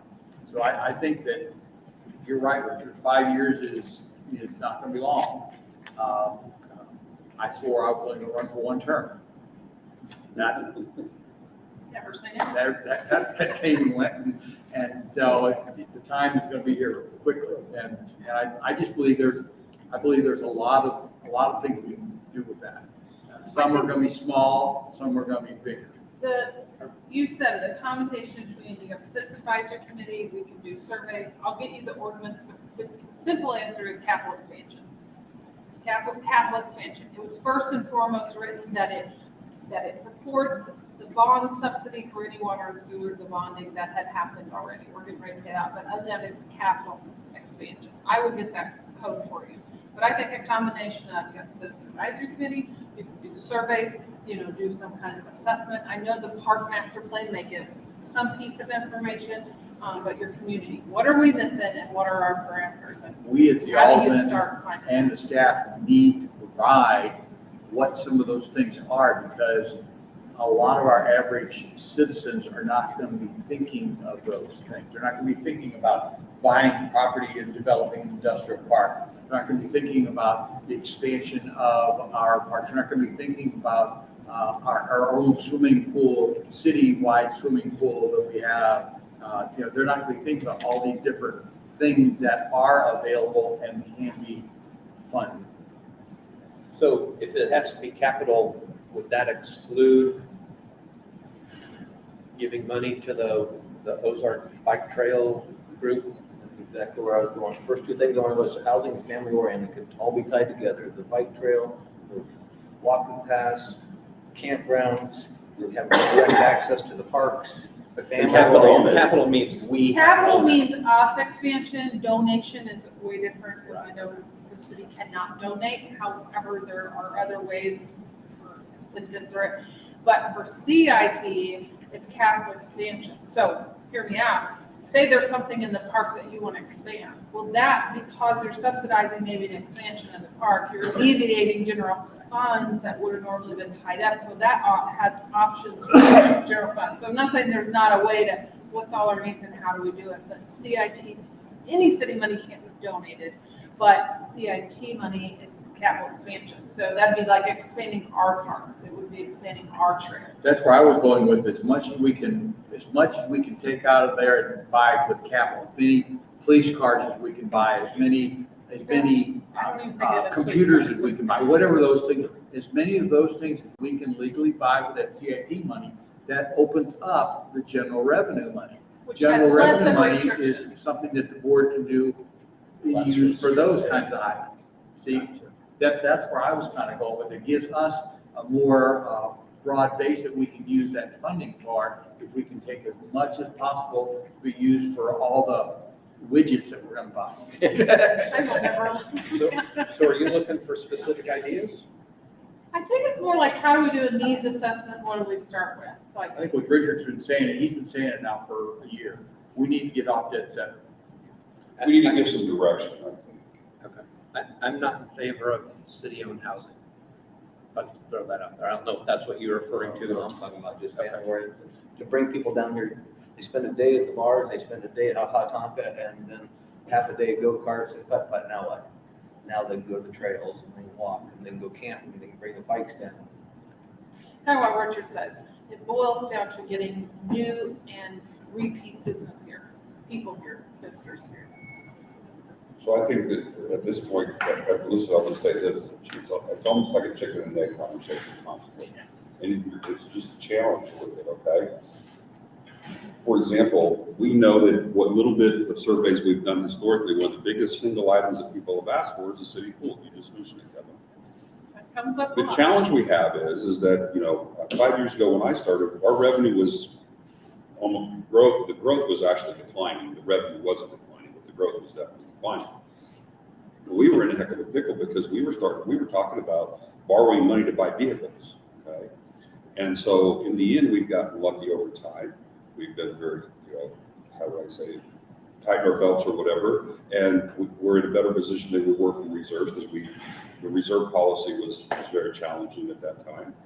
And so then we got COVID and that really helped everything. And now we're sitting here looking at, even if we didn't bring on anything else other than this excess, we are still struggling to maintain what we have. And so in my mind, to be able to afford that city pool, we need to bring a lot more people here, okay? A lot more people here on a regular basis. We need some other attractions, okay? Big time. And so as much as I hear you about spending that money for other things, and I do think it's good that we know what we can spend it on, I think the best personal investment idea is figure out a way, whether it's surf pools at the mall or soccer fields or some other thing that I haven't even thought of. How do we attract people here? Because those attracting people here will end up with the houses you're looking for, okay? It's going to end up with the city pool that people have asked for because we'll have enough revenue that we can potentially fund those things. We'll have, don't get me wrong, with $10 million, we can build a city pool, but I don't know how the hell we're going to maintain the damn thing. Because if you want to know what costs, something that costs a lot of money to maintain, it's a Cool. pool. And especially an enclosed pool, if we happen to go down that path. Those things are a nightmare to maintain. So keep that whole philosophy in mind, that's all I would say. Last time we had a major attraction in this area was Big Surf, and that was back in the 1980s. And other than that, we haven't had anything major whatsoever. And I think it boils down to just, we see this like with the current, proposed development. We've got to make a purpose of the entertainment piece and the family piece, whether we use that to incentive or we build or we expand our parks to include pieces like that. Maybe not, the pool's more of a community thing. I think what I'm understanding with Richard is how do we find tools to first and foremost get people here, attract people here so they can live here, and that naturally, organically will then grow our base, then the other things will come. Is that a fair statement? Yeah, pretty much. I'm looking at a broader picture of, we need to figure out how to bring new dollars to the lake, not how to add different areas for them to spend the same dollars they're gonna spend, just spread across a few different things now. You know what I'm saying? I'm looking at a bigger picture of, first and foremost, we need to get new dollars here, not just, like I said, That's what we're saying, a we new have attraction. money that's already gonna come here. How do we get new faces here, new dollars? I have a comment, but I think Kelly does too. I'll let her go first. Okay, so this is kind of building on all that. So my kiddos are very little. They're 4 and 7 years old. So when we do our family vacation, we decide, are we gonna do a beach vacation? What are we gonna do? So say we pick the beach, the first thing I do is start looking at, okay, which cities have beach? What do those cities have that I can fill my week with without having to go to this town and that town and that town that are going to bring something for my kids so that I can put myself in the central location that's got everything that I want. So looking at that, the Lake of the Ozarks is a very big area. What is going to bring people more here and yet again, more family-oriented things? One thing that we could think about, yes, surveys, but even if we get with some of the CBD and any of that, like what have you seen asking people who are asking for our journal or the flyers that give out? We're not meeting. Yeah, and what do people see at other cities that they like to go to that we don't have, so we can know what to attract in? Because, I do look at the parks, but I also look at how far away things are because my kiddos, they're gonna have to have naps, and I don't wanna go this far away to, I don't wanna drive 2 hours to not be able to come back. And that is specific to Little, but to anybody, honestly, at the lake, there's, in this area, general area, it is a little bit more for an adult crowd, a little bit older crowd. So I would love to see some more, like you said, family-oriented, kid-oriented stuff, because there's a few things to take your kids to here, but not a ton unless you're gonna rent a boat, which is great, but we wanna be able to keep people in town too. Right. So, maybe a survey on what do we not have that other towns have that people like to go to, Disney World. right? One thing I was just gonna add is, along with our park master plan, there's a lot of community engagements that's gonna go on with that. That's gonna be starting here very soon. And I know that parks is just part of what we're talking about here, but when we get that back, you're going to get a lot of that community engagement around what the citizens that are responding to that engagement think that we are missing from a park standpoint. And then there's also a lot of research that they're going to do around the tribal sports teams and that industry to see whether or not that kind of stuff is feasible. So I think a piece of what you're looking for is in the works and coming. It's just not here just yet. Can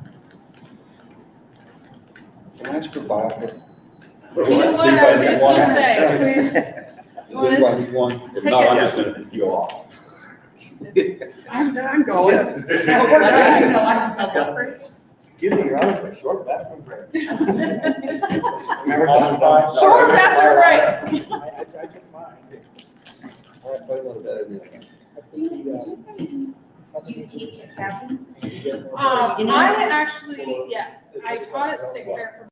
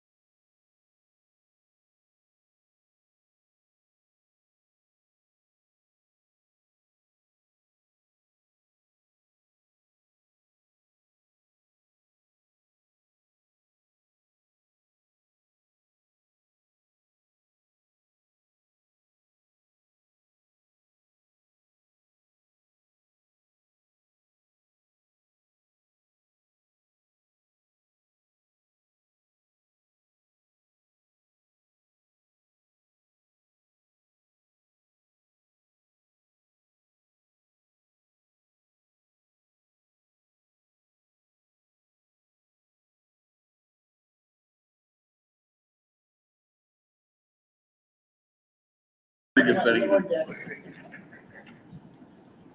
Okay, I would just say that. So I- Like that ever. I think I've got enough information. There's several of these that I am going to, Yes. they're still relevant, stay on there in addition to add innovative ways or research ways to bring new people here on a regular basis. I'll find some better wording on what that new charge is, that new priority. Bring a 500,000 more people here in the next 2 years. Say that again? Bring a 500,000 more visitors here annually within the next 2 years. How's that? Okay. When you say Osage Beach or Lake area. Osage Beach. I do have a question. It's a stretch goal. It is a stretch goal, but We keep talking about annexation. Yet where do we stand with that? Have we, in the last 2 years, really? you actually missed the first part. I'll give you the Probably a quick, little bit. the quick update. So last year, when that one was put on, how do we pursue annexation for growth purposes? So after last year's meeting, there was a process that was decided on that it was best that the recruitment part of annexation come from the elected body.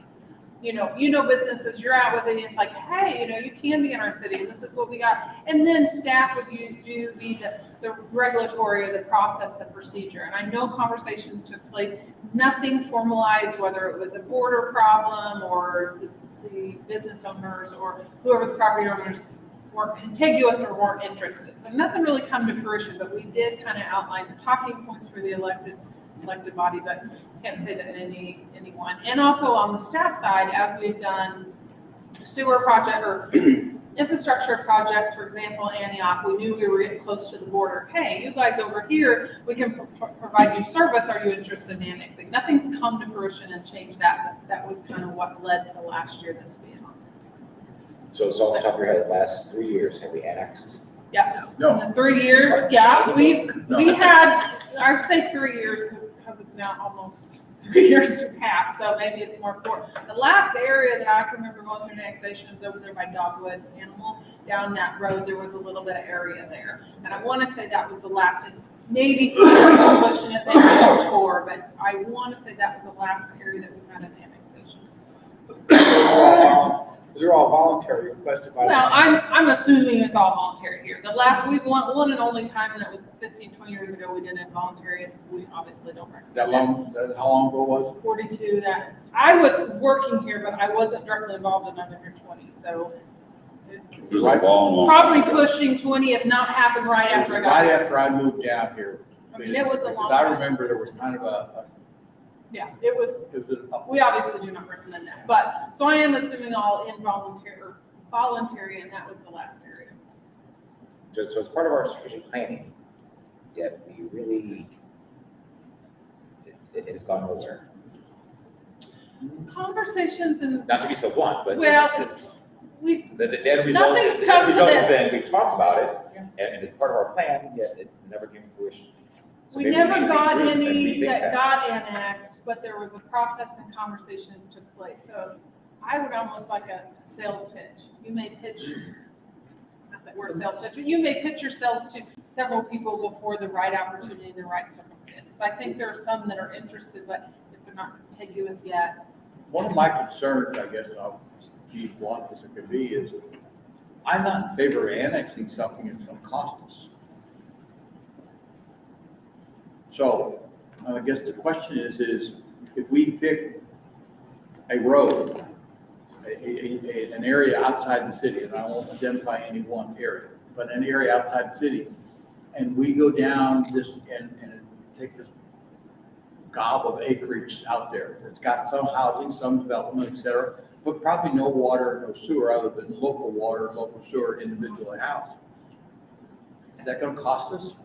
By the time we put water and sewer in there and charge them for water, and charge them for sewer, provide them ambulance service, provide them police service, since we don't charge a property tax.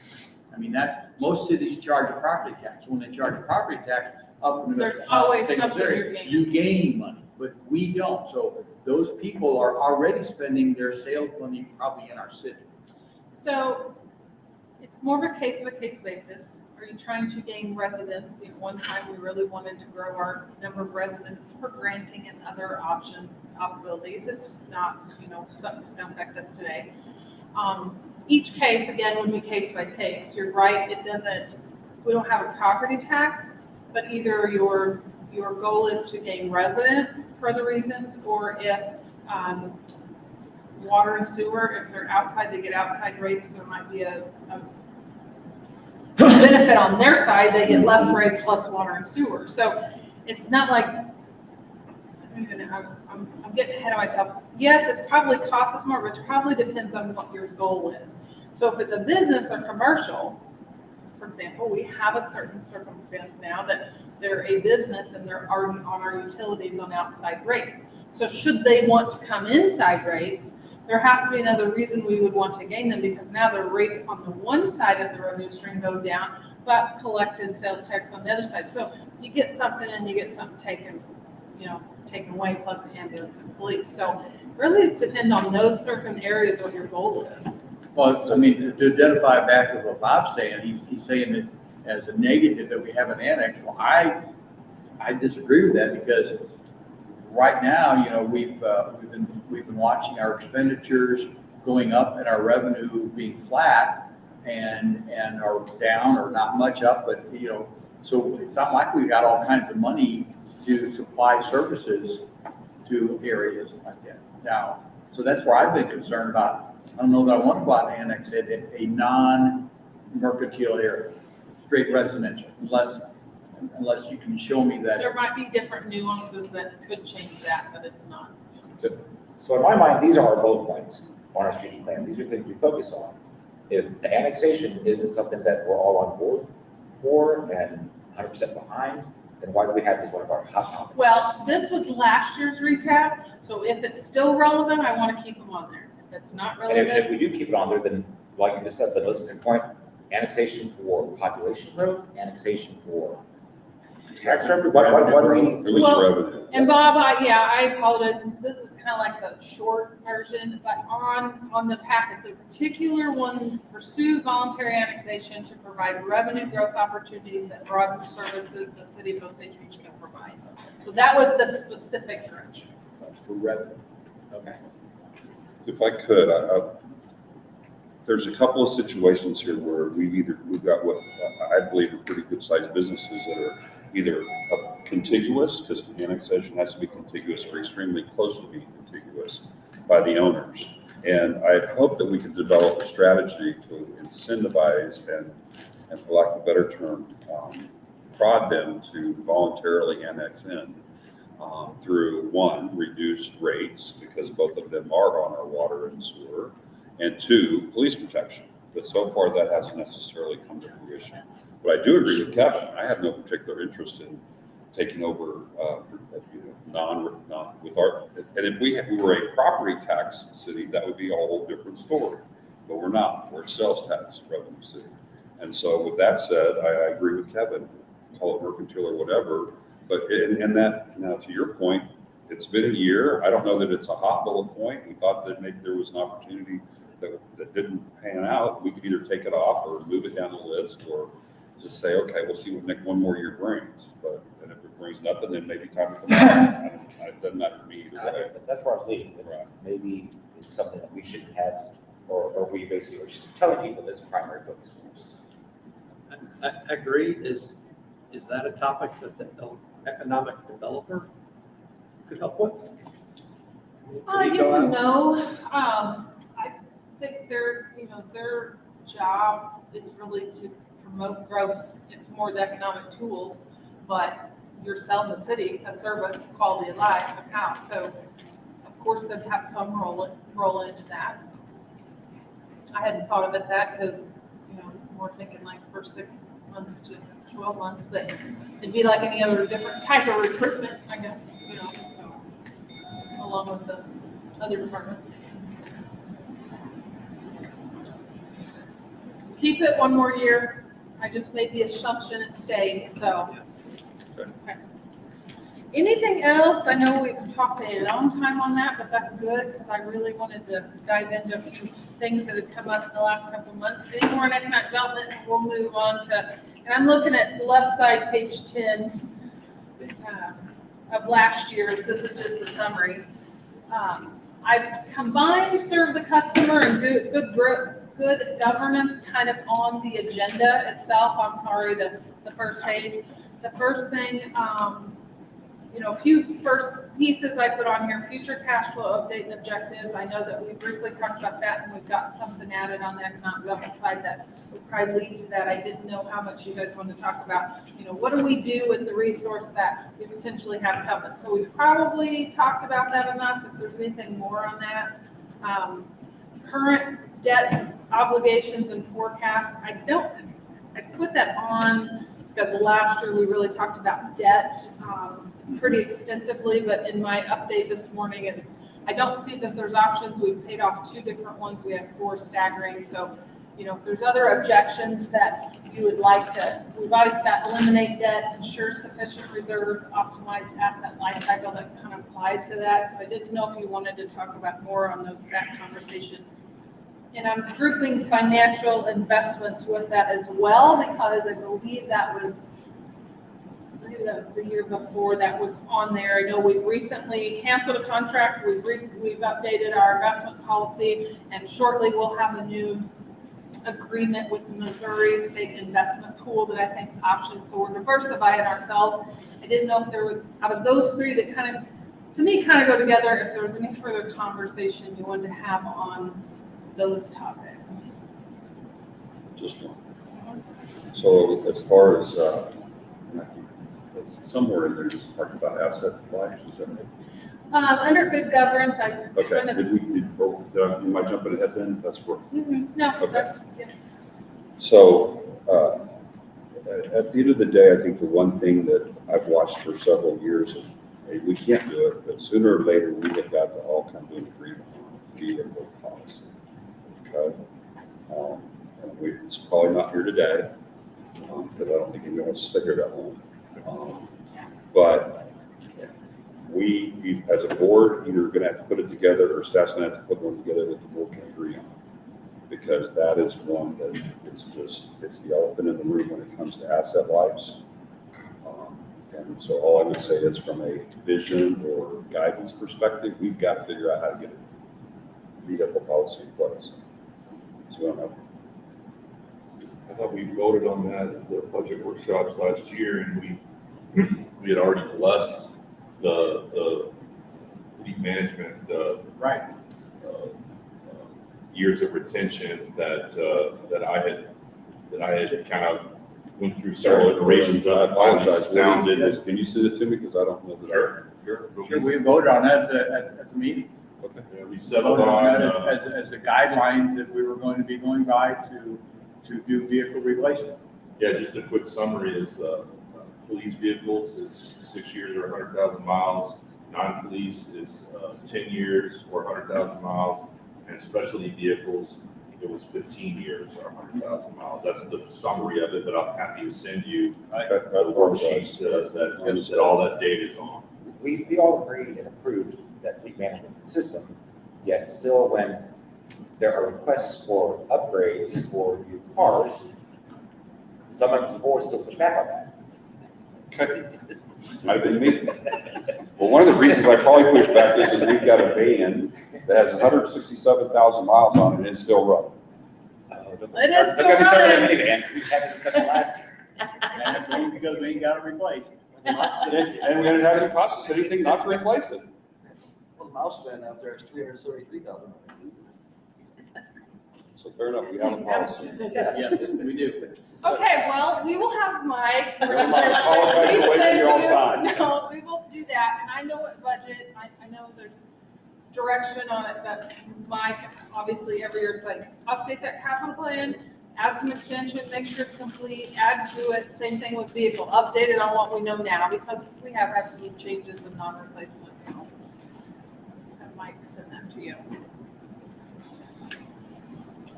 I should city wants to buy that mouse fan. We have Nelly already on the van. Can't buy new vehicles. That's true. So So the next on the agenda, and again, I left these up here because these were the items out of those two categories that I eventually, after we're done with this comment, what's relevant and what stays on there. But system investment is another topic that I put on there. Transportation. We do have a pavement maintenance plan. We've got a sidewalk master plan that's not been completed. Public-private roads, I know we've got some more work, and I think we decided earlier we'd catch up to that and bring to the board separately once that document that Richard had worked on and Mike has recently found an update, and funding partnership grants. So just talking about transportation,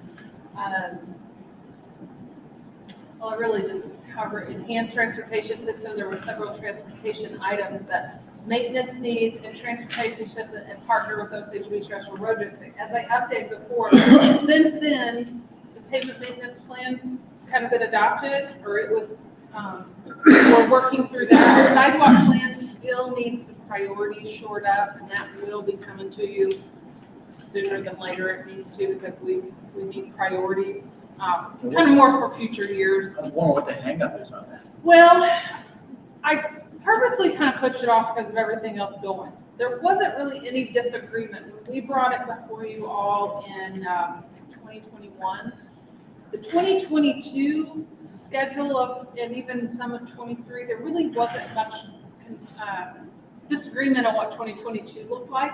So I was like, you know what, we got grants for those. Special Road District stepped up, paid for a couple of those sidewalks. So it really didn't cause any conflict with what the plan was already suggested in 2022.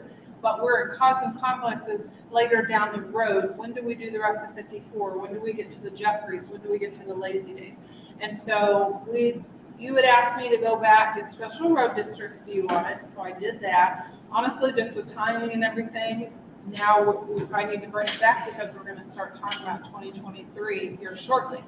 Now, with that being said, and why I kind of grouped this with funding partnerships and grants, as we have ARPA, pending, there's a lot of ARPA grants. And Mike, you will see on the next agenda, there's 3 different resolutions with impending deadlines at the state level that we're just gonna, and one of them is gonna be a sidewalk. We've taken one that was, that we think will score well, and it's actually going to the school, because Highway 42 to the school is important. It probably doesn't get us all the way from the 54-42 intersection, but at least it gets us, that way so we can fill in that gap. So Mike's gonna be discussing that, and then, so really it's more of a time thing. There wasn't a conflict in the immediate years, it's really the long-term years. I just see that as a piece, as we look at the ARPA money, as we look at the capital, and all these are pieces that, as we make our decision, and it's another one that we talked about today, the use tax. And I realize, this has been one of the things that, if we're going to do the use tax, we all feel that it should be there. But we also realize, or a number of us feel it should be there. But we also realize it's got to be voted on and passed by the voters. So we're going to have to just not say, just give us the money and trust us.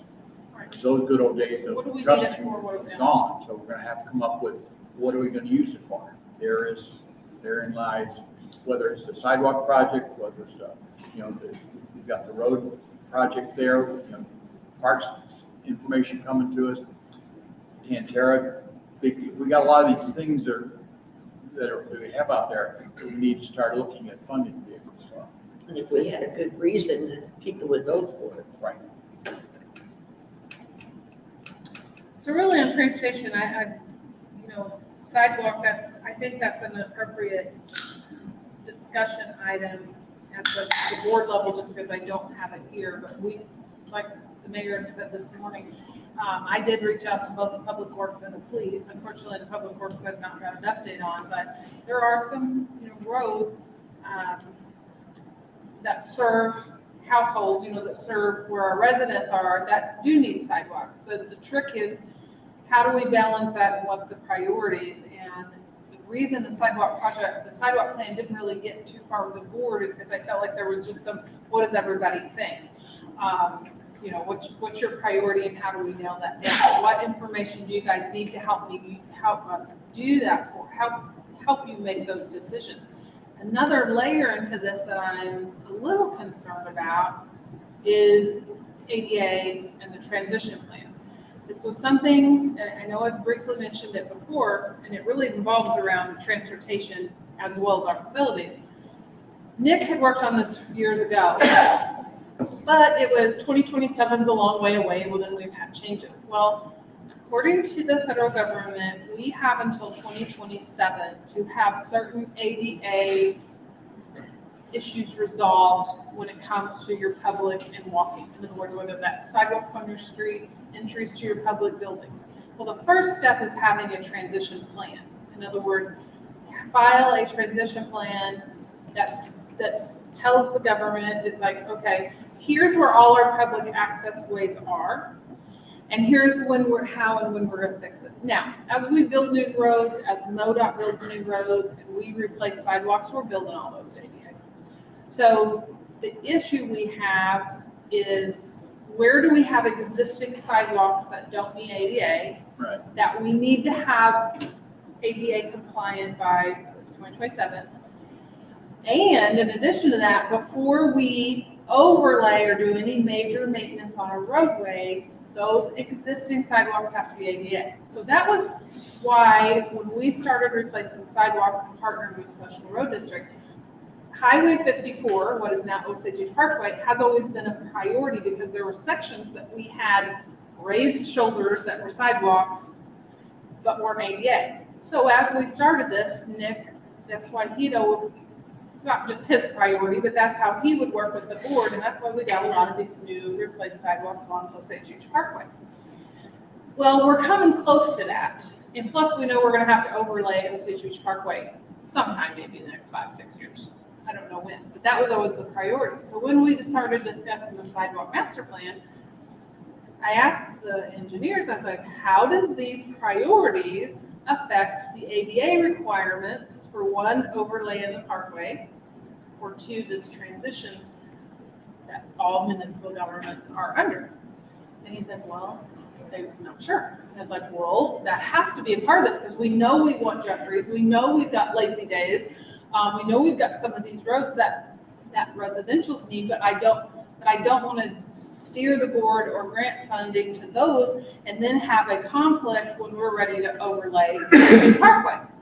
So this a lot was very new to me in the last year or so, and I am working my way through it. Now, Mike and the building official is helping me. We are going to get that transition plan. In fact, Council of Local Governments is a resource to help us finalize that and figure out exactly what we get our plan and exactly what we want to do. So I really need to get you more direction on those requirements so it can help you then decide, okay, what is the priority and how do we loop those in with the lazy days and Jeffries.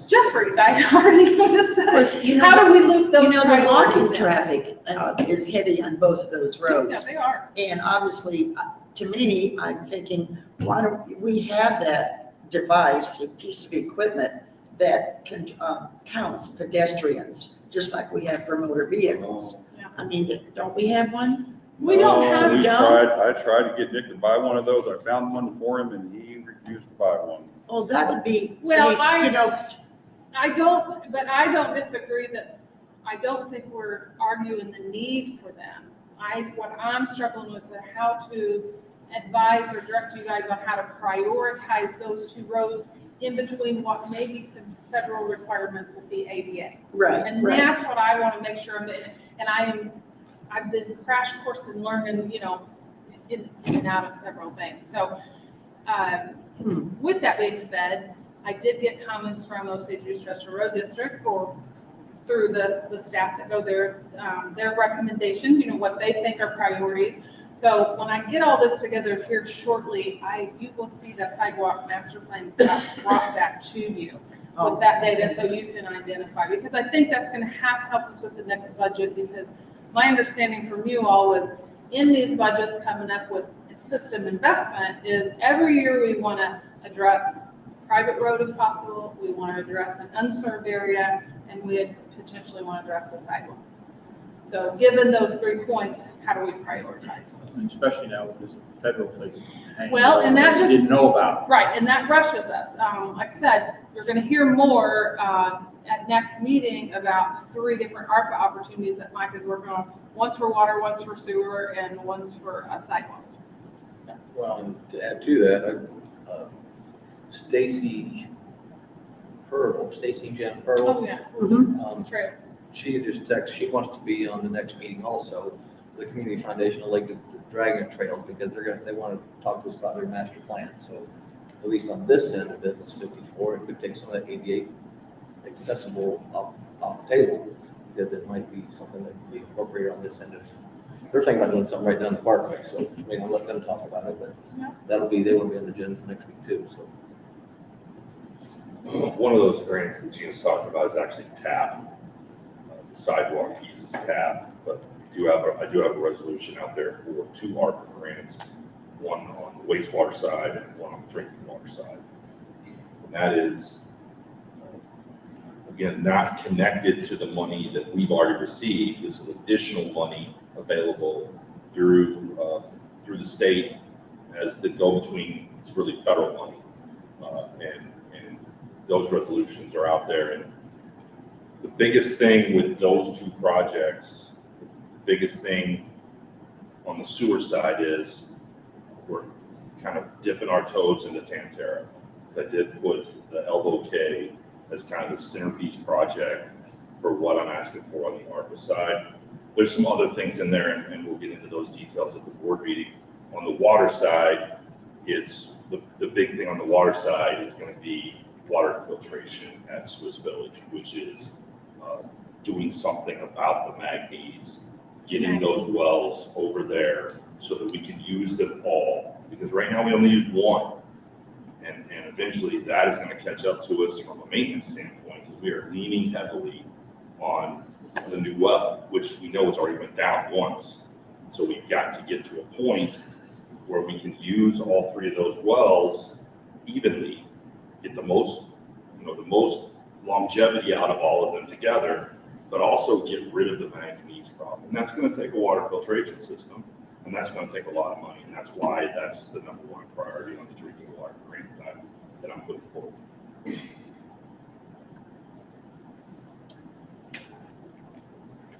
So a couple, 3 things. One, I've looked at this closely. I don't see any accommodation in our sidewalk master plan for Lazy Days Road. It's not here. Lazy days. Yeah. It might, Did I am wonder I if missing it's something? past the year. No, I don't know. I have to look at it honestly. So you guys pass it around or whatever you want to do, but it's Well- not here, so just, And there's a reason why we never adopted the plan, because there were gaps and holes. Maybe that was Okay. one of them. I so I'm don't, just giving you a heads up Yeah. because I started thinking, well, how much does Lazy Days cost? Because Yeah, that's a long it's not. road. And I went to looking down here, where's Well- that on the plan? and that It is may not have been, there. and that may have been one of the gaps. I just know it And hit a so wall. It hit a that- wall. Probably we need to, somehow we need to identify some cost estimate for that, and then we can figure out how to prioritize. Jeffrey, I mean, honestly, from a sidewalk master plan, when this was brought forward, Kelly wasn't here, nor was Bob, but I don't think Bob was, but anyway, we thought the best thing to do was to build a transportation system from sidewalk standpoint, from the expressway down, okay? And the Jeffries part, for example, was from, I'm just gonna call it the Hamptons or Dog days. whatever. Well, Dog Days, but Dog Days back, where people are walking from the condos Yeah, and stuff down the up dog. to the overpass. Right, which, okay, right. But there was also a bridge in there or something that was extremely expensive too. So that was one of the challenges. The we bridge made. is the So, overpass. yeah, to get across that, I think. Somewhere in here, there's a bridge. There's That's several. the overpass. Several bridges, okay, yeah. Now, our bridges, we do Bridges. have those added on the unfunded MoDOT needs list. I represent the TAC committee, and they will be voted on to stay. Now, of course, it's unfunded needs list, but as we move to unfunded needs list, hopefully eventually one of these days they move to funded. So unless we find funding in between time, we have asked them about these are priorities, and Grand Blaze Bridge, which is their bridges on that list as well. Yeah, there's a Jeffries Bridge on here, fellows, for like $1 million. The only bridge is over 54. That's the what I'm talking about. Add a It's sidewalk a goes, we pedestrian can't bridge utilize the alongside that existing- is what was in there. Yes. Okay. So I think one of the, to tie into that, I think what Gina's trying to figure out is how do we manage all of these competing issues, okay? And I don't have an answer, but I think one of the things that I had always hoped that the work that I did with Nick, the roads thing was, what challenged me is that the number of gravel roads that people still drive on in the city of Osage Beach. Okay? There's still several out there. And so I don't know which is a higher priority. If I had a gravel road, if I was driving on a gravel road, would it seem to me that my gravel road's a higher priority versus some sidewalks somewhere else? Okay? Gravel roads that we own. I understand. We don't. You're not talking about gravel roads that the I'm just city saying owns. they're in, right, they are in the city of Osage Beach, because I don't think we own any gravel roads. At one time, we had one little bitty strip and it was somewhere off of Osage Beach, and I want to say we vacated that. It may have been down at, Somehow off Osage Beach Road. Osage Beach Road, And yeah, I think because we it's, vacated it. it's the roundabout at the end. So I had always hoped, and we have done a little bit of work so far, that the Osage Beach Special Road District would assist us in getting past that, because the ones that are gravel are still private roads. Okay? It's just funky the way this whole city was developed, to be quite honest. Okay? Compared to most cities and how they developed in the past. So I don't know which is more important. If I was driving on a gravel road, that'd be more important. But if I had a paved road and I was trying to walk down Lazy Days, it'd probably be more important to have a sidewalk. But I guess that's why they elect us, and sooner or later we got to wrestle with that and give some kind of. Well, that's one of the reasons why I asked you to put on the agenda to get us all on the same page with that, because one of the problems, and I won't go into great detail, I will at our board meeting, but one of the areas about that is and I agree, we feel that should be a paved road. We feel like that should be in the city so that we can make sure it can be gotten to in rain, snow, et cetera, et cetera. But the people don't want it. People don't want it. They want it on their own road.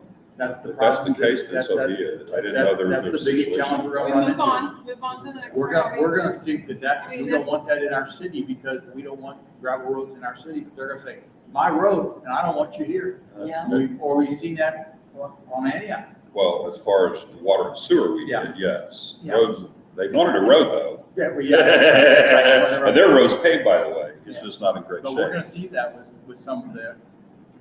Sure, that's very possible. And so then to tag on to that, Gene, if I heard you say right, all of our sidewalks are to be ADA compliant by 2027? If we have existing public facilities that are not ADA compliant, my understanding is they are supposed to be ADA compliant by 2027. I thought we had to have a plan. However- for it. Yeah. That's what I thought. Did we not go through this? My understanding up until last week, and I downloaded some more information, and then I told the guys, because we were kind of like, okay, who's gonna take this piece, who's gonna take it, and we're trying to peel back the layer and tag team get this done. If I'm not so sure, I may have been misunderstanding that. But either way, we don't even have a plan, so we're gonna work on the plan, but as we It's easier to get a prioritize. plan in place between now and 27. It's like, a lot more expensive to get it done between. I know, and that's what I'm saying. One of those So I- unfunded mandates is what it sounds like. Exactly. So it's like, you know what? It is what it is. Let's work on our plan. And knowing what our plan is, or we're working on that plan, as we're prioritizing other pieces, we can at least address it. And then worry about whether we meet the unfunded needs. And that's even, where Ron comes into play is this is also facilities. Ron says, I'll tell you right now, he said, we've got to use this parking lot that's not ADA compliant. Grangley's, the terminal and the terminal, both airports are likely not. This is any public access. We've just focused on the sidewalks on the roads because that's been part of our, All of but our it truly parks. is any public accessible. So somewhere or another, the plan has to be due. Right. So hopefully that's before the execution of that plan is due. Well, So, and that's why I said, let me we ask you don't even have this. a plan yet to even get it done. Do we by know then. how long the plan could be? Could it be a 100-year plan, or can it be a Yeah. 20-year plan, or a 5-year plan? Make a plan. We will have an answer about that soon. Okay, that'd be great. Right now, we're trying to assess our inventory. What do we have? What do we know? You're talking dollar or that? you know. Yeah, I mean, that's kind of important, how do we prioritize stuff, so. anyway. More to come on that, but that will be some type of guiding factor when it comes to our sidewalks. Because I guess my point is, and balancing, like Richard said, that the needs of where we're going. So. I can only imagine smaller towns that are strapping for money, what are the world are they gonna do? Somehow that 27 doesn't sound right, but we'll wait and see. Yeah, we'll wait and see. I know the Council of Local Governments they are resourced out with the plans, and I know they are already gonna start working with a lot of the, like you said, a lot of smaller communities. So, and they're gonna be a resource to them, so. So transportation investment, or system investment for transportation, those are really the topics grants, I know we've got an ARPA topic down there too. At some point with that, I know I need some direction or what your objectives are for ARPA, and when would you like us as department to be deciding on that, which funding for transportation, we're kind of hitting them as they come out, because like Mike says, we got our grant applications and information out less than a week ago, and they're due by July 15th, so we're moving as fast as we can on any opportunity we get our hands on that we know is, feasible. Can we jump back before we get to the ARPA, and what about the water sewer? Oh, sure, sorry. Because I know I would start on ARPA. Well, before we move on, transportation, are there any objectives or anything that has to do with the transportation that either is not relevant anymore or we want to add to it? I know we're gonna work on the sidewalk, and I know we're gonna work on the private roads, but just so I don't miss anything in that. They're kind of ongoing with those. Okay, so water and sewer then. System expansion objectives, unserved areas. Unserved areas is kind of like the private roads. We've been working on it. I know Mike, and we've had a couple steps back. It was, last year or continuing year that the board wanted to see our system build out. So every year we've tried to dedicate some funds in the budget process. Of course, the one that was dedicated this year ended up, they didn't want it, whatever. So we've kind of backed out of that. They are keeping the map updated and the priorities. So by budget time, we'll have, the next priority and the next area on for that.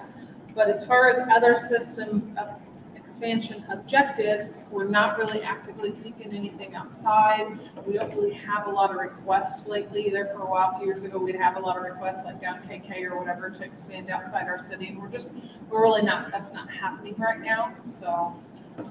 As far as the unserved areas within the city,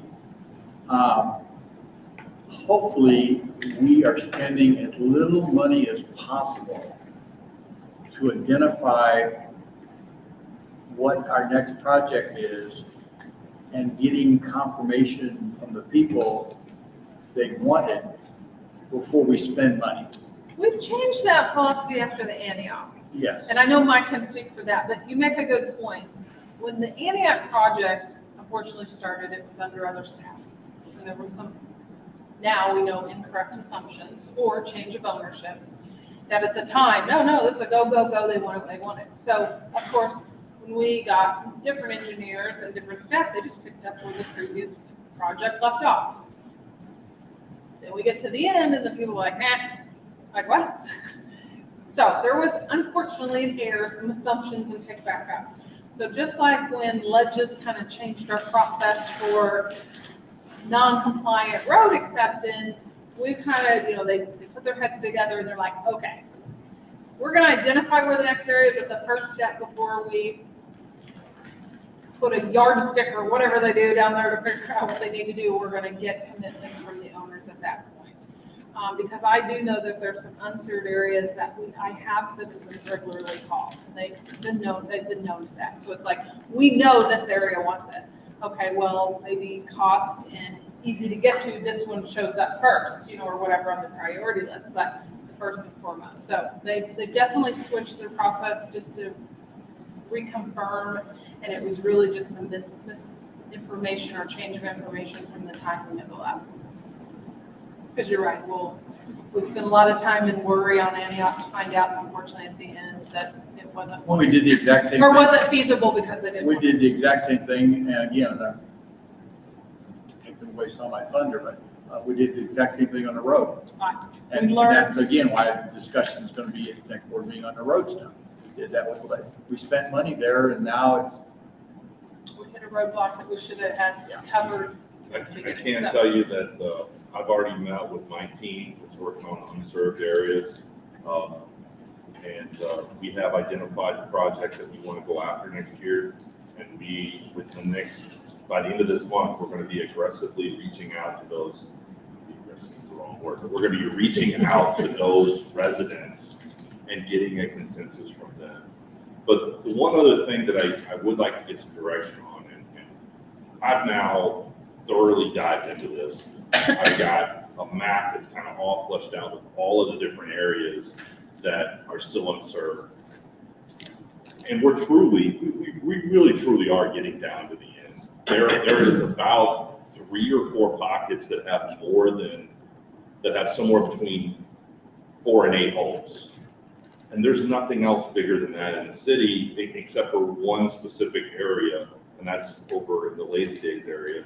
But there's a lot of these smaller ones. There's a lot of these where we've got a home down at the end of a road. We've got a home at the end of this road.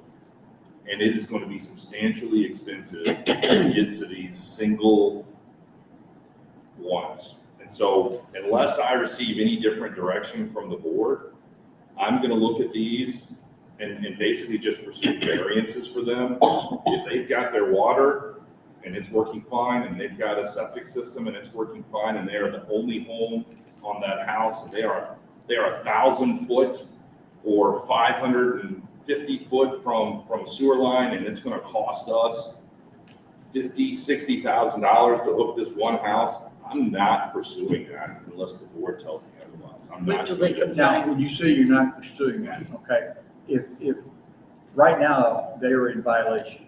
No, they're not. Because they're more than the 1,000 feet, like the, 300 foot. They're more than 300 foot away from a city sewer line. They are not in violation. if they're in violation, that's a whole other process. Okay, okay. And so those I'm not, unless the board tells me to, I'm not going to pursue that because it just doesn't make sense to us unless there's some other factor that I'm not aware of. But the ones where we have a handful of residents, in some cases up to 8, in one case even more than that, those are the ones I'm focusing on. Those are the ones I'm reaching out to, and I'm actively trying to get to figure out the interest of those residents in those areas, and then I'll be bringing that back to the board for approval during the budget process. But those are some of the ones we're looking at. And then the other side of that I just want to bring up, and I'm still researching this, there are some that are within the 300 foot that I am finding, I'm not so sure without more research that it's really a situation where we need to make them get on. I think it's in some of these cases, it is situations where they've been bypassed. Maybe we went down that road with water before, and for whatever reason, we never hooked them up. And those are situations that I am researching, but there could be situations where some of those people on that list really belong on the other list. Just because, maybe we had an obligation to bring them water and sewer, and then for whatever reason, it fell through the cracks. And those are some of the things I'm researching on that side of it. as Those well. are the ones I'm concerned about from the standpoint, that's where I was going earlier. If we've got them, don't they have to be awarded a variance? Because aren't they in violation of the If ordinance? somebody knows about it. And if they don't have a variance, don't we need to do something about that? Or I am actively trying to do that right now, but what I'm running into is I send them a letter that says, hey, you're in violation, you need to get onto our system. And then I hear from them that, hey, well, we were supposed to be put on when the contractor came down our road in 2007 or 2008, and I'm trying to go back through the parcel files and truly identify. I want to make sure I get it right. Right. As with the information I have. So I'm kind of going through those on a case by case. Because there's Yes. nuances that obviously something happened. And there's also a cost effective in it, and this is the part when we get to this point.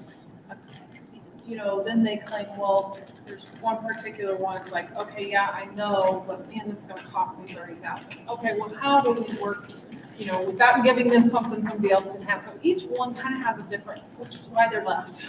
It's like each one has a kind of a nuance, and so given everything else Mike's working on, it's like, let's do it one by one. What's the nuance there? Well, I What's the mean, at case? some point, and maybe it wasn't done before, at some point, if we do not provide them with the water and the sewer, and they're within the parameters of the ordinance, doesn't the board have to grant them a variance? Or isn't there something has to be done It's through DNR somehow.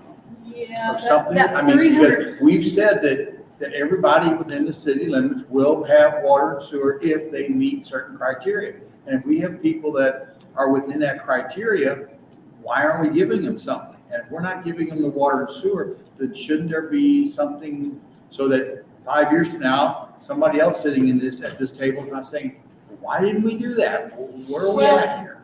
Mike has separated out those that should have gotten it by the city and for a reason was missed, and those that either their previous owner declined or whatever, but yet they're within 300 and they have to, and they just haven't. I know one particular one, because this is my road, but I know one particular one that's been told for years, way before my time, and it's like, okay, he is obviously a requirement.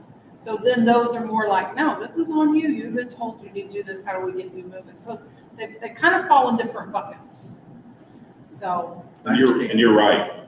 And hopefully the research that I'm doing now will lead me to be able to come to the board and when I get through these case by case issues, be able to come to the board and say, okay, here's a list of ones that I think we just need to give a variance, whatever side of the coin they're on. And then here's the other list that we need to enforce. We need to say, hey, you've got your 90 days, or you need to come up with a plan. We're happy to work with you, but we've got to figure it out. And then, as Gina said, there are some out there that are truly hardship issues. And We have a process in mind for that. we're going to have to come up with some way to either I think provide coming them. up with a plan for all of it is the biggest thing that needs to be done. And somewhere where, even if it's someplace, it's a notebook that's put on a shelf, so to speak, you know, that in 5 years from now, we can say, well, this is where we're at. Yeah, this is why we didn't do anything and why we haven't. Yeah, but I, just to put a positive spin on it, I mean, we're talking about less than 10 areas that are outside of our ordinance, and maybe 8 to 12 that are inside. So we've come a long way. Oh, I'm sure we have. We are It's just so truly close to dealing with being that able to close list. the book and say we're done. We are truly dealing with that list of those stragglers. And some of them are going to be expensive, and some of them probably we just probably need to say, you know what, we're not going to go that 1,000 feet. As long as DNR is happy with the way you're handling things, then we're not going to get involved, and we need to issue a variance. So those are all When you things that say are in the issue works. variance, you need to read the ordinance and make sure that's the terminology. Yes, true. I don't think it is. So I completely disagree with the fact that we're going to issue anybody a variance. The city of Osage Beach should have sewer to all the residents, period. Okay? And you all may disagree, but that's what I think.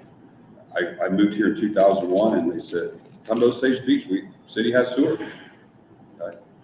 It's 2022 and we're still talking about 30 residences that don't have sewer. And so there needs to be a plan. I'm not saying it's done tomorrow, but just because it costs $60,000 to take a line down, well, that's why we have a large sewer, so everybody can get sewer. If they don't want to pay a sewer bill because they prefer to pay for their septic, there's a reason why we put sewer in Lake of the Ozarks years ago, and why federal money was sent here was to ensure that the Lake of the Ozarks stayed clean. And so I'll just say that that's something I'll continue to say every time you say that we're not going to put people on sewer. Whether they like it or not, they need to have it.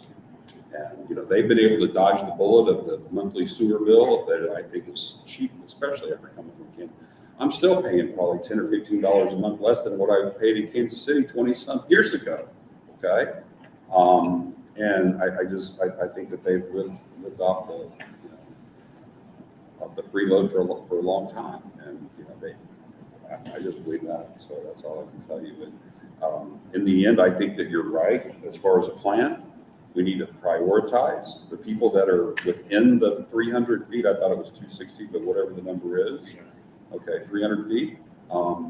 Those people need to get on. And if they can demonstrate that we blew it, okay, we'll hook them up. If they can't demonstrate we blew it, they need to get hooked up. And if we need to help them get with the state for some kind of funding or something like that, so be it. Okay, I get all that. But they need to be hooked up. And, you know, I imagine the person moving here from Kansas City that comes to Osage Beach because we have sewer, and they buy a house. And then they realize they're not on city sewer because they're not getting a bill. Okay? And they got a septic system. And oh, by the way, in a year and a half, their septic system fails, and they got a $30,000 bill. Because one of the reasons we bought our house over here, to be quite honest with, we walked into a house where the guy kept saying, look at this beautiful new septic system I've got. I spent $30,000 on it. And I looked over at my wife and I go, I don't want to ever spend $30,000 on a septic system. I want to be on a city sewer. No one's going to be surprised, because that is something you find out when you buy the house. Yes and no. So let me ask you this, to keep the movement, it sounds like on unsewered areas, that a direction or objective would be one or two things. Prioritize with the intent that everybody within the city limits gets the water and sewer service they've promised to provide our customers. Or is there a different version of that? Because that's very specific. I'm just. Prioritize those that are currently violating our code for water and sewer. I'd say go after them first. Yeah. Then maybe it's case by case. I understand what you're saying, Richard, but some of those people that are outside of that requirement, maybe those are the ones that are refusing to be part of the system, but that's within their right.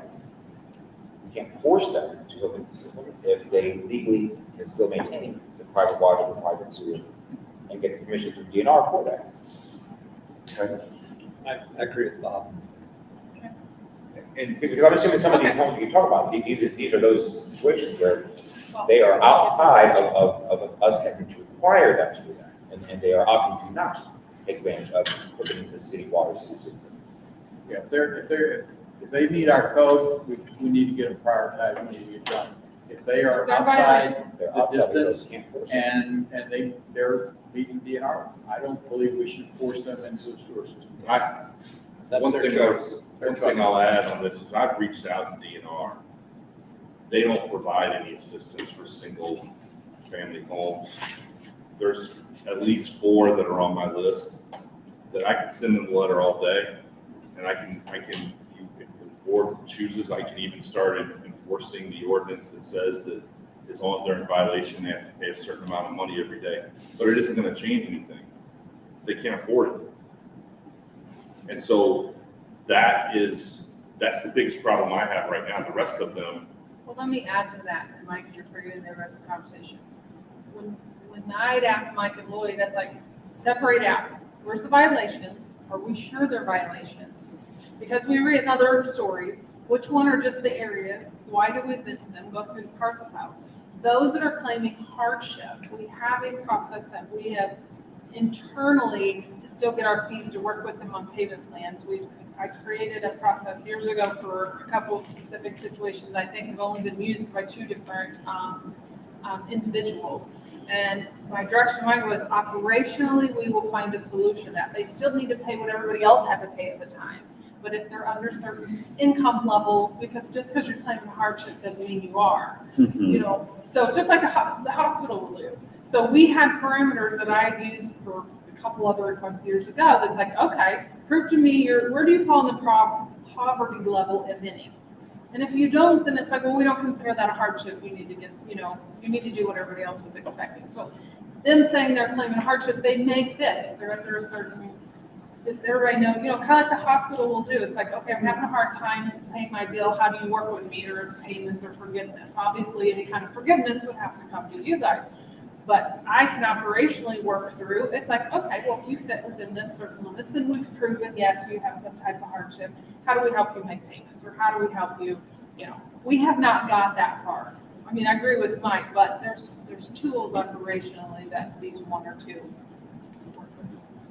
I guess the only thing I would say is I hear your guys' point, and if in fact, would we take a sewer line down somewhere that everybody there is refusing?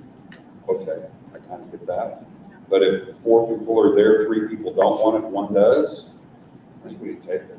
You guys can Yeah, I decide. agree with you on that. And they're within the parameters of the city? I Yeah, mean, within the, they're the city limits. well, no, yeah, but they're 1,000 feet away? Oh, I'm just saying that, so if you've got a group of, what always ends up happening, I think, is something up there with that, you guys want to take this at a time. There's 4 people down at the end somewhere, we gotta take a line 1,000 feet, but once we get there, You're all going. they're all going on, then they're all gonna be in violation unless they hook up, okay? And if one of them wants it and 3 of them don't, well, do we go or do we not go? And I think we go. That's my mind. Absolutely. We go for one. Yeah, I completely agree. It'd be all the ones, they should be they'll be in violation once we put the line in. Free to hook up. Yeah, once we put the line in, They're within the 300 feet now, so they're forced to. Yeah, I'm not sure we go for the one. Well, Top of I the got a discussion little later. bit of direction, but the Okay. new, with the Let's see how technical many process cases to we that, got. I Right. think what would help you guys decide that is let Mike finalize Yes. who would Yes. want and when and where, and then how do you apply that direction you Because just we gave may us? be discussing something that we don't. That may not ever happen. Yeah, let's, Okay. And if he is at a situation where they don't want to be on it, then I think that they should have to sign some kind of affidavit that they themselves do not want it in case another owner comes in and wants to know why in the heck we're not on that system. I mean, because that's their something individual good one to have that's in a there. file. Hmm? It wouldn't be bad to have in a file somewhere. What? It would be good to have in a file somewhere. Yes, yes. Well, that's exactly was our process when we took water into the city. You know, we were going down in a subdivision and people, of course, water has a little different than sewer, but that's how we found issues in parcel files. It was like the new owner's like, wait, why does everybody have to, well, you bought a house that forego it and it follows the deed. It's like, you know, so that's come in handy to help us determine, so. Okay. All right, so unserved areas, anything more on that? I think we got the direction. As we get closer to budget and start then putting dollars with areas, I think some of that will answer your question. So the big elephant in the room, Tantera Yeah. state system Finally, we got update. it. can you do that? I'd like to have a little bit of history, only, I mean, it's not gonna make a lot of difference, but it will make some. They came to us and wanted us to take the system over. We don't know that. I've been asking that, nobody knows. Well, At one time, the city thought it was profitable. but I can't tell you because obviously when you're in the 80s. That's still. I mean, do we own it legally? So somehow we got to acquire this system through contract. Now, how, From what I understand, it's whenever they annexed in the acreage out here on the west end of town, Dinky brought that acreage in and we took over the system. That's what I was always told. how it got to who it is, we just know we have a contract that was signed in the 80s, blessed by the board at the time, signed by the mayor at the time. It was part of That an took in a annexation. system that was very, this many lines, and if the line was a certain size, it was ours, and anyway, that's how it started. Since then, we've amended the contract really for rate reasons, because they do mirror with outside rates. So we've had some amendments there. We've recently had to amend for billing and shut-off purposes because they're starting to sell those lots, before they were all owned, well, they're starting to sell them. Well, as we had non-payers at the time, the HOA would actually take care of the actual disconnect on the people. Well, now that they're not really owning the land they sit on, so we had to come to some agreements on the payment and shut-offs and stuff, so we made some amendments there. The sewer assessment, as you know, assessed a certain sample size and taken that same problem issues of that sample size is how they equated to, listen, this whole system needs, there's issues, there's problems. That's really where the dollar amount comes at. So at what point did we mess up and not properly assess what we obtained? When we made the agreement. Yeah. To take it over. And we did that back in the 80s, what we did? And I think over time, it was always a reactive system. If something's wrong, we'd go try to figure it out. And then we decided, is it your line, is it our line? It's because not all lines are the same. And of Of course, I don't have the contractor in front of me, but even then it was like, okay, if something was 4 inches, then it was their line, but if it was 8 inches, it was the city's. Well, that was under the assumption that the system was built like we would build it, and service lines are always the small one and trunk lines are always the big one. Well, it wasn't the case. And then over time, we'd just find lines under houses or lines under places. And so we've never as a city invested assessment money to figure out, okay, what do we actually own and where all this is? It's just always been reactive. Are they being charged out city rates? Yes. Okay. Even though we own the system, they're being charged out of city They're out of rates. city limits. So even just like any other body, whether it's water or sewer, if you're inside our city rates, you get the benefit of the subsidy of the CIT tax. If you're outside city, you do not. And that's what makes their rates more. So fortunately, we have been taking some of that revenue and putting it into long-term replacement, but we haven't identified specifically that category down there until now. Correct. When I've done rates, it all goes into a pot with all the revenues and expenses the same, separated into fixed and variable. Now, at one time we did, and I would have to find this and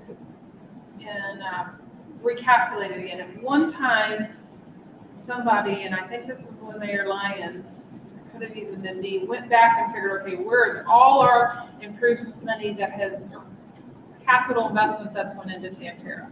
Now, of course, O&M, pumps and panels, that's just all in no, we've never separated that system out on anything else. So you'd either have to assume a certain percentage of O&M, but as far as capital investment, we can go back through our records and figure out what money has been spent over there. But as far as just general system O&M, we've never separated that out. We don't even separate out, other than inside city and outside city rates, you can figure out how much of those customers have contributed to the incoming fees and services.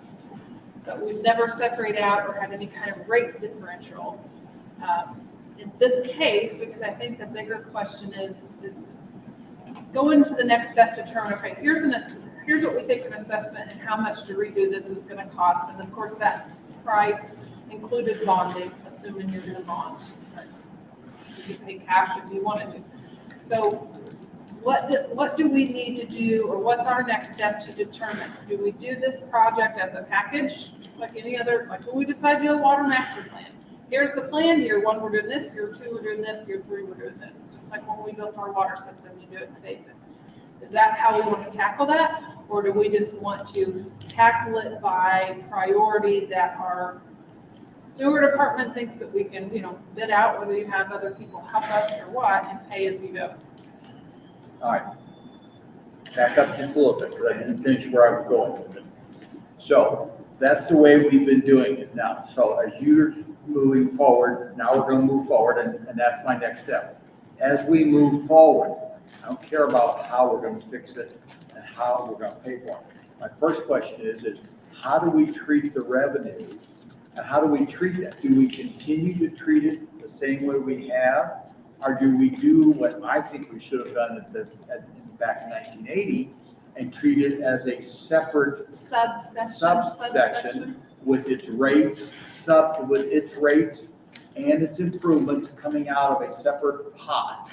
And how we fund that pot is another discussion. But Yes. do we do it the same way we've been, or do we take at this point and treat it differently? Yes and no. And I'm trying to, Can we do it? yes, well, that's what I was gonna say. What I want to ensure is that I'm not encroaching on changing the philosophy of rates to consider to have to go through another DNR review process, just to make sure. But accounting-wise, cost accounting-wise, absolutely, if this area is costing X, it should not be on the burden of all the city users. I absolutely can make those calculations and figure out what that is. How that exactly looks like, that's what I want to make sure that we keep our philosophy of our rate structure, but add that what extra cost in that area those users pay for, whether that ends up being however many years or whatever. You're right, Kevin, the next thing is like, well, if we collect it over so many years, then do we just pay as we go? Or we do borrow the money in that area, pay for the bond payment? That's what I don't have enough for you guys to decide, but I absolutely agree with the philosophy is the issues in that area, the cost to fix the issues in the area should not be on the backs of all the citizens, the other users that aren't in that area. And that's gonna be my intent in the rate changes or rate structure. So as you say that, if you don't mind, you mean out of city versus in city, or the estates versus everyone else? If that area, which is the estates, Okay. and that work is going for that area, those users should bear that cost. It's Okay. very nearly the same philosophy we do with sewer development charges. You know, we have different charges in areas based on what that area's needs was. Out of area. Now, what occurred that, if I understand this correctly, and maybe I'm not understanding, but we took the Tantera sewer system on with all the lines and everything all done, really not knowing what the heck we had, Correct. okay? It's a fair statement, yes. Now, today, if we have an out-of-area, people that want to come in, do we just take whatever they've got in the ground, or isn't, I assumed, and this is where I'm not sure about it, I assumed what happened is we, taking this new area that's out of the city, we would put the lines in, and we would know those are proper lines, properly put in, proper, et cetera, and it's new stuff. Is that a correct statement, or are we taking old stuff that's been there, we're not sure? We haven't taken in an area that's similar to Tantera in forever, I don't Would think, you we? know. Well, we certainly wouldn't Well, do it the same. What's our ordinance Can I say? provide some information We on that? have some process. The bills that Great Lakes tried to come in, okay? They're not in our, they're still a private system, Right. right? That's, Okay. Jay Bruners. Behind Jill J. Bruners, okay? For We- whatever reason, we've the way that taken was some developed, parts, I think. and so, yeah, we've got some main collection station, Right. one main collection station, but there's some other stuff that we haven't taken in, all right? They came to me, asked me to come to a meeting, I went to talk to them, tried to figure it out, and the one thing that we asked is that they would do a pressure test on it to bring it to our standards, okay? And they refused because they didn't want to spend the money, okay? So to answer your question, I believe the general answer is yes, that we do require certain, because they build a lot of things to the city specs. They just never got this damn thing turned in, and they just never turned the damn thing over. So now we're asking them to prove their to our specs and go through these Right, steps and then we'll right. accept it. So I think from what little bit I know and have seen something along the lines you're asking, but yes, we do. Whether inside city or outside city. If somebody calls and they said, hey, we want to annex and we've got our own system, the first thing we're gonna do is we're gonna ask them, we're gonna say, here's our design guidelines. We need you to make sure that you're meeting all of these specifications. And oh, by the way, before we do anything final, we're gonna come and test it. And we're gonna make sure that it meets our specifications.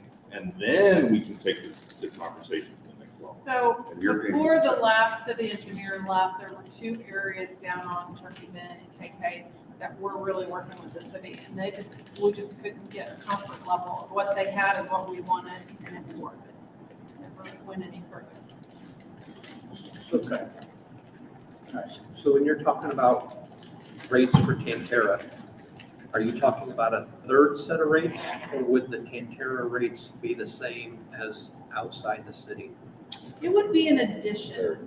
So all else being equal, if you would likely, if think of it like this, we would still figure, I'm try not to use my widget example. I've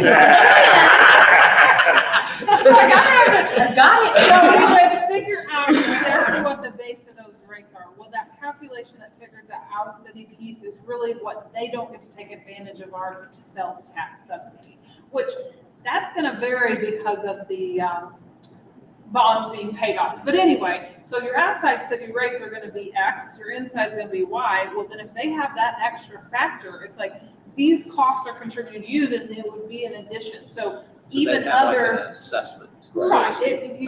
yeah. Because we shouldn't, Right. those So- that inside the visual city limits property, we should be spending, Right. saying that money going to those residents there. It makes no sense. So right now, you've got inside city rates, you've got outside city rates.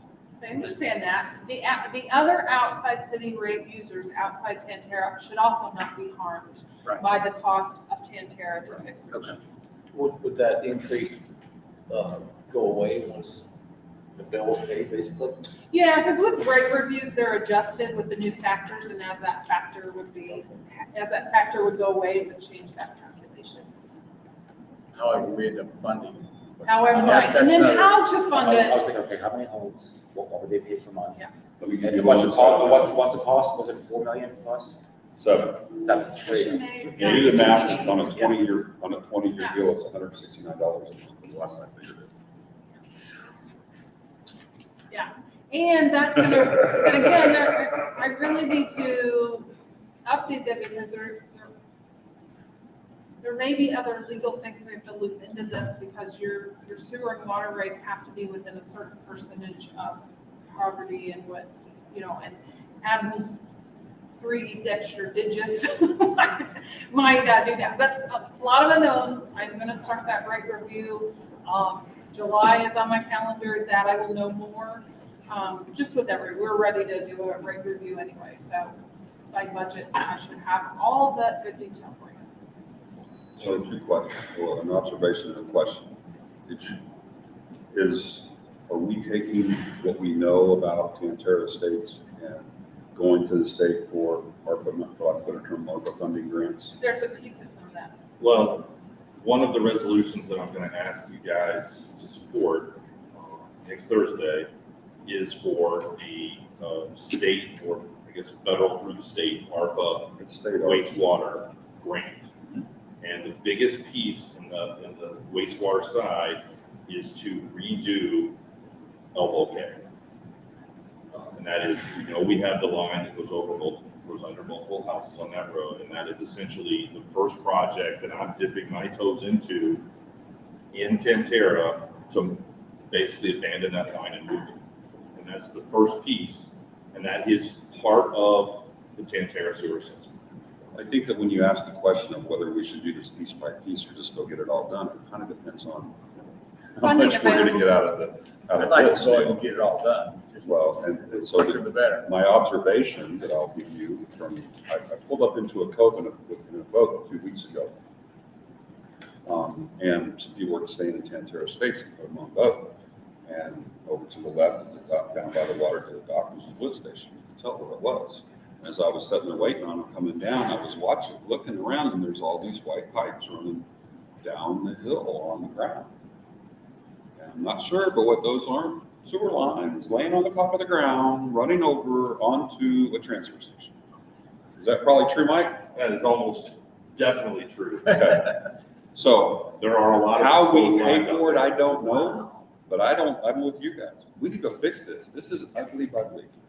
It's gonna bite us real quick if, I'm surprised that isn't been as words already. Well, he's piecing that together, like I said, as far as the system, minus the bonding costs, I really want to do some rates, and then at some time, very true, in the next few months, even whether it's, what's our plan, do we want to, by then, hopefully we'll know on this little piece, even though it's maybe $500,000, I don't whatever that is, whatever that ends up being, that's still $500,000 from something. So why not ask for 7 million? Was there a maximum amount we could ask for? There's a lot of variables there, sir. Number Okay, one, let's the put all that. maximum of the grant is $5 million. Okay. Number two, application has to be turned in by July 15th. So We don't have a plan. I don't have enough time to get everything, get a $8 million plan ready by July 15th. What the engineers provide is what is sufficient. What the assessment did was just give us a taste. But now we need to go in and we need to detail out exactly what we're gonna do in each area. And that's gonna take something bigger than just this one grant. And unfortunately, there's the time constraint. There's just nothing I can Is do there about grant that. money to put that together? Sorry? Is there grant money to put that together, the plan together? Because we gotta have that no matter if we're gonna do it all at once or if we're gonna do it over 10 years. Maybe, That's a good point. Or on the tier list?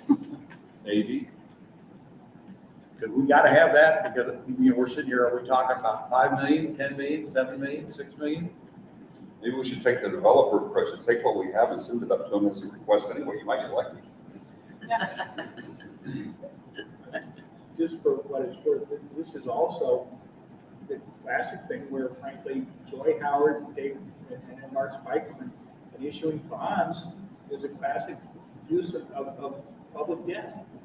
Far more routine and accustomed to the bond market than the TIF bonds is a bond for sewers. There's a specific case that came out last year reaffirming the idea that you can charge different rates, different sewer water rates for different areas based on their needs. So you would be well within your rights to say, okay, the rate we're going to charge you is X. We're going to fix the system. With Joy's help and Mark's help, we're going to go to the market and borrow the $7 million. We're going to fix it over 1 year and be done with it.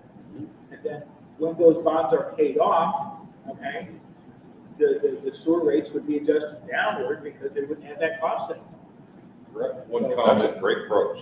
one comment on that too, that I want to just make sure everybody understands is a lot of these tools were provided in the assessment. And it's not, you're not going to have to bond $8 million because we are eligible, and I have talked to the DNR, I've talked to my people at DNR. If we get the bonds approved, there'll be matching grants that we can use. So this little ARPA grant that I'm going to be proposing to you, this is just dipping our toes in the water, folks. The money is there. If we get the bonds through, then there are matching SRF grants that we will be able to use to match those bonds. But we can't access those grants until we have that bond process completed. So it sounds like the next step is you have to have the master plan from the assessment done to be able to know what you're bonding. So what is your next step on that? Correct? You have to have the master plan based on what your assessment says you need before you can even go to determine that you get bonds, whether you get SRF bonds or whether you get traditional infrastructure bonds. The assessment that we have right now is, Not the master plan. it's not the master plan, but it is sufficient for us to move forward with acquiring bonds. But it's not sufficient for you to move forward with the ARPA money grant that you were just talking about. No, it's not, because I'm just looking at one small piece of that, and that piece has to be fleshed out versus if we, if we go the larger routes, then what we're gonna do is when we go, as we apply for those bonds, we will have all of that stuff that goes with it when we turn in those applications. So we just need direction to move Well, I in think, that direction. I think from what you're asking, as far as from this meeting, I mean, I know we're gonna dump, what I'm gonna say here is gonna dump a lot of work on you, Yeah. but that's just part of the way. We gotta keep things moving if that's gonna take. I believe that and we can take it by a vote, we can go majority, we can go consensus, what formal method but I believe we want it fixed tomorrow. One project. And one project, That alone is the best direction I have, because whether and we figure piecemeal it, it or and one you come, project, that's. and you guys do the wonders that you normally do and come up with the best way for us to fund it and pay for it. Fixing it in one project. I think that's what we're looking determines for. a lot. Michael, step back again. The ARPA grant you're applying for now is just for the one project on Elbow Cave, right? Yeah. Just want to clarify that. So what you're looking at right now is just focused on one, No, it's not one house, it's all of Elbow all Cave. of Elbow Cave. Oh, okay. It's a small area within the. Yeah, area. And I think maybe It's everybody's kind of essentially- thinking, why aren't we going for full Cape brutal? But that's because you have focused your process on just that piece of what needs to be done. That's what I can get done before the deadline. Okay. Okay, That's what's wrong with everybody saying. I can't, So the rest, focus on one but area. you got worry about direction on where we're gonna go with the rest. Kevin, Yeah. I appreciate it. That was the best. Do we piecemeal it? Do we do one area? Because that changes what your funding options are. Okay, thank you. Anything else on water or sewer? I know we already talked about unserved areas.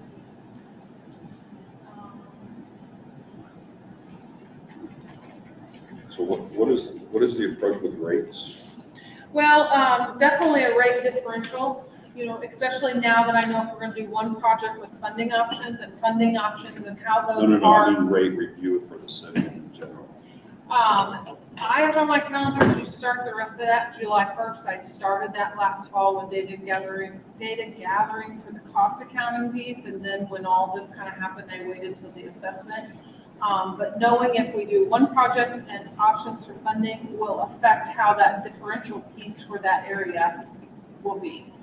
The rest I'll kind of plug in that cost, you know, do the rate. So I'll start on that July. Normally it takes me, if I work in between other stuff, a couple months. I'm hoping that's in July because I'll need to bring an ordinance to you. And I like to schedule rates to start the beginning of a year and give everybody 3 months, or a couple months notice because there's people that do budgets and stuff like condo complexes. So my time frame, if I work on that, assuming I can get some kind of, we can keep moving on this piece, then for sure by budget workshops, if not that same month, I'll have an ordinance to you on what that would be if any changes January 1. So as I look at the forecast for the water and sewer fund, and especially on the water fund, we're going up, we pushed O&M up by 73% in 2022. And then it looks like that we took that run rate and then we started growing it by some percentage. Sewer's up 35% and I'm not sure exactly what that one dropped back, but it's still up quite a bit. I'm trying to understand why when we hired all the folks and we maintain the system, why it is that our O&M is going to jump so high. And if you don't want to talk about that now, be prepared to talk about it at budget, because why our O&M goes up 73% and then maintains is mind-boggling. Well, going to water funds, and again, that could just be my flat increase, not really realizing you're right. We did jump because we had some odd things happen this year. You're right, that very well could go back down to some normal level. If that was Okay. like a one-off something Okay, that I happened. mean, the worksheet might have just already loaded that up. Okay, Right. fair enough. Sewer, I need to go back to behind my scenes in my formulas because I jumped at 2.9, which we did have some amendments this year. And the 2.5 going back to 2.5, I really need to look and see what that is, if there's something. Sewer I thought actually I backs knew. off a little bit, It but does, still but the it run still rate. doesn't back off like it did Right. prior, Right. so. What we've continued to hear is one of the reasons that, we need to repair, we didn't have enough people, so let us get it repaired, and then the numbers will go back down. That's not exactly what's happening in the forecast. No, and I will double check that. Some of that could just be the Excel sheet just added a flat or Fair something. enough. Sometimes when you build those formulas in there, you gotta, Ooh, there I just ran into that on a. And sewer is, budget. sewer and water, it's a little volatile, but part of my rate review is really diving in and identifying true trends and being a little more detailed than just this. I'm not saying I take this lightly because it does take some time, but diving in because I also go as far as separating out fixed and variable because that's how you determine your volumetric rate and fixed rate. So a lot of them are detailed at a much deeper level goes into the rate review than this. So. Okay. Anything else? I know we're not late, but we're not early. Serving the customer and good governance. I kind of, based on conversations, circled what I thought maybe still pertained. Anything from last year's list that we've not discussed or added to before we move on to internal development?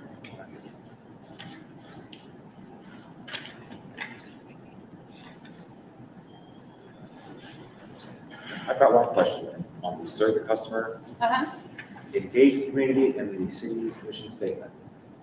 How have we implemented that? Well, so we did a survey. We had a committee internal. I know Tyler participated in that. We did a survey. One survey, we put information out on our website and Facebook, got garnered conversation and comments, which is what was you guys presented to the board that led to our mission statement resolve. So that one I was going to take off because that was kind of an accomplished one. Does that answer your question? Yeah. That's how that process from start to finish ended. So once again, that is something that can come off. Yes, that can come up. Well, that's what I'm saying. This So I is was what leading to was that left. And I've kind of, based on conversations, kind of eliminated that one. And I still think citizen engagement input, I know we talked about with the update. That should be a priority regardless of what's going on, especially with our committees and stuff. Anything else you want to add or discuss from last year's versus what we talked about? Well, internal development. So 2 things I had on the agenda: personnel, culture updates, objectives, and performance measures.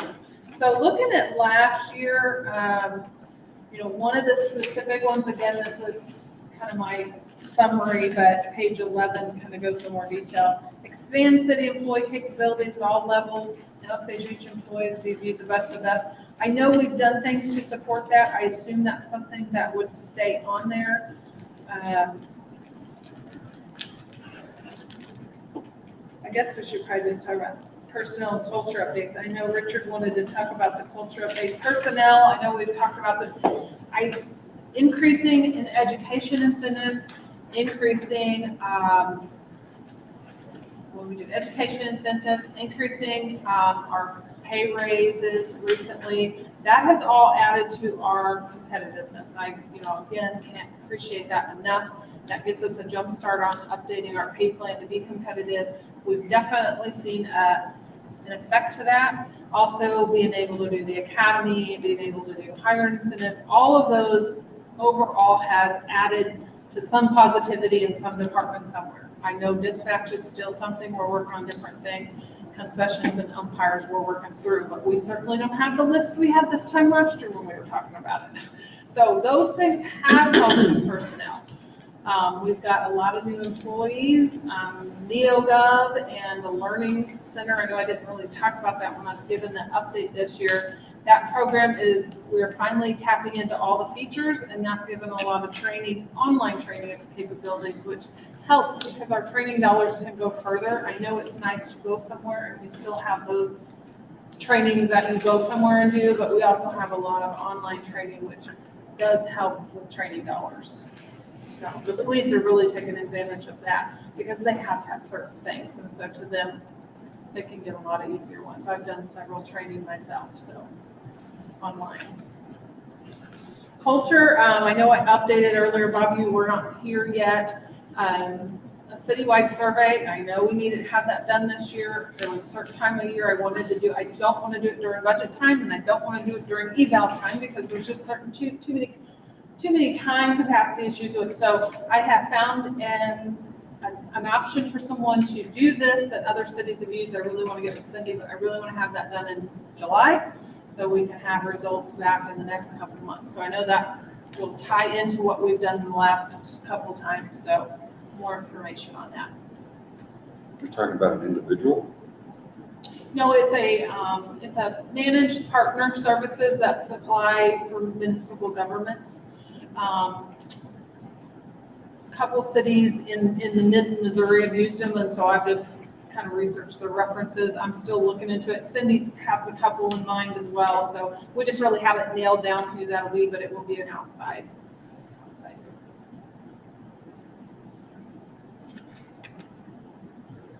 And that's separate from the 360 process, right? Yes. So you're expecting both of those to occur this year still? Mm-hmm. Yeah. My goal is the survey to be done at least by the end of July, and then take August to get results. And the one city I talked to got results back 2 or 3 weeks, so just kind of the reading of it.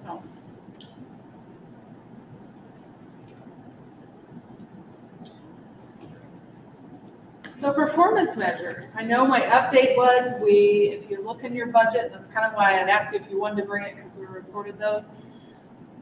Richard, I know this is your baby. What direction, or other than we effectively collect and use data to enhance internal improvement? That's what I So I call guess I- internal performance. I'll just say this, after watching this happen go on now for going on 2 years, I think we need a class on metrics. what I keep watching people do is tell me what they do. In other words, I did these many permits, or I ran this many calls. It's not a metric. Right? And we talked about this, I think you agree. We need to talk about how fast do I make that call? Or how many should I do in a day so I'm averaging X versus how many I should be averaging for the type of staffing we have. Just as an example, okay? And I'm not trying to pick on you, okay?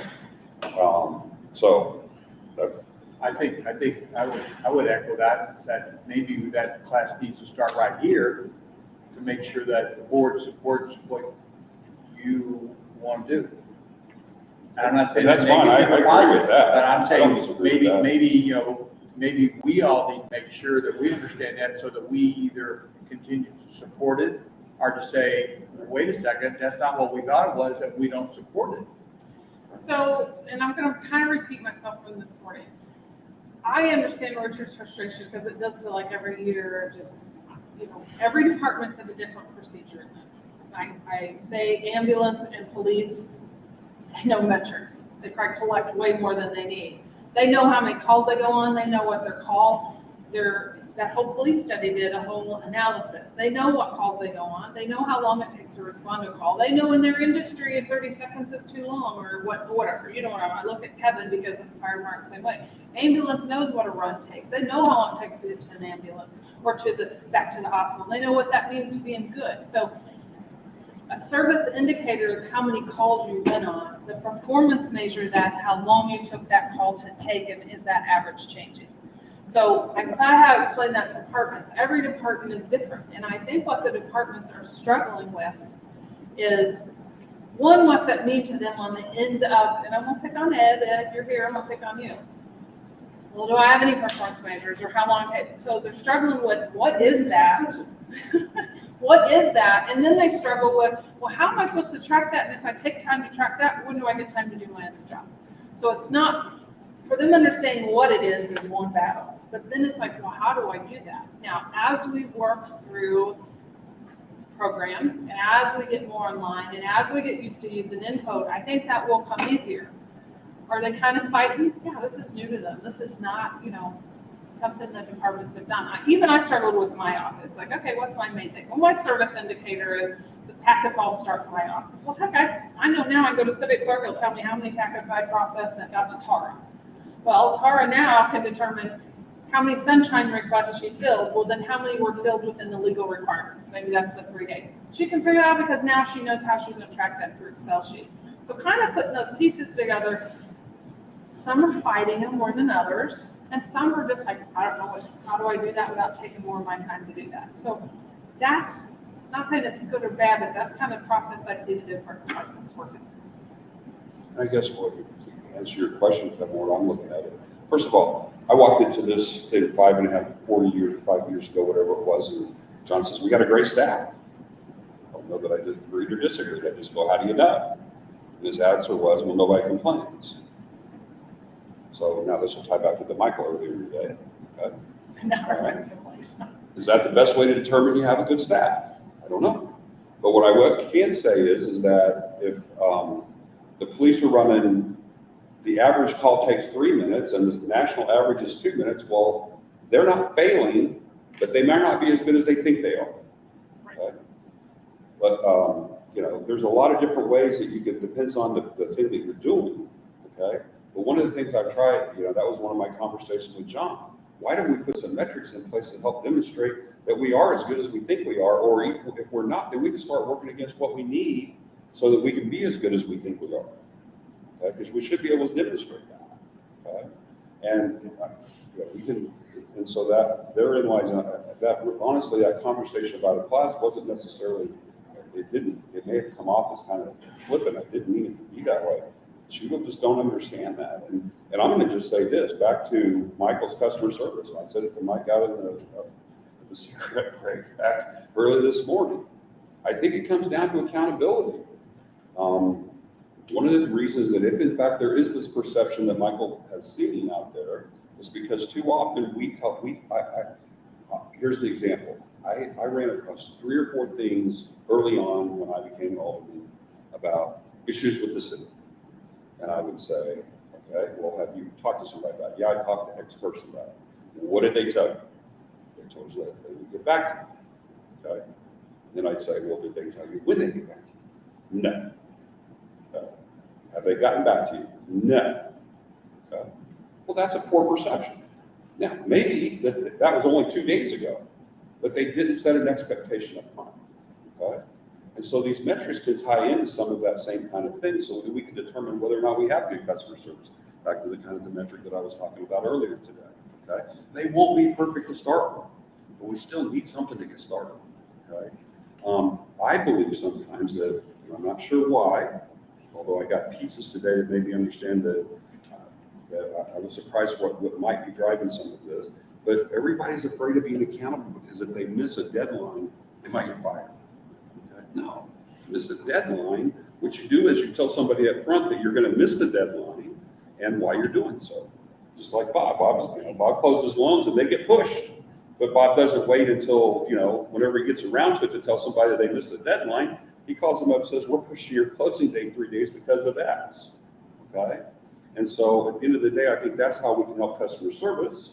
And these metrics, if we get started on them and start measuring whether or not how we really are against what we think we should be, then maybe we can start making some progress on the customer service. Richard and I had this conversation a month ago in my office. I'm in full support of this. Yeah. Again, it's not to get you, it's just to make everybody better. More valuable. I think this all goes back, though, it needs to start with the department heads. They are the experts in that field. They have the expectations to know what the employees should be doing, what is acceptable, what is unacceptable. You had mentioned something about us taking a class. I don't agree with that. That's not something that we as a board should be dictating. It's something the department heads should be dictating. Then they report back to us saying, oh, hey, these are the metrics in place, here's the percentages that we hit this metric, et cetera, et cetera. The reason I said us take the class is Richard has been the main supporter of it. I pushed it every year. And what I'm saying is not that the board has not supported, but also I've not heard a lot of the board support it. There's been silence. Okay, so is that because we don't support it, we do support it, or we don't understand it? So I'm just saying, maybe we need to make sure that the board all understands that, so that they can say, wait a second, we disagree with that, or wait a second, we agree. That's all the reason I said that.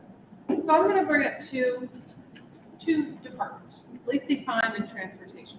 So I probably, every year, it's like, how do we do these? Then I realized let's start with our service indicators first, because these are something that's published in our audit every year. How do we expand those to have something that touches every department? And from there, how do we put a measure? So transportation had a whole list. And I went to Kevin and I said, okay, you've got to determine what are the indicators of what are your service indicators? In other words, the service that department provides, how would you indicate? And it would be as simple as, okay, how many lane miles in the city road system? How many streetlights? How many leaf pickup? How much leaf pickup? Well, then your performance measures is, okay, well, we control hours on those road maintenance miles, or the time it took you to do that. Those things, it's like, how do you know your guys are making as much leeway as they should when they're mowing their sections, because each section's divided for. So as much as I know it's not happening as fast as it probably should have, because we put these in the budget this time, I felt they're started. So Kevin's goal is, okay, not just leaf pickup square yards, or how many snow removal hours, how many snow events and how many snow removal hours. How did that change versus how much? Those type of things that tie to that performance.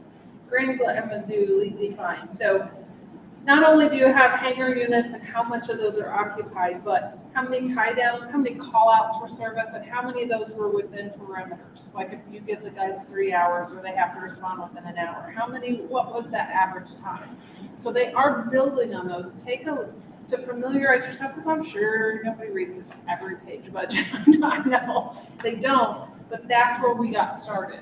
So I agree with Richard and Kevin both. It's like, they've got to understand what it is, but it was easy for them to identify what are the main points of my job that have to get done and how do I measure the performance of that building department.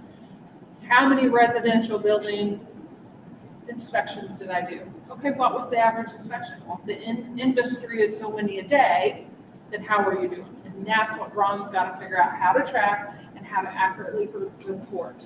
You know, how many compliance checks, how many permits were processed on time, how many deadlines, so. I mean, Ron's a perfect example, you know, for example, we want to feel like we're friendly to developers, okay? Well, one of the things that we can do is process plan reviews so that we can get permits issued, okay? Because time is always has a value, okay? And I don't know whether we're at 2 days or 2 weeks or 2 months, but if we want to be at 2 days or let's just say 2 weeks, 1 week, well, what percent did we hit the 1 week on? And if we hit it 20% of the time, well, we got to figure out why we're not at 80% of the time, or whatever that is, okay? But that's where they've got to start, is thinking that way. And the challenge is that I think is that everybody's, quite honest, is a bit scared to be accountable. And because it's never been, and that's not their fault, it's just never been, how would I say, portrayed that way, that's the way they should look at their work. I do not think it's all that. Yes, I think that's a piece. But what I'm finding the frustration of the department's like, how am I supposed to get that information? Okay, well, learn how to use Encode. Ron's another one. I'm not picking on the building department. Right. It's like he is getting ready to have the opportunity to have his Encode so much more in line than it was before. So, okay, Ron, knowing that this is, so when you're learning the system, that's how you're going to start tracking this. How do the frustration here is like, okay, I've got to take the time to figure out how to track. And oh my gosh, yeah. So I'm not saying there's not an accountability piece. I think the frustration is, oh my gosh, how do I get started? I've never had to do this before. Now it's going to take more time. It's like using a calendar and outlet, maybe? Yeah. Okay. Well, and I mean, I'm just being honest. We got to get over those. How do I? Utilizing the resources available. just to take it a step further, using your example, Richard, you know, I've been involved now in the plan review process as well, and I'm fresh. I've only been involved with it for a couple of years. One of the things that I see is almost every other plan review we do, the plan review that turned in is incomplete. And so, yeah, we can turn it around and we can get it back to the person within the time limit, but that doesn't mean it's done. There's another performance. So how do you then incorporate that into your performance measures and figure out how that affects, you know, your service indicators and your performance measures? Because, you know, at least half the time that I've seen it, we have to give the plan review back to the developer and say, I'm sorry, but we need X, Y, and Z before we can really go any further. So there's also obstacles there as well, and some of that could be, you know, better customer service as we, you know, identify exactly what we want and make sure that the developers know what we want. But I just want to point that out, that there are other obstacles out there beyond. Well, not just, I thought it was easy. I'll just say to start with, just to get started, just track the complete ones to start with, okay? Then maybe we'll figure out the incomplete ones over time. That is my struggle with the departments. Take the time, understand what this is required of you, and figure out and give me something. So I'm more hopeful next budget we'll have a little more lines on that. But there is some frustration there, right or wrong. And I don't think it's all accountability. I think it's just like, oh, I gotta get started. Okay. I don't know where to go. So where is that within their performance evaluation? I was gonna say. If you look on last year's, for every one of the appointed officials, I guarantee there's at least 1 or 2 comments that mention performance measures. Okay. So are they in their goals and objectives then? Yes. Okay. That will also be an area they will be mentioned in, absolutely. Yeah. So what direction, because I know this is an item and I know I want to keep it on there, is internal performance measures. Well, that's part of a combo one. Right. Is there a specific objective, or other than it's still a priority, continue completing? About every department has one. With a performance measure and an indicator, because I have kind of separated out the Gotta two. get started sometimes. So that's the only thing, I'm not sure if that's answers your question, but it just. I just, if you want to shore up a target, or if there's some specific direction, I know this is important. I'm still committed to and holding them and getting that done. Plant the seed, see if it grows. We've reached the end of our 4 categories.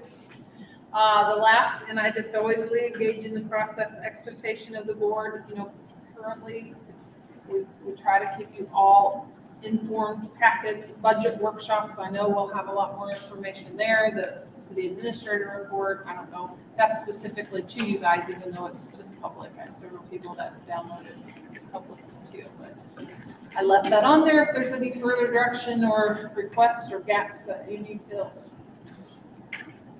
I think it would be nice, and this is just very, not very formal, but when we have our Alderman meetings and we do at the end of the meeting, all the department heads speak, it would be nice for them to recap things we discussed in previous meetings. I.e., we're having issues with concessions and umpires. The next meeting, then they should circle back and say, continue to be an issue or resolve that problem. Because a lot of the Have things their that own mini a lot of the things that are reports. discussed per department never get circled back to, so therefore, you can never know if there's actual resolution. I assume there is, but it's never verbatim said. Got that issue resolved. That would be For just a hot that item, would that be, even yeah, that would also be the best happened that opportunity for them, just to keep the board in the loop on things that they have discussed that have been an issue or ongoing problems or projects, et cetera. Bob, do you want them to come back at the next meeting, or are you okay with them sending out a board email to everybody a week later telling them I brought this situation up, blah, blah, blah. It's. No, takes care of it. because you're getting emails from both. You gotta have more Yeah, email. 9 or 10 departments. Okay, well, I did. I like the idea of everyone at once. Here's a quick recap. Yes, it may extend the meeting by a few minutes, but I think it's a good, once again, go back to metrics. Here's a problem that was brought to our attention. How was it resolved? We don't always get how you got from point A to Or point B. what progress, or What progress, just Or- updates. And then with so many department heads, I've got nothing to say, and I'm thinking, well, didn't they just talk about this issue last meeting? Yeah. That they're not gonna follow up on it again. and if there's no progress in 3 or 4 or 5 updates, well, maybe we're not, maybe we aren't providing the right tools or something. At least we understand what we're up against, because I think this board and the staff, compared to where we were 4 or 5 years ago, I think we're working very well together and trying to help each other out. Well, and I agree with you. I think, I tell, the appointed officials, I know it's kind of like an expectation that they're at the meetings. I said, this is your 2 times a month, you are in front of the board, mayor and board.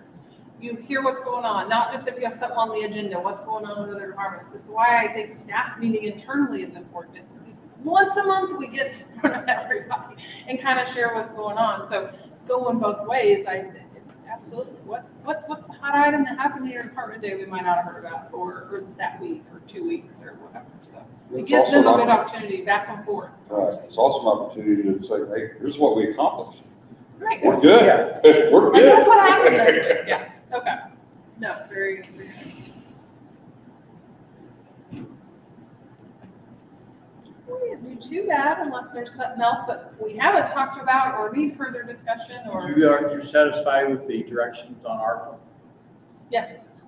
Well, on the ARPA, on the water and sewer, on the ARPA, like our funds on ARPA, as much as I hate to keep pushing you guys back, I'd like to get some of our water and sewer kind of figured out on that. I know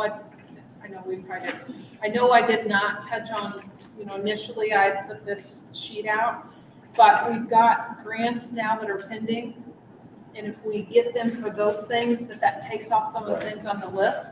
Plus we get the other assessment stuff figured out. I think that might, help us nail down the list. And so I really want to just keep pushing that. I really do. One thing I'll put just in your all's brains is the ARPA grants that I am applying for, that I'm asking for resolutions for on the next meeting. We're still debating exactly what the local match is going to be, and that's something that I'm going to be working with Gina on, as far as whether that local match is 10 or 20%. Or we could go higher, but that local match can be, you can use your own ARPA grant money. We'll for that add it to local the match. list. So that's one option. So have we, let me ask this question, have we submitted any ARPA fund applications, for example? I know we haven't on sewer and water, but now the part you guys talked about, the bridge. Todd, Have any been submitted yet? That's a quick question. this will be the first set, and Todd is also working with Mike on requesting some Camden County money for some I other was things gonna for say- public safety. So we've got Right. these little pieces going that I really want to figure out how they work out and where we need our holes that way. I guess I'm talking about the state. Oh, That's what I was gonna ask you, have we considered any ARPA money through Miller or Hampton County? Mike is also working with Todd on some public safety and some Because equipment. we have a small portion of Miller County, and, I mean, they may I think be, we've they done may be Miller. spending their money on it. Yeah, I don't know how much they have available. Camden County we are, but Miller we've not done anything. To be honest, the money that's coming from the counties is very small. Do I? The money that's coming from the counties is a very small amount. I've reached out to Miller and asked them to keep me up to date on anything ARPA related, and I've got nothing from them. So I could give some perspective on that from the housing thing that we applied for at Osage County. So Camden County probably has been the most aggressive in assigning money. Yeah. And then they realized that they need to spend $4.7 million to take all the asbestos and fix the walls and the roof of the old courthouse. Now they're talking about borrowing. So, because So they don't want to what little money spend, we they don't want got- to spend all of the 9 million or all of the money that's left on the courthouse, but they still want to help people out. But for example, the Big County Fire Protection District was wanting some vehicles upgraded, and I think they decided not to help them because they got that problem in Big County to figure out their own thing. Okay, so because what's happened is at Miller County, talking, because I work with Brian Hanson pretty close, they weren't really sure what to do. They wanted to do a sewer system down by the courthouse, but all the other cities came to them because they knew they had a bunch of money. And they weren't going to the state. And so what they're doing right now is pushing them over to the state side and saying, hey, go to the state and tell us that you can't get any money, and then maybe we'll consider. Because the easy way was to go to the county, okay? And so I think the counties are starting to smarten up. Morgan County hasn't done much. Cleveland County's talking about spending every dime rebuilding a complete courthouse, I think, but some complete building. And so everybody's got a different approach to it, but I don't think Osage Beach is probably going to get much time in front of Camden County or Miller County because they feel like we're really funded well anyway. That would be my perception. Can I say one thing? I'm sorry, everybody's getting ready to go. But as I didn't know if it's a time or place to bring this up, but as I look up there, it certainly does. And because it comes back to the second week as an office, Ty and Mike were kind enough to take me out to both airports. And talk about economic growth. Those are two things, especially AC fine. It sounds like we might have the opportunity to purchase someday. Grand Blaze Airport, sounds like they're not making a lot of money, but they do have property there in order to build more hangars. It sounds like more hangars would make more revenue. So I don't know if now's the time to talk about that or not, but as we look toward the future, making Lacey fine where we get bigger aircrafts to come in, purchase that property would be huge, especially if they do bring in casinos and all the other developments. So is now the time to maybe talk about that a little bit? I can give a quick update if that's what you guys want me to do. Well, hold on before that. Absolutely, that is a priority, a goal. When I talk about economic development, how do you airport expansion and or, for growth? That would be, puts it on the list. I think we've always, I know Mike's getting ready to update, and I know that we're in negotiation, so keep in mind the public, negotiation. Yeah, if you don't mind, about the possibilities of Lacey fine. Well, first of all, I'll start with, just real quick, we are at that time where it's time for us to reevaluate our airport engineering. So you are going to see us go out to bid within the next couple of weeks to update our airport engineering. We use CMT right now. Now, whether we stay with CMT or not is yet to be determined based upon how that RFP process plays out. So that's the number one thing. And pending how that happens will determine what we do about updating an airport master plan and continuing with the projects that we had budgeted this year and for future years. On the other side of things, I am in negotiations with Missouri State Parks concerning, it's not really a property purchase, it's a property swap. They are asking us, and this is no secret, they are asking us to take over the sewer system in State Park. There are 12 lift stations within the state park system, and 10 or so miles of sewer line. So we've been assessed. PB2? Yes, the system they just built a few years ago. The system they just built in 2017. Oh, in PB2. Our PB1 also, right? It's throughout. PB1, it's PB1, Okay. Well, I mean, it's throughout the whole on system. 130, or behind Kaiser. It starts Okay. at the fire, Okay, that's yeah. fine. I'm just trying to make sure. Yes. So it's in good shape, in other words. That's a whole other topic we can go on all day on. So we're working with them on that. Another piece of that we've talked about, that goes beyond just the airport is the property along Hatchery Road. And they've made it clear to me that if we want to lease that land, they're willing to talk, that's not a problem. But essentially, the guts of that would be, we would take ownership of Lacey Fine if we are willing to take over their sewer system. There are some issues with the sewer system that we are working through with them to try and get them to upgrade before we take it over, so that we can make sure that whatever system that we take over meets our guidelines, provides room for expansion, and is accessible for our guys that want to support it. So that, I don't have an answer yet. The last I talked to the state, they were going to talk to their engineers and get back with me and make a decision as to what they were willing to do as far as upgrading that sewer system, because that's the big sticking point for us right now.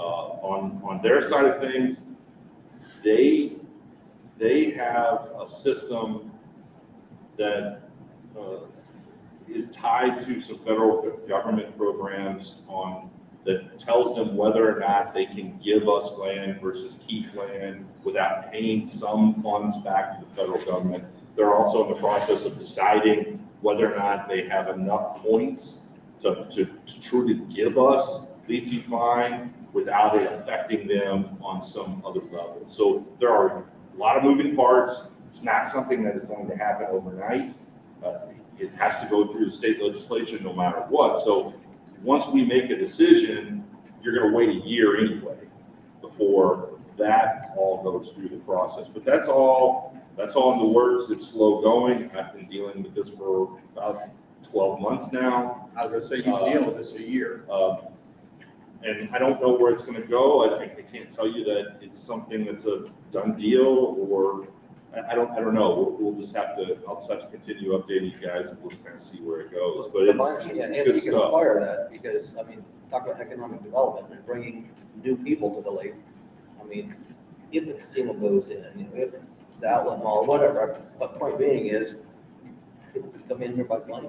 I mean, we own the property. The driving force behind it is a conversation that I had with the director of state parks, David Kelly, about. You know, he had asked me the question: Are we in your way? Are we in your way? And Yeah, you're in our way when you want to build hangars. right now, we have to go through some You are pretty in our way. extensive bureaucratic processes to build private hangars out there. And they make us money. And that, getting that out of the way would pave the way for some economic growth at the airport. And so that's the driving force behind it. But we're also not going to take over a sewer system that we're going to have to turn around and spend gallons of money on. So we've got to kind of balance those two things and see how. They don't want to be in the sewer business, we want to be in the hangar business, however, but we're not gonna add to Kevin Crooks a nightmare just so we can, you know, we want it done right. We definitely want this to go do, but the very first meeting myself and Mike had with our public works operations, we was like, oh no, this thing needs help first, so. But I'd like to keep this at the forefront to keep talking about it. We can work through that, then. Is the state in our way to bring in commercial flights? Or could we do that now if we wanted to, or could find somebody to? That is something that Gina has asked me to move forward with an airport master, or an update to our airport master plan, and that is something that will be addressed in the It's airport. not a master plan, We it's an had that in the airport past. assessment. We have never done an economic benefit air assessment. Eldon just recently did theirs. what would do is study both or take a look at both our airports. What would be revenue generating that would assess, and what are we lacking to get that? What would best meet their business plans? And so there is funds, I've already talked to Council of Governments, there are funds that we can even get to do those. We can use funds to do that assessment. That would tell us, this is what will make us money here, this is what's feasible here. We've never had that done, and other airports have, and it really is a piece that would help us. We can get that done with some funds, and then, again, Council of Governments on the aviation, the multimodal phase of the MoDOT unfunded needs are pieces of the leasing fund, because even the TAC group knows it's a priority that if and when air service would ever come, we would want it there. So even the TAC committee with MoDOT understands it, or the TAC committee with Council of Governments. Kevin, you remember what those are?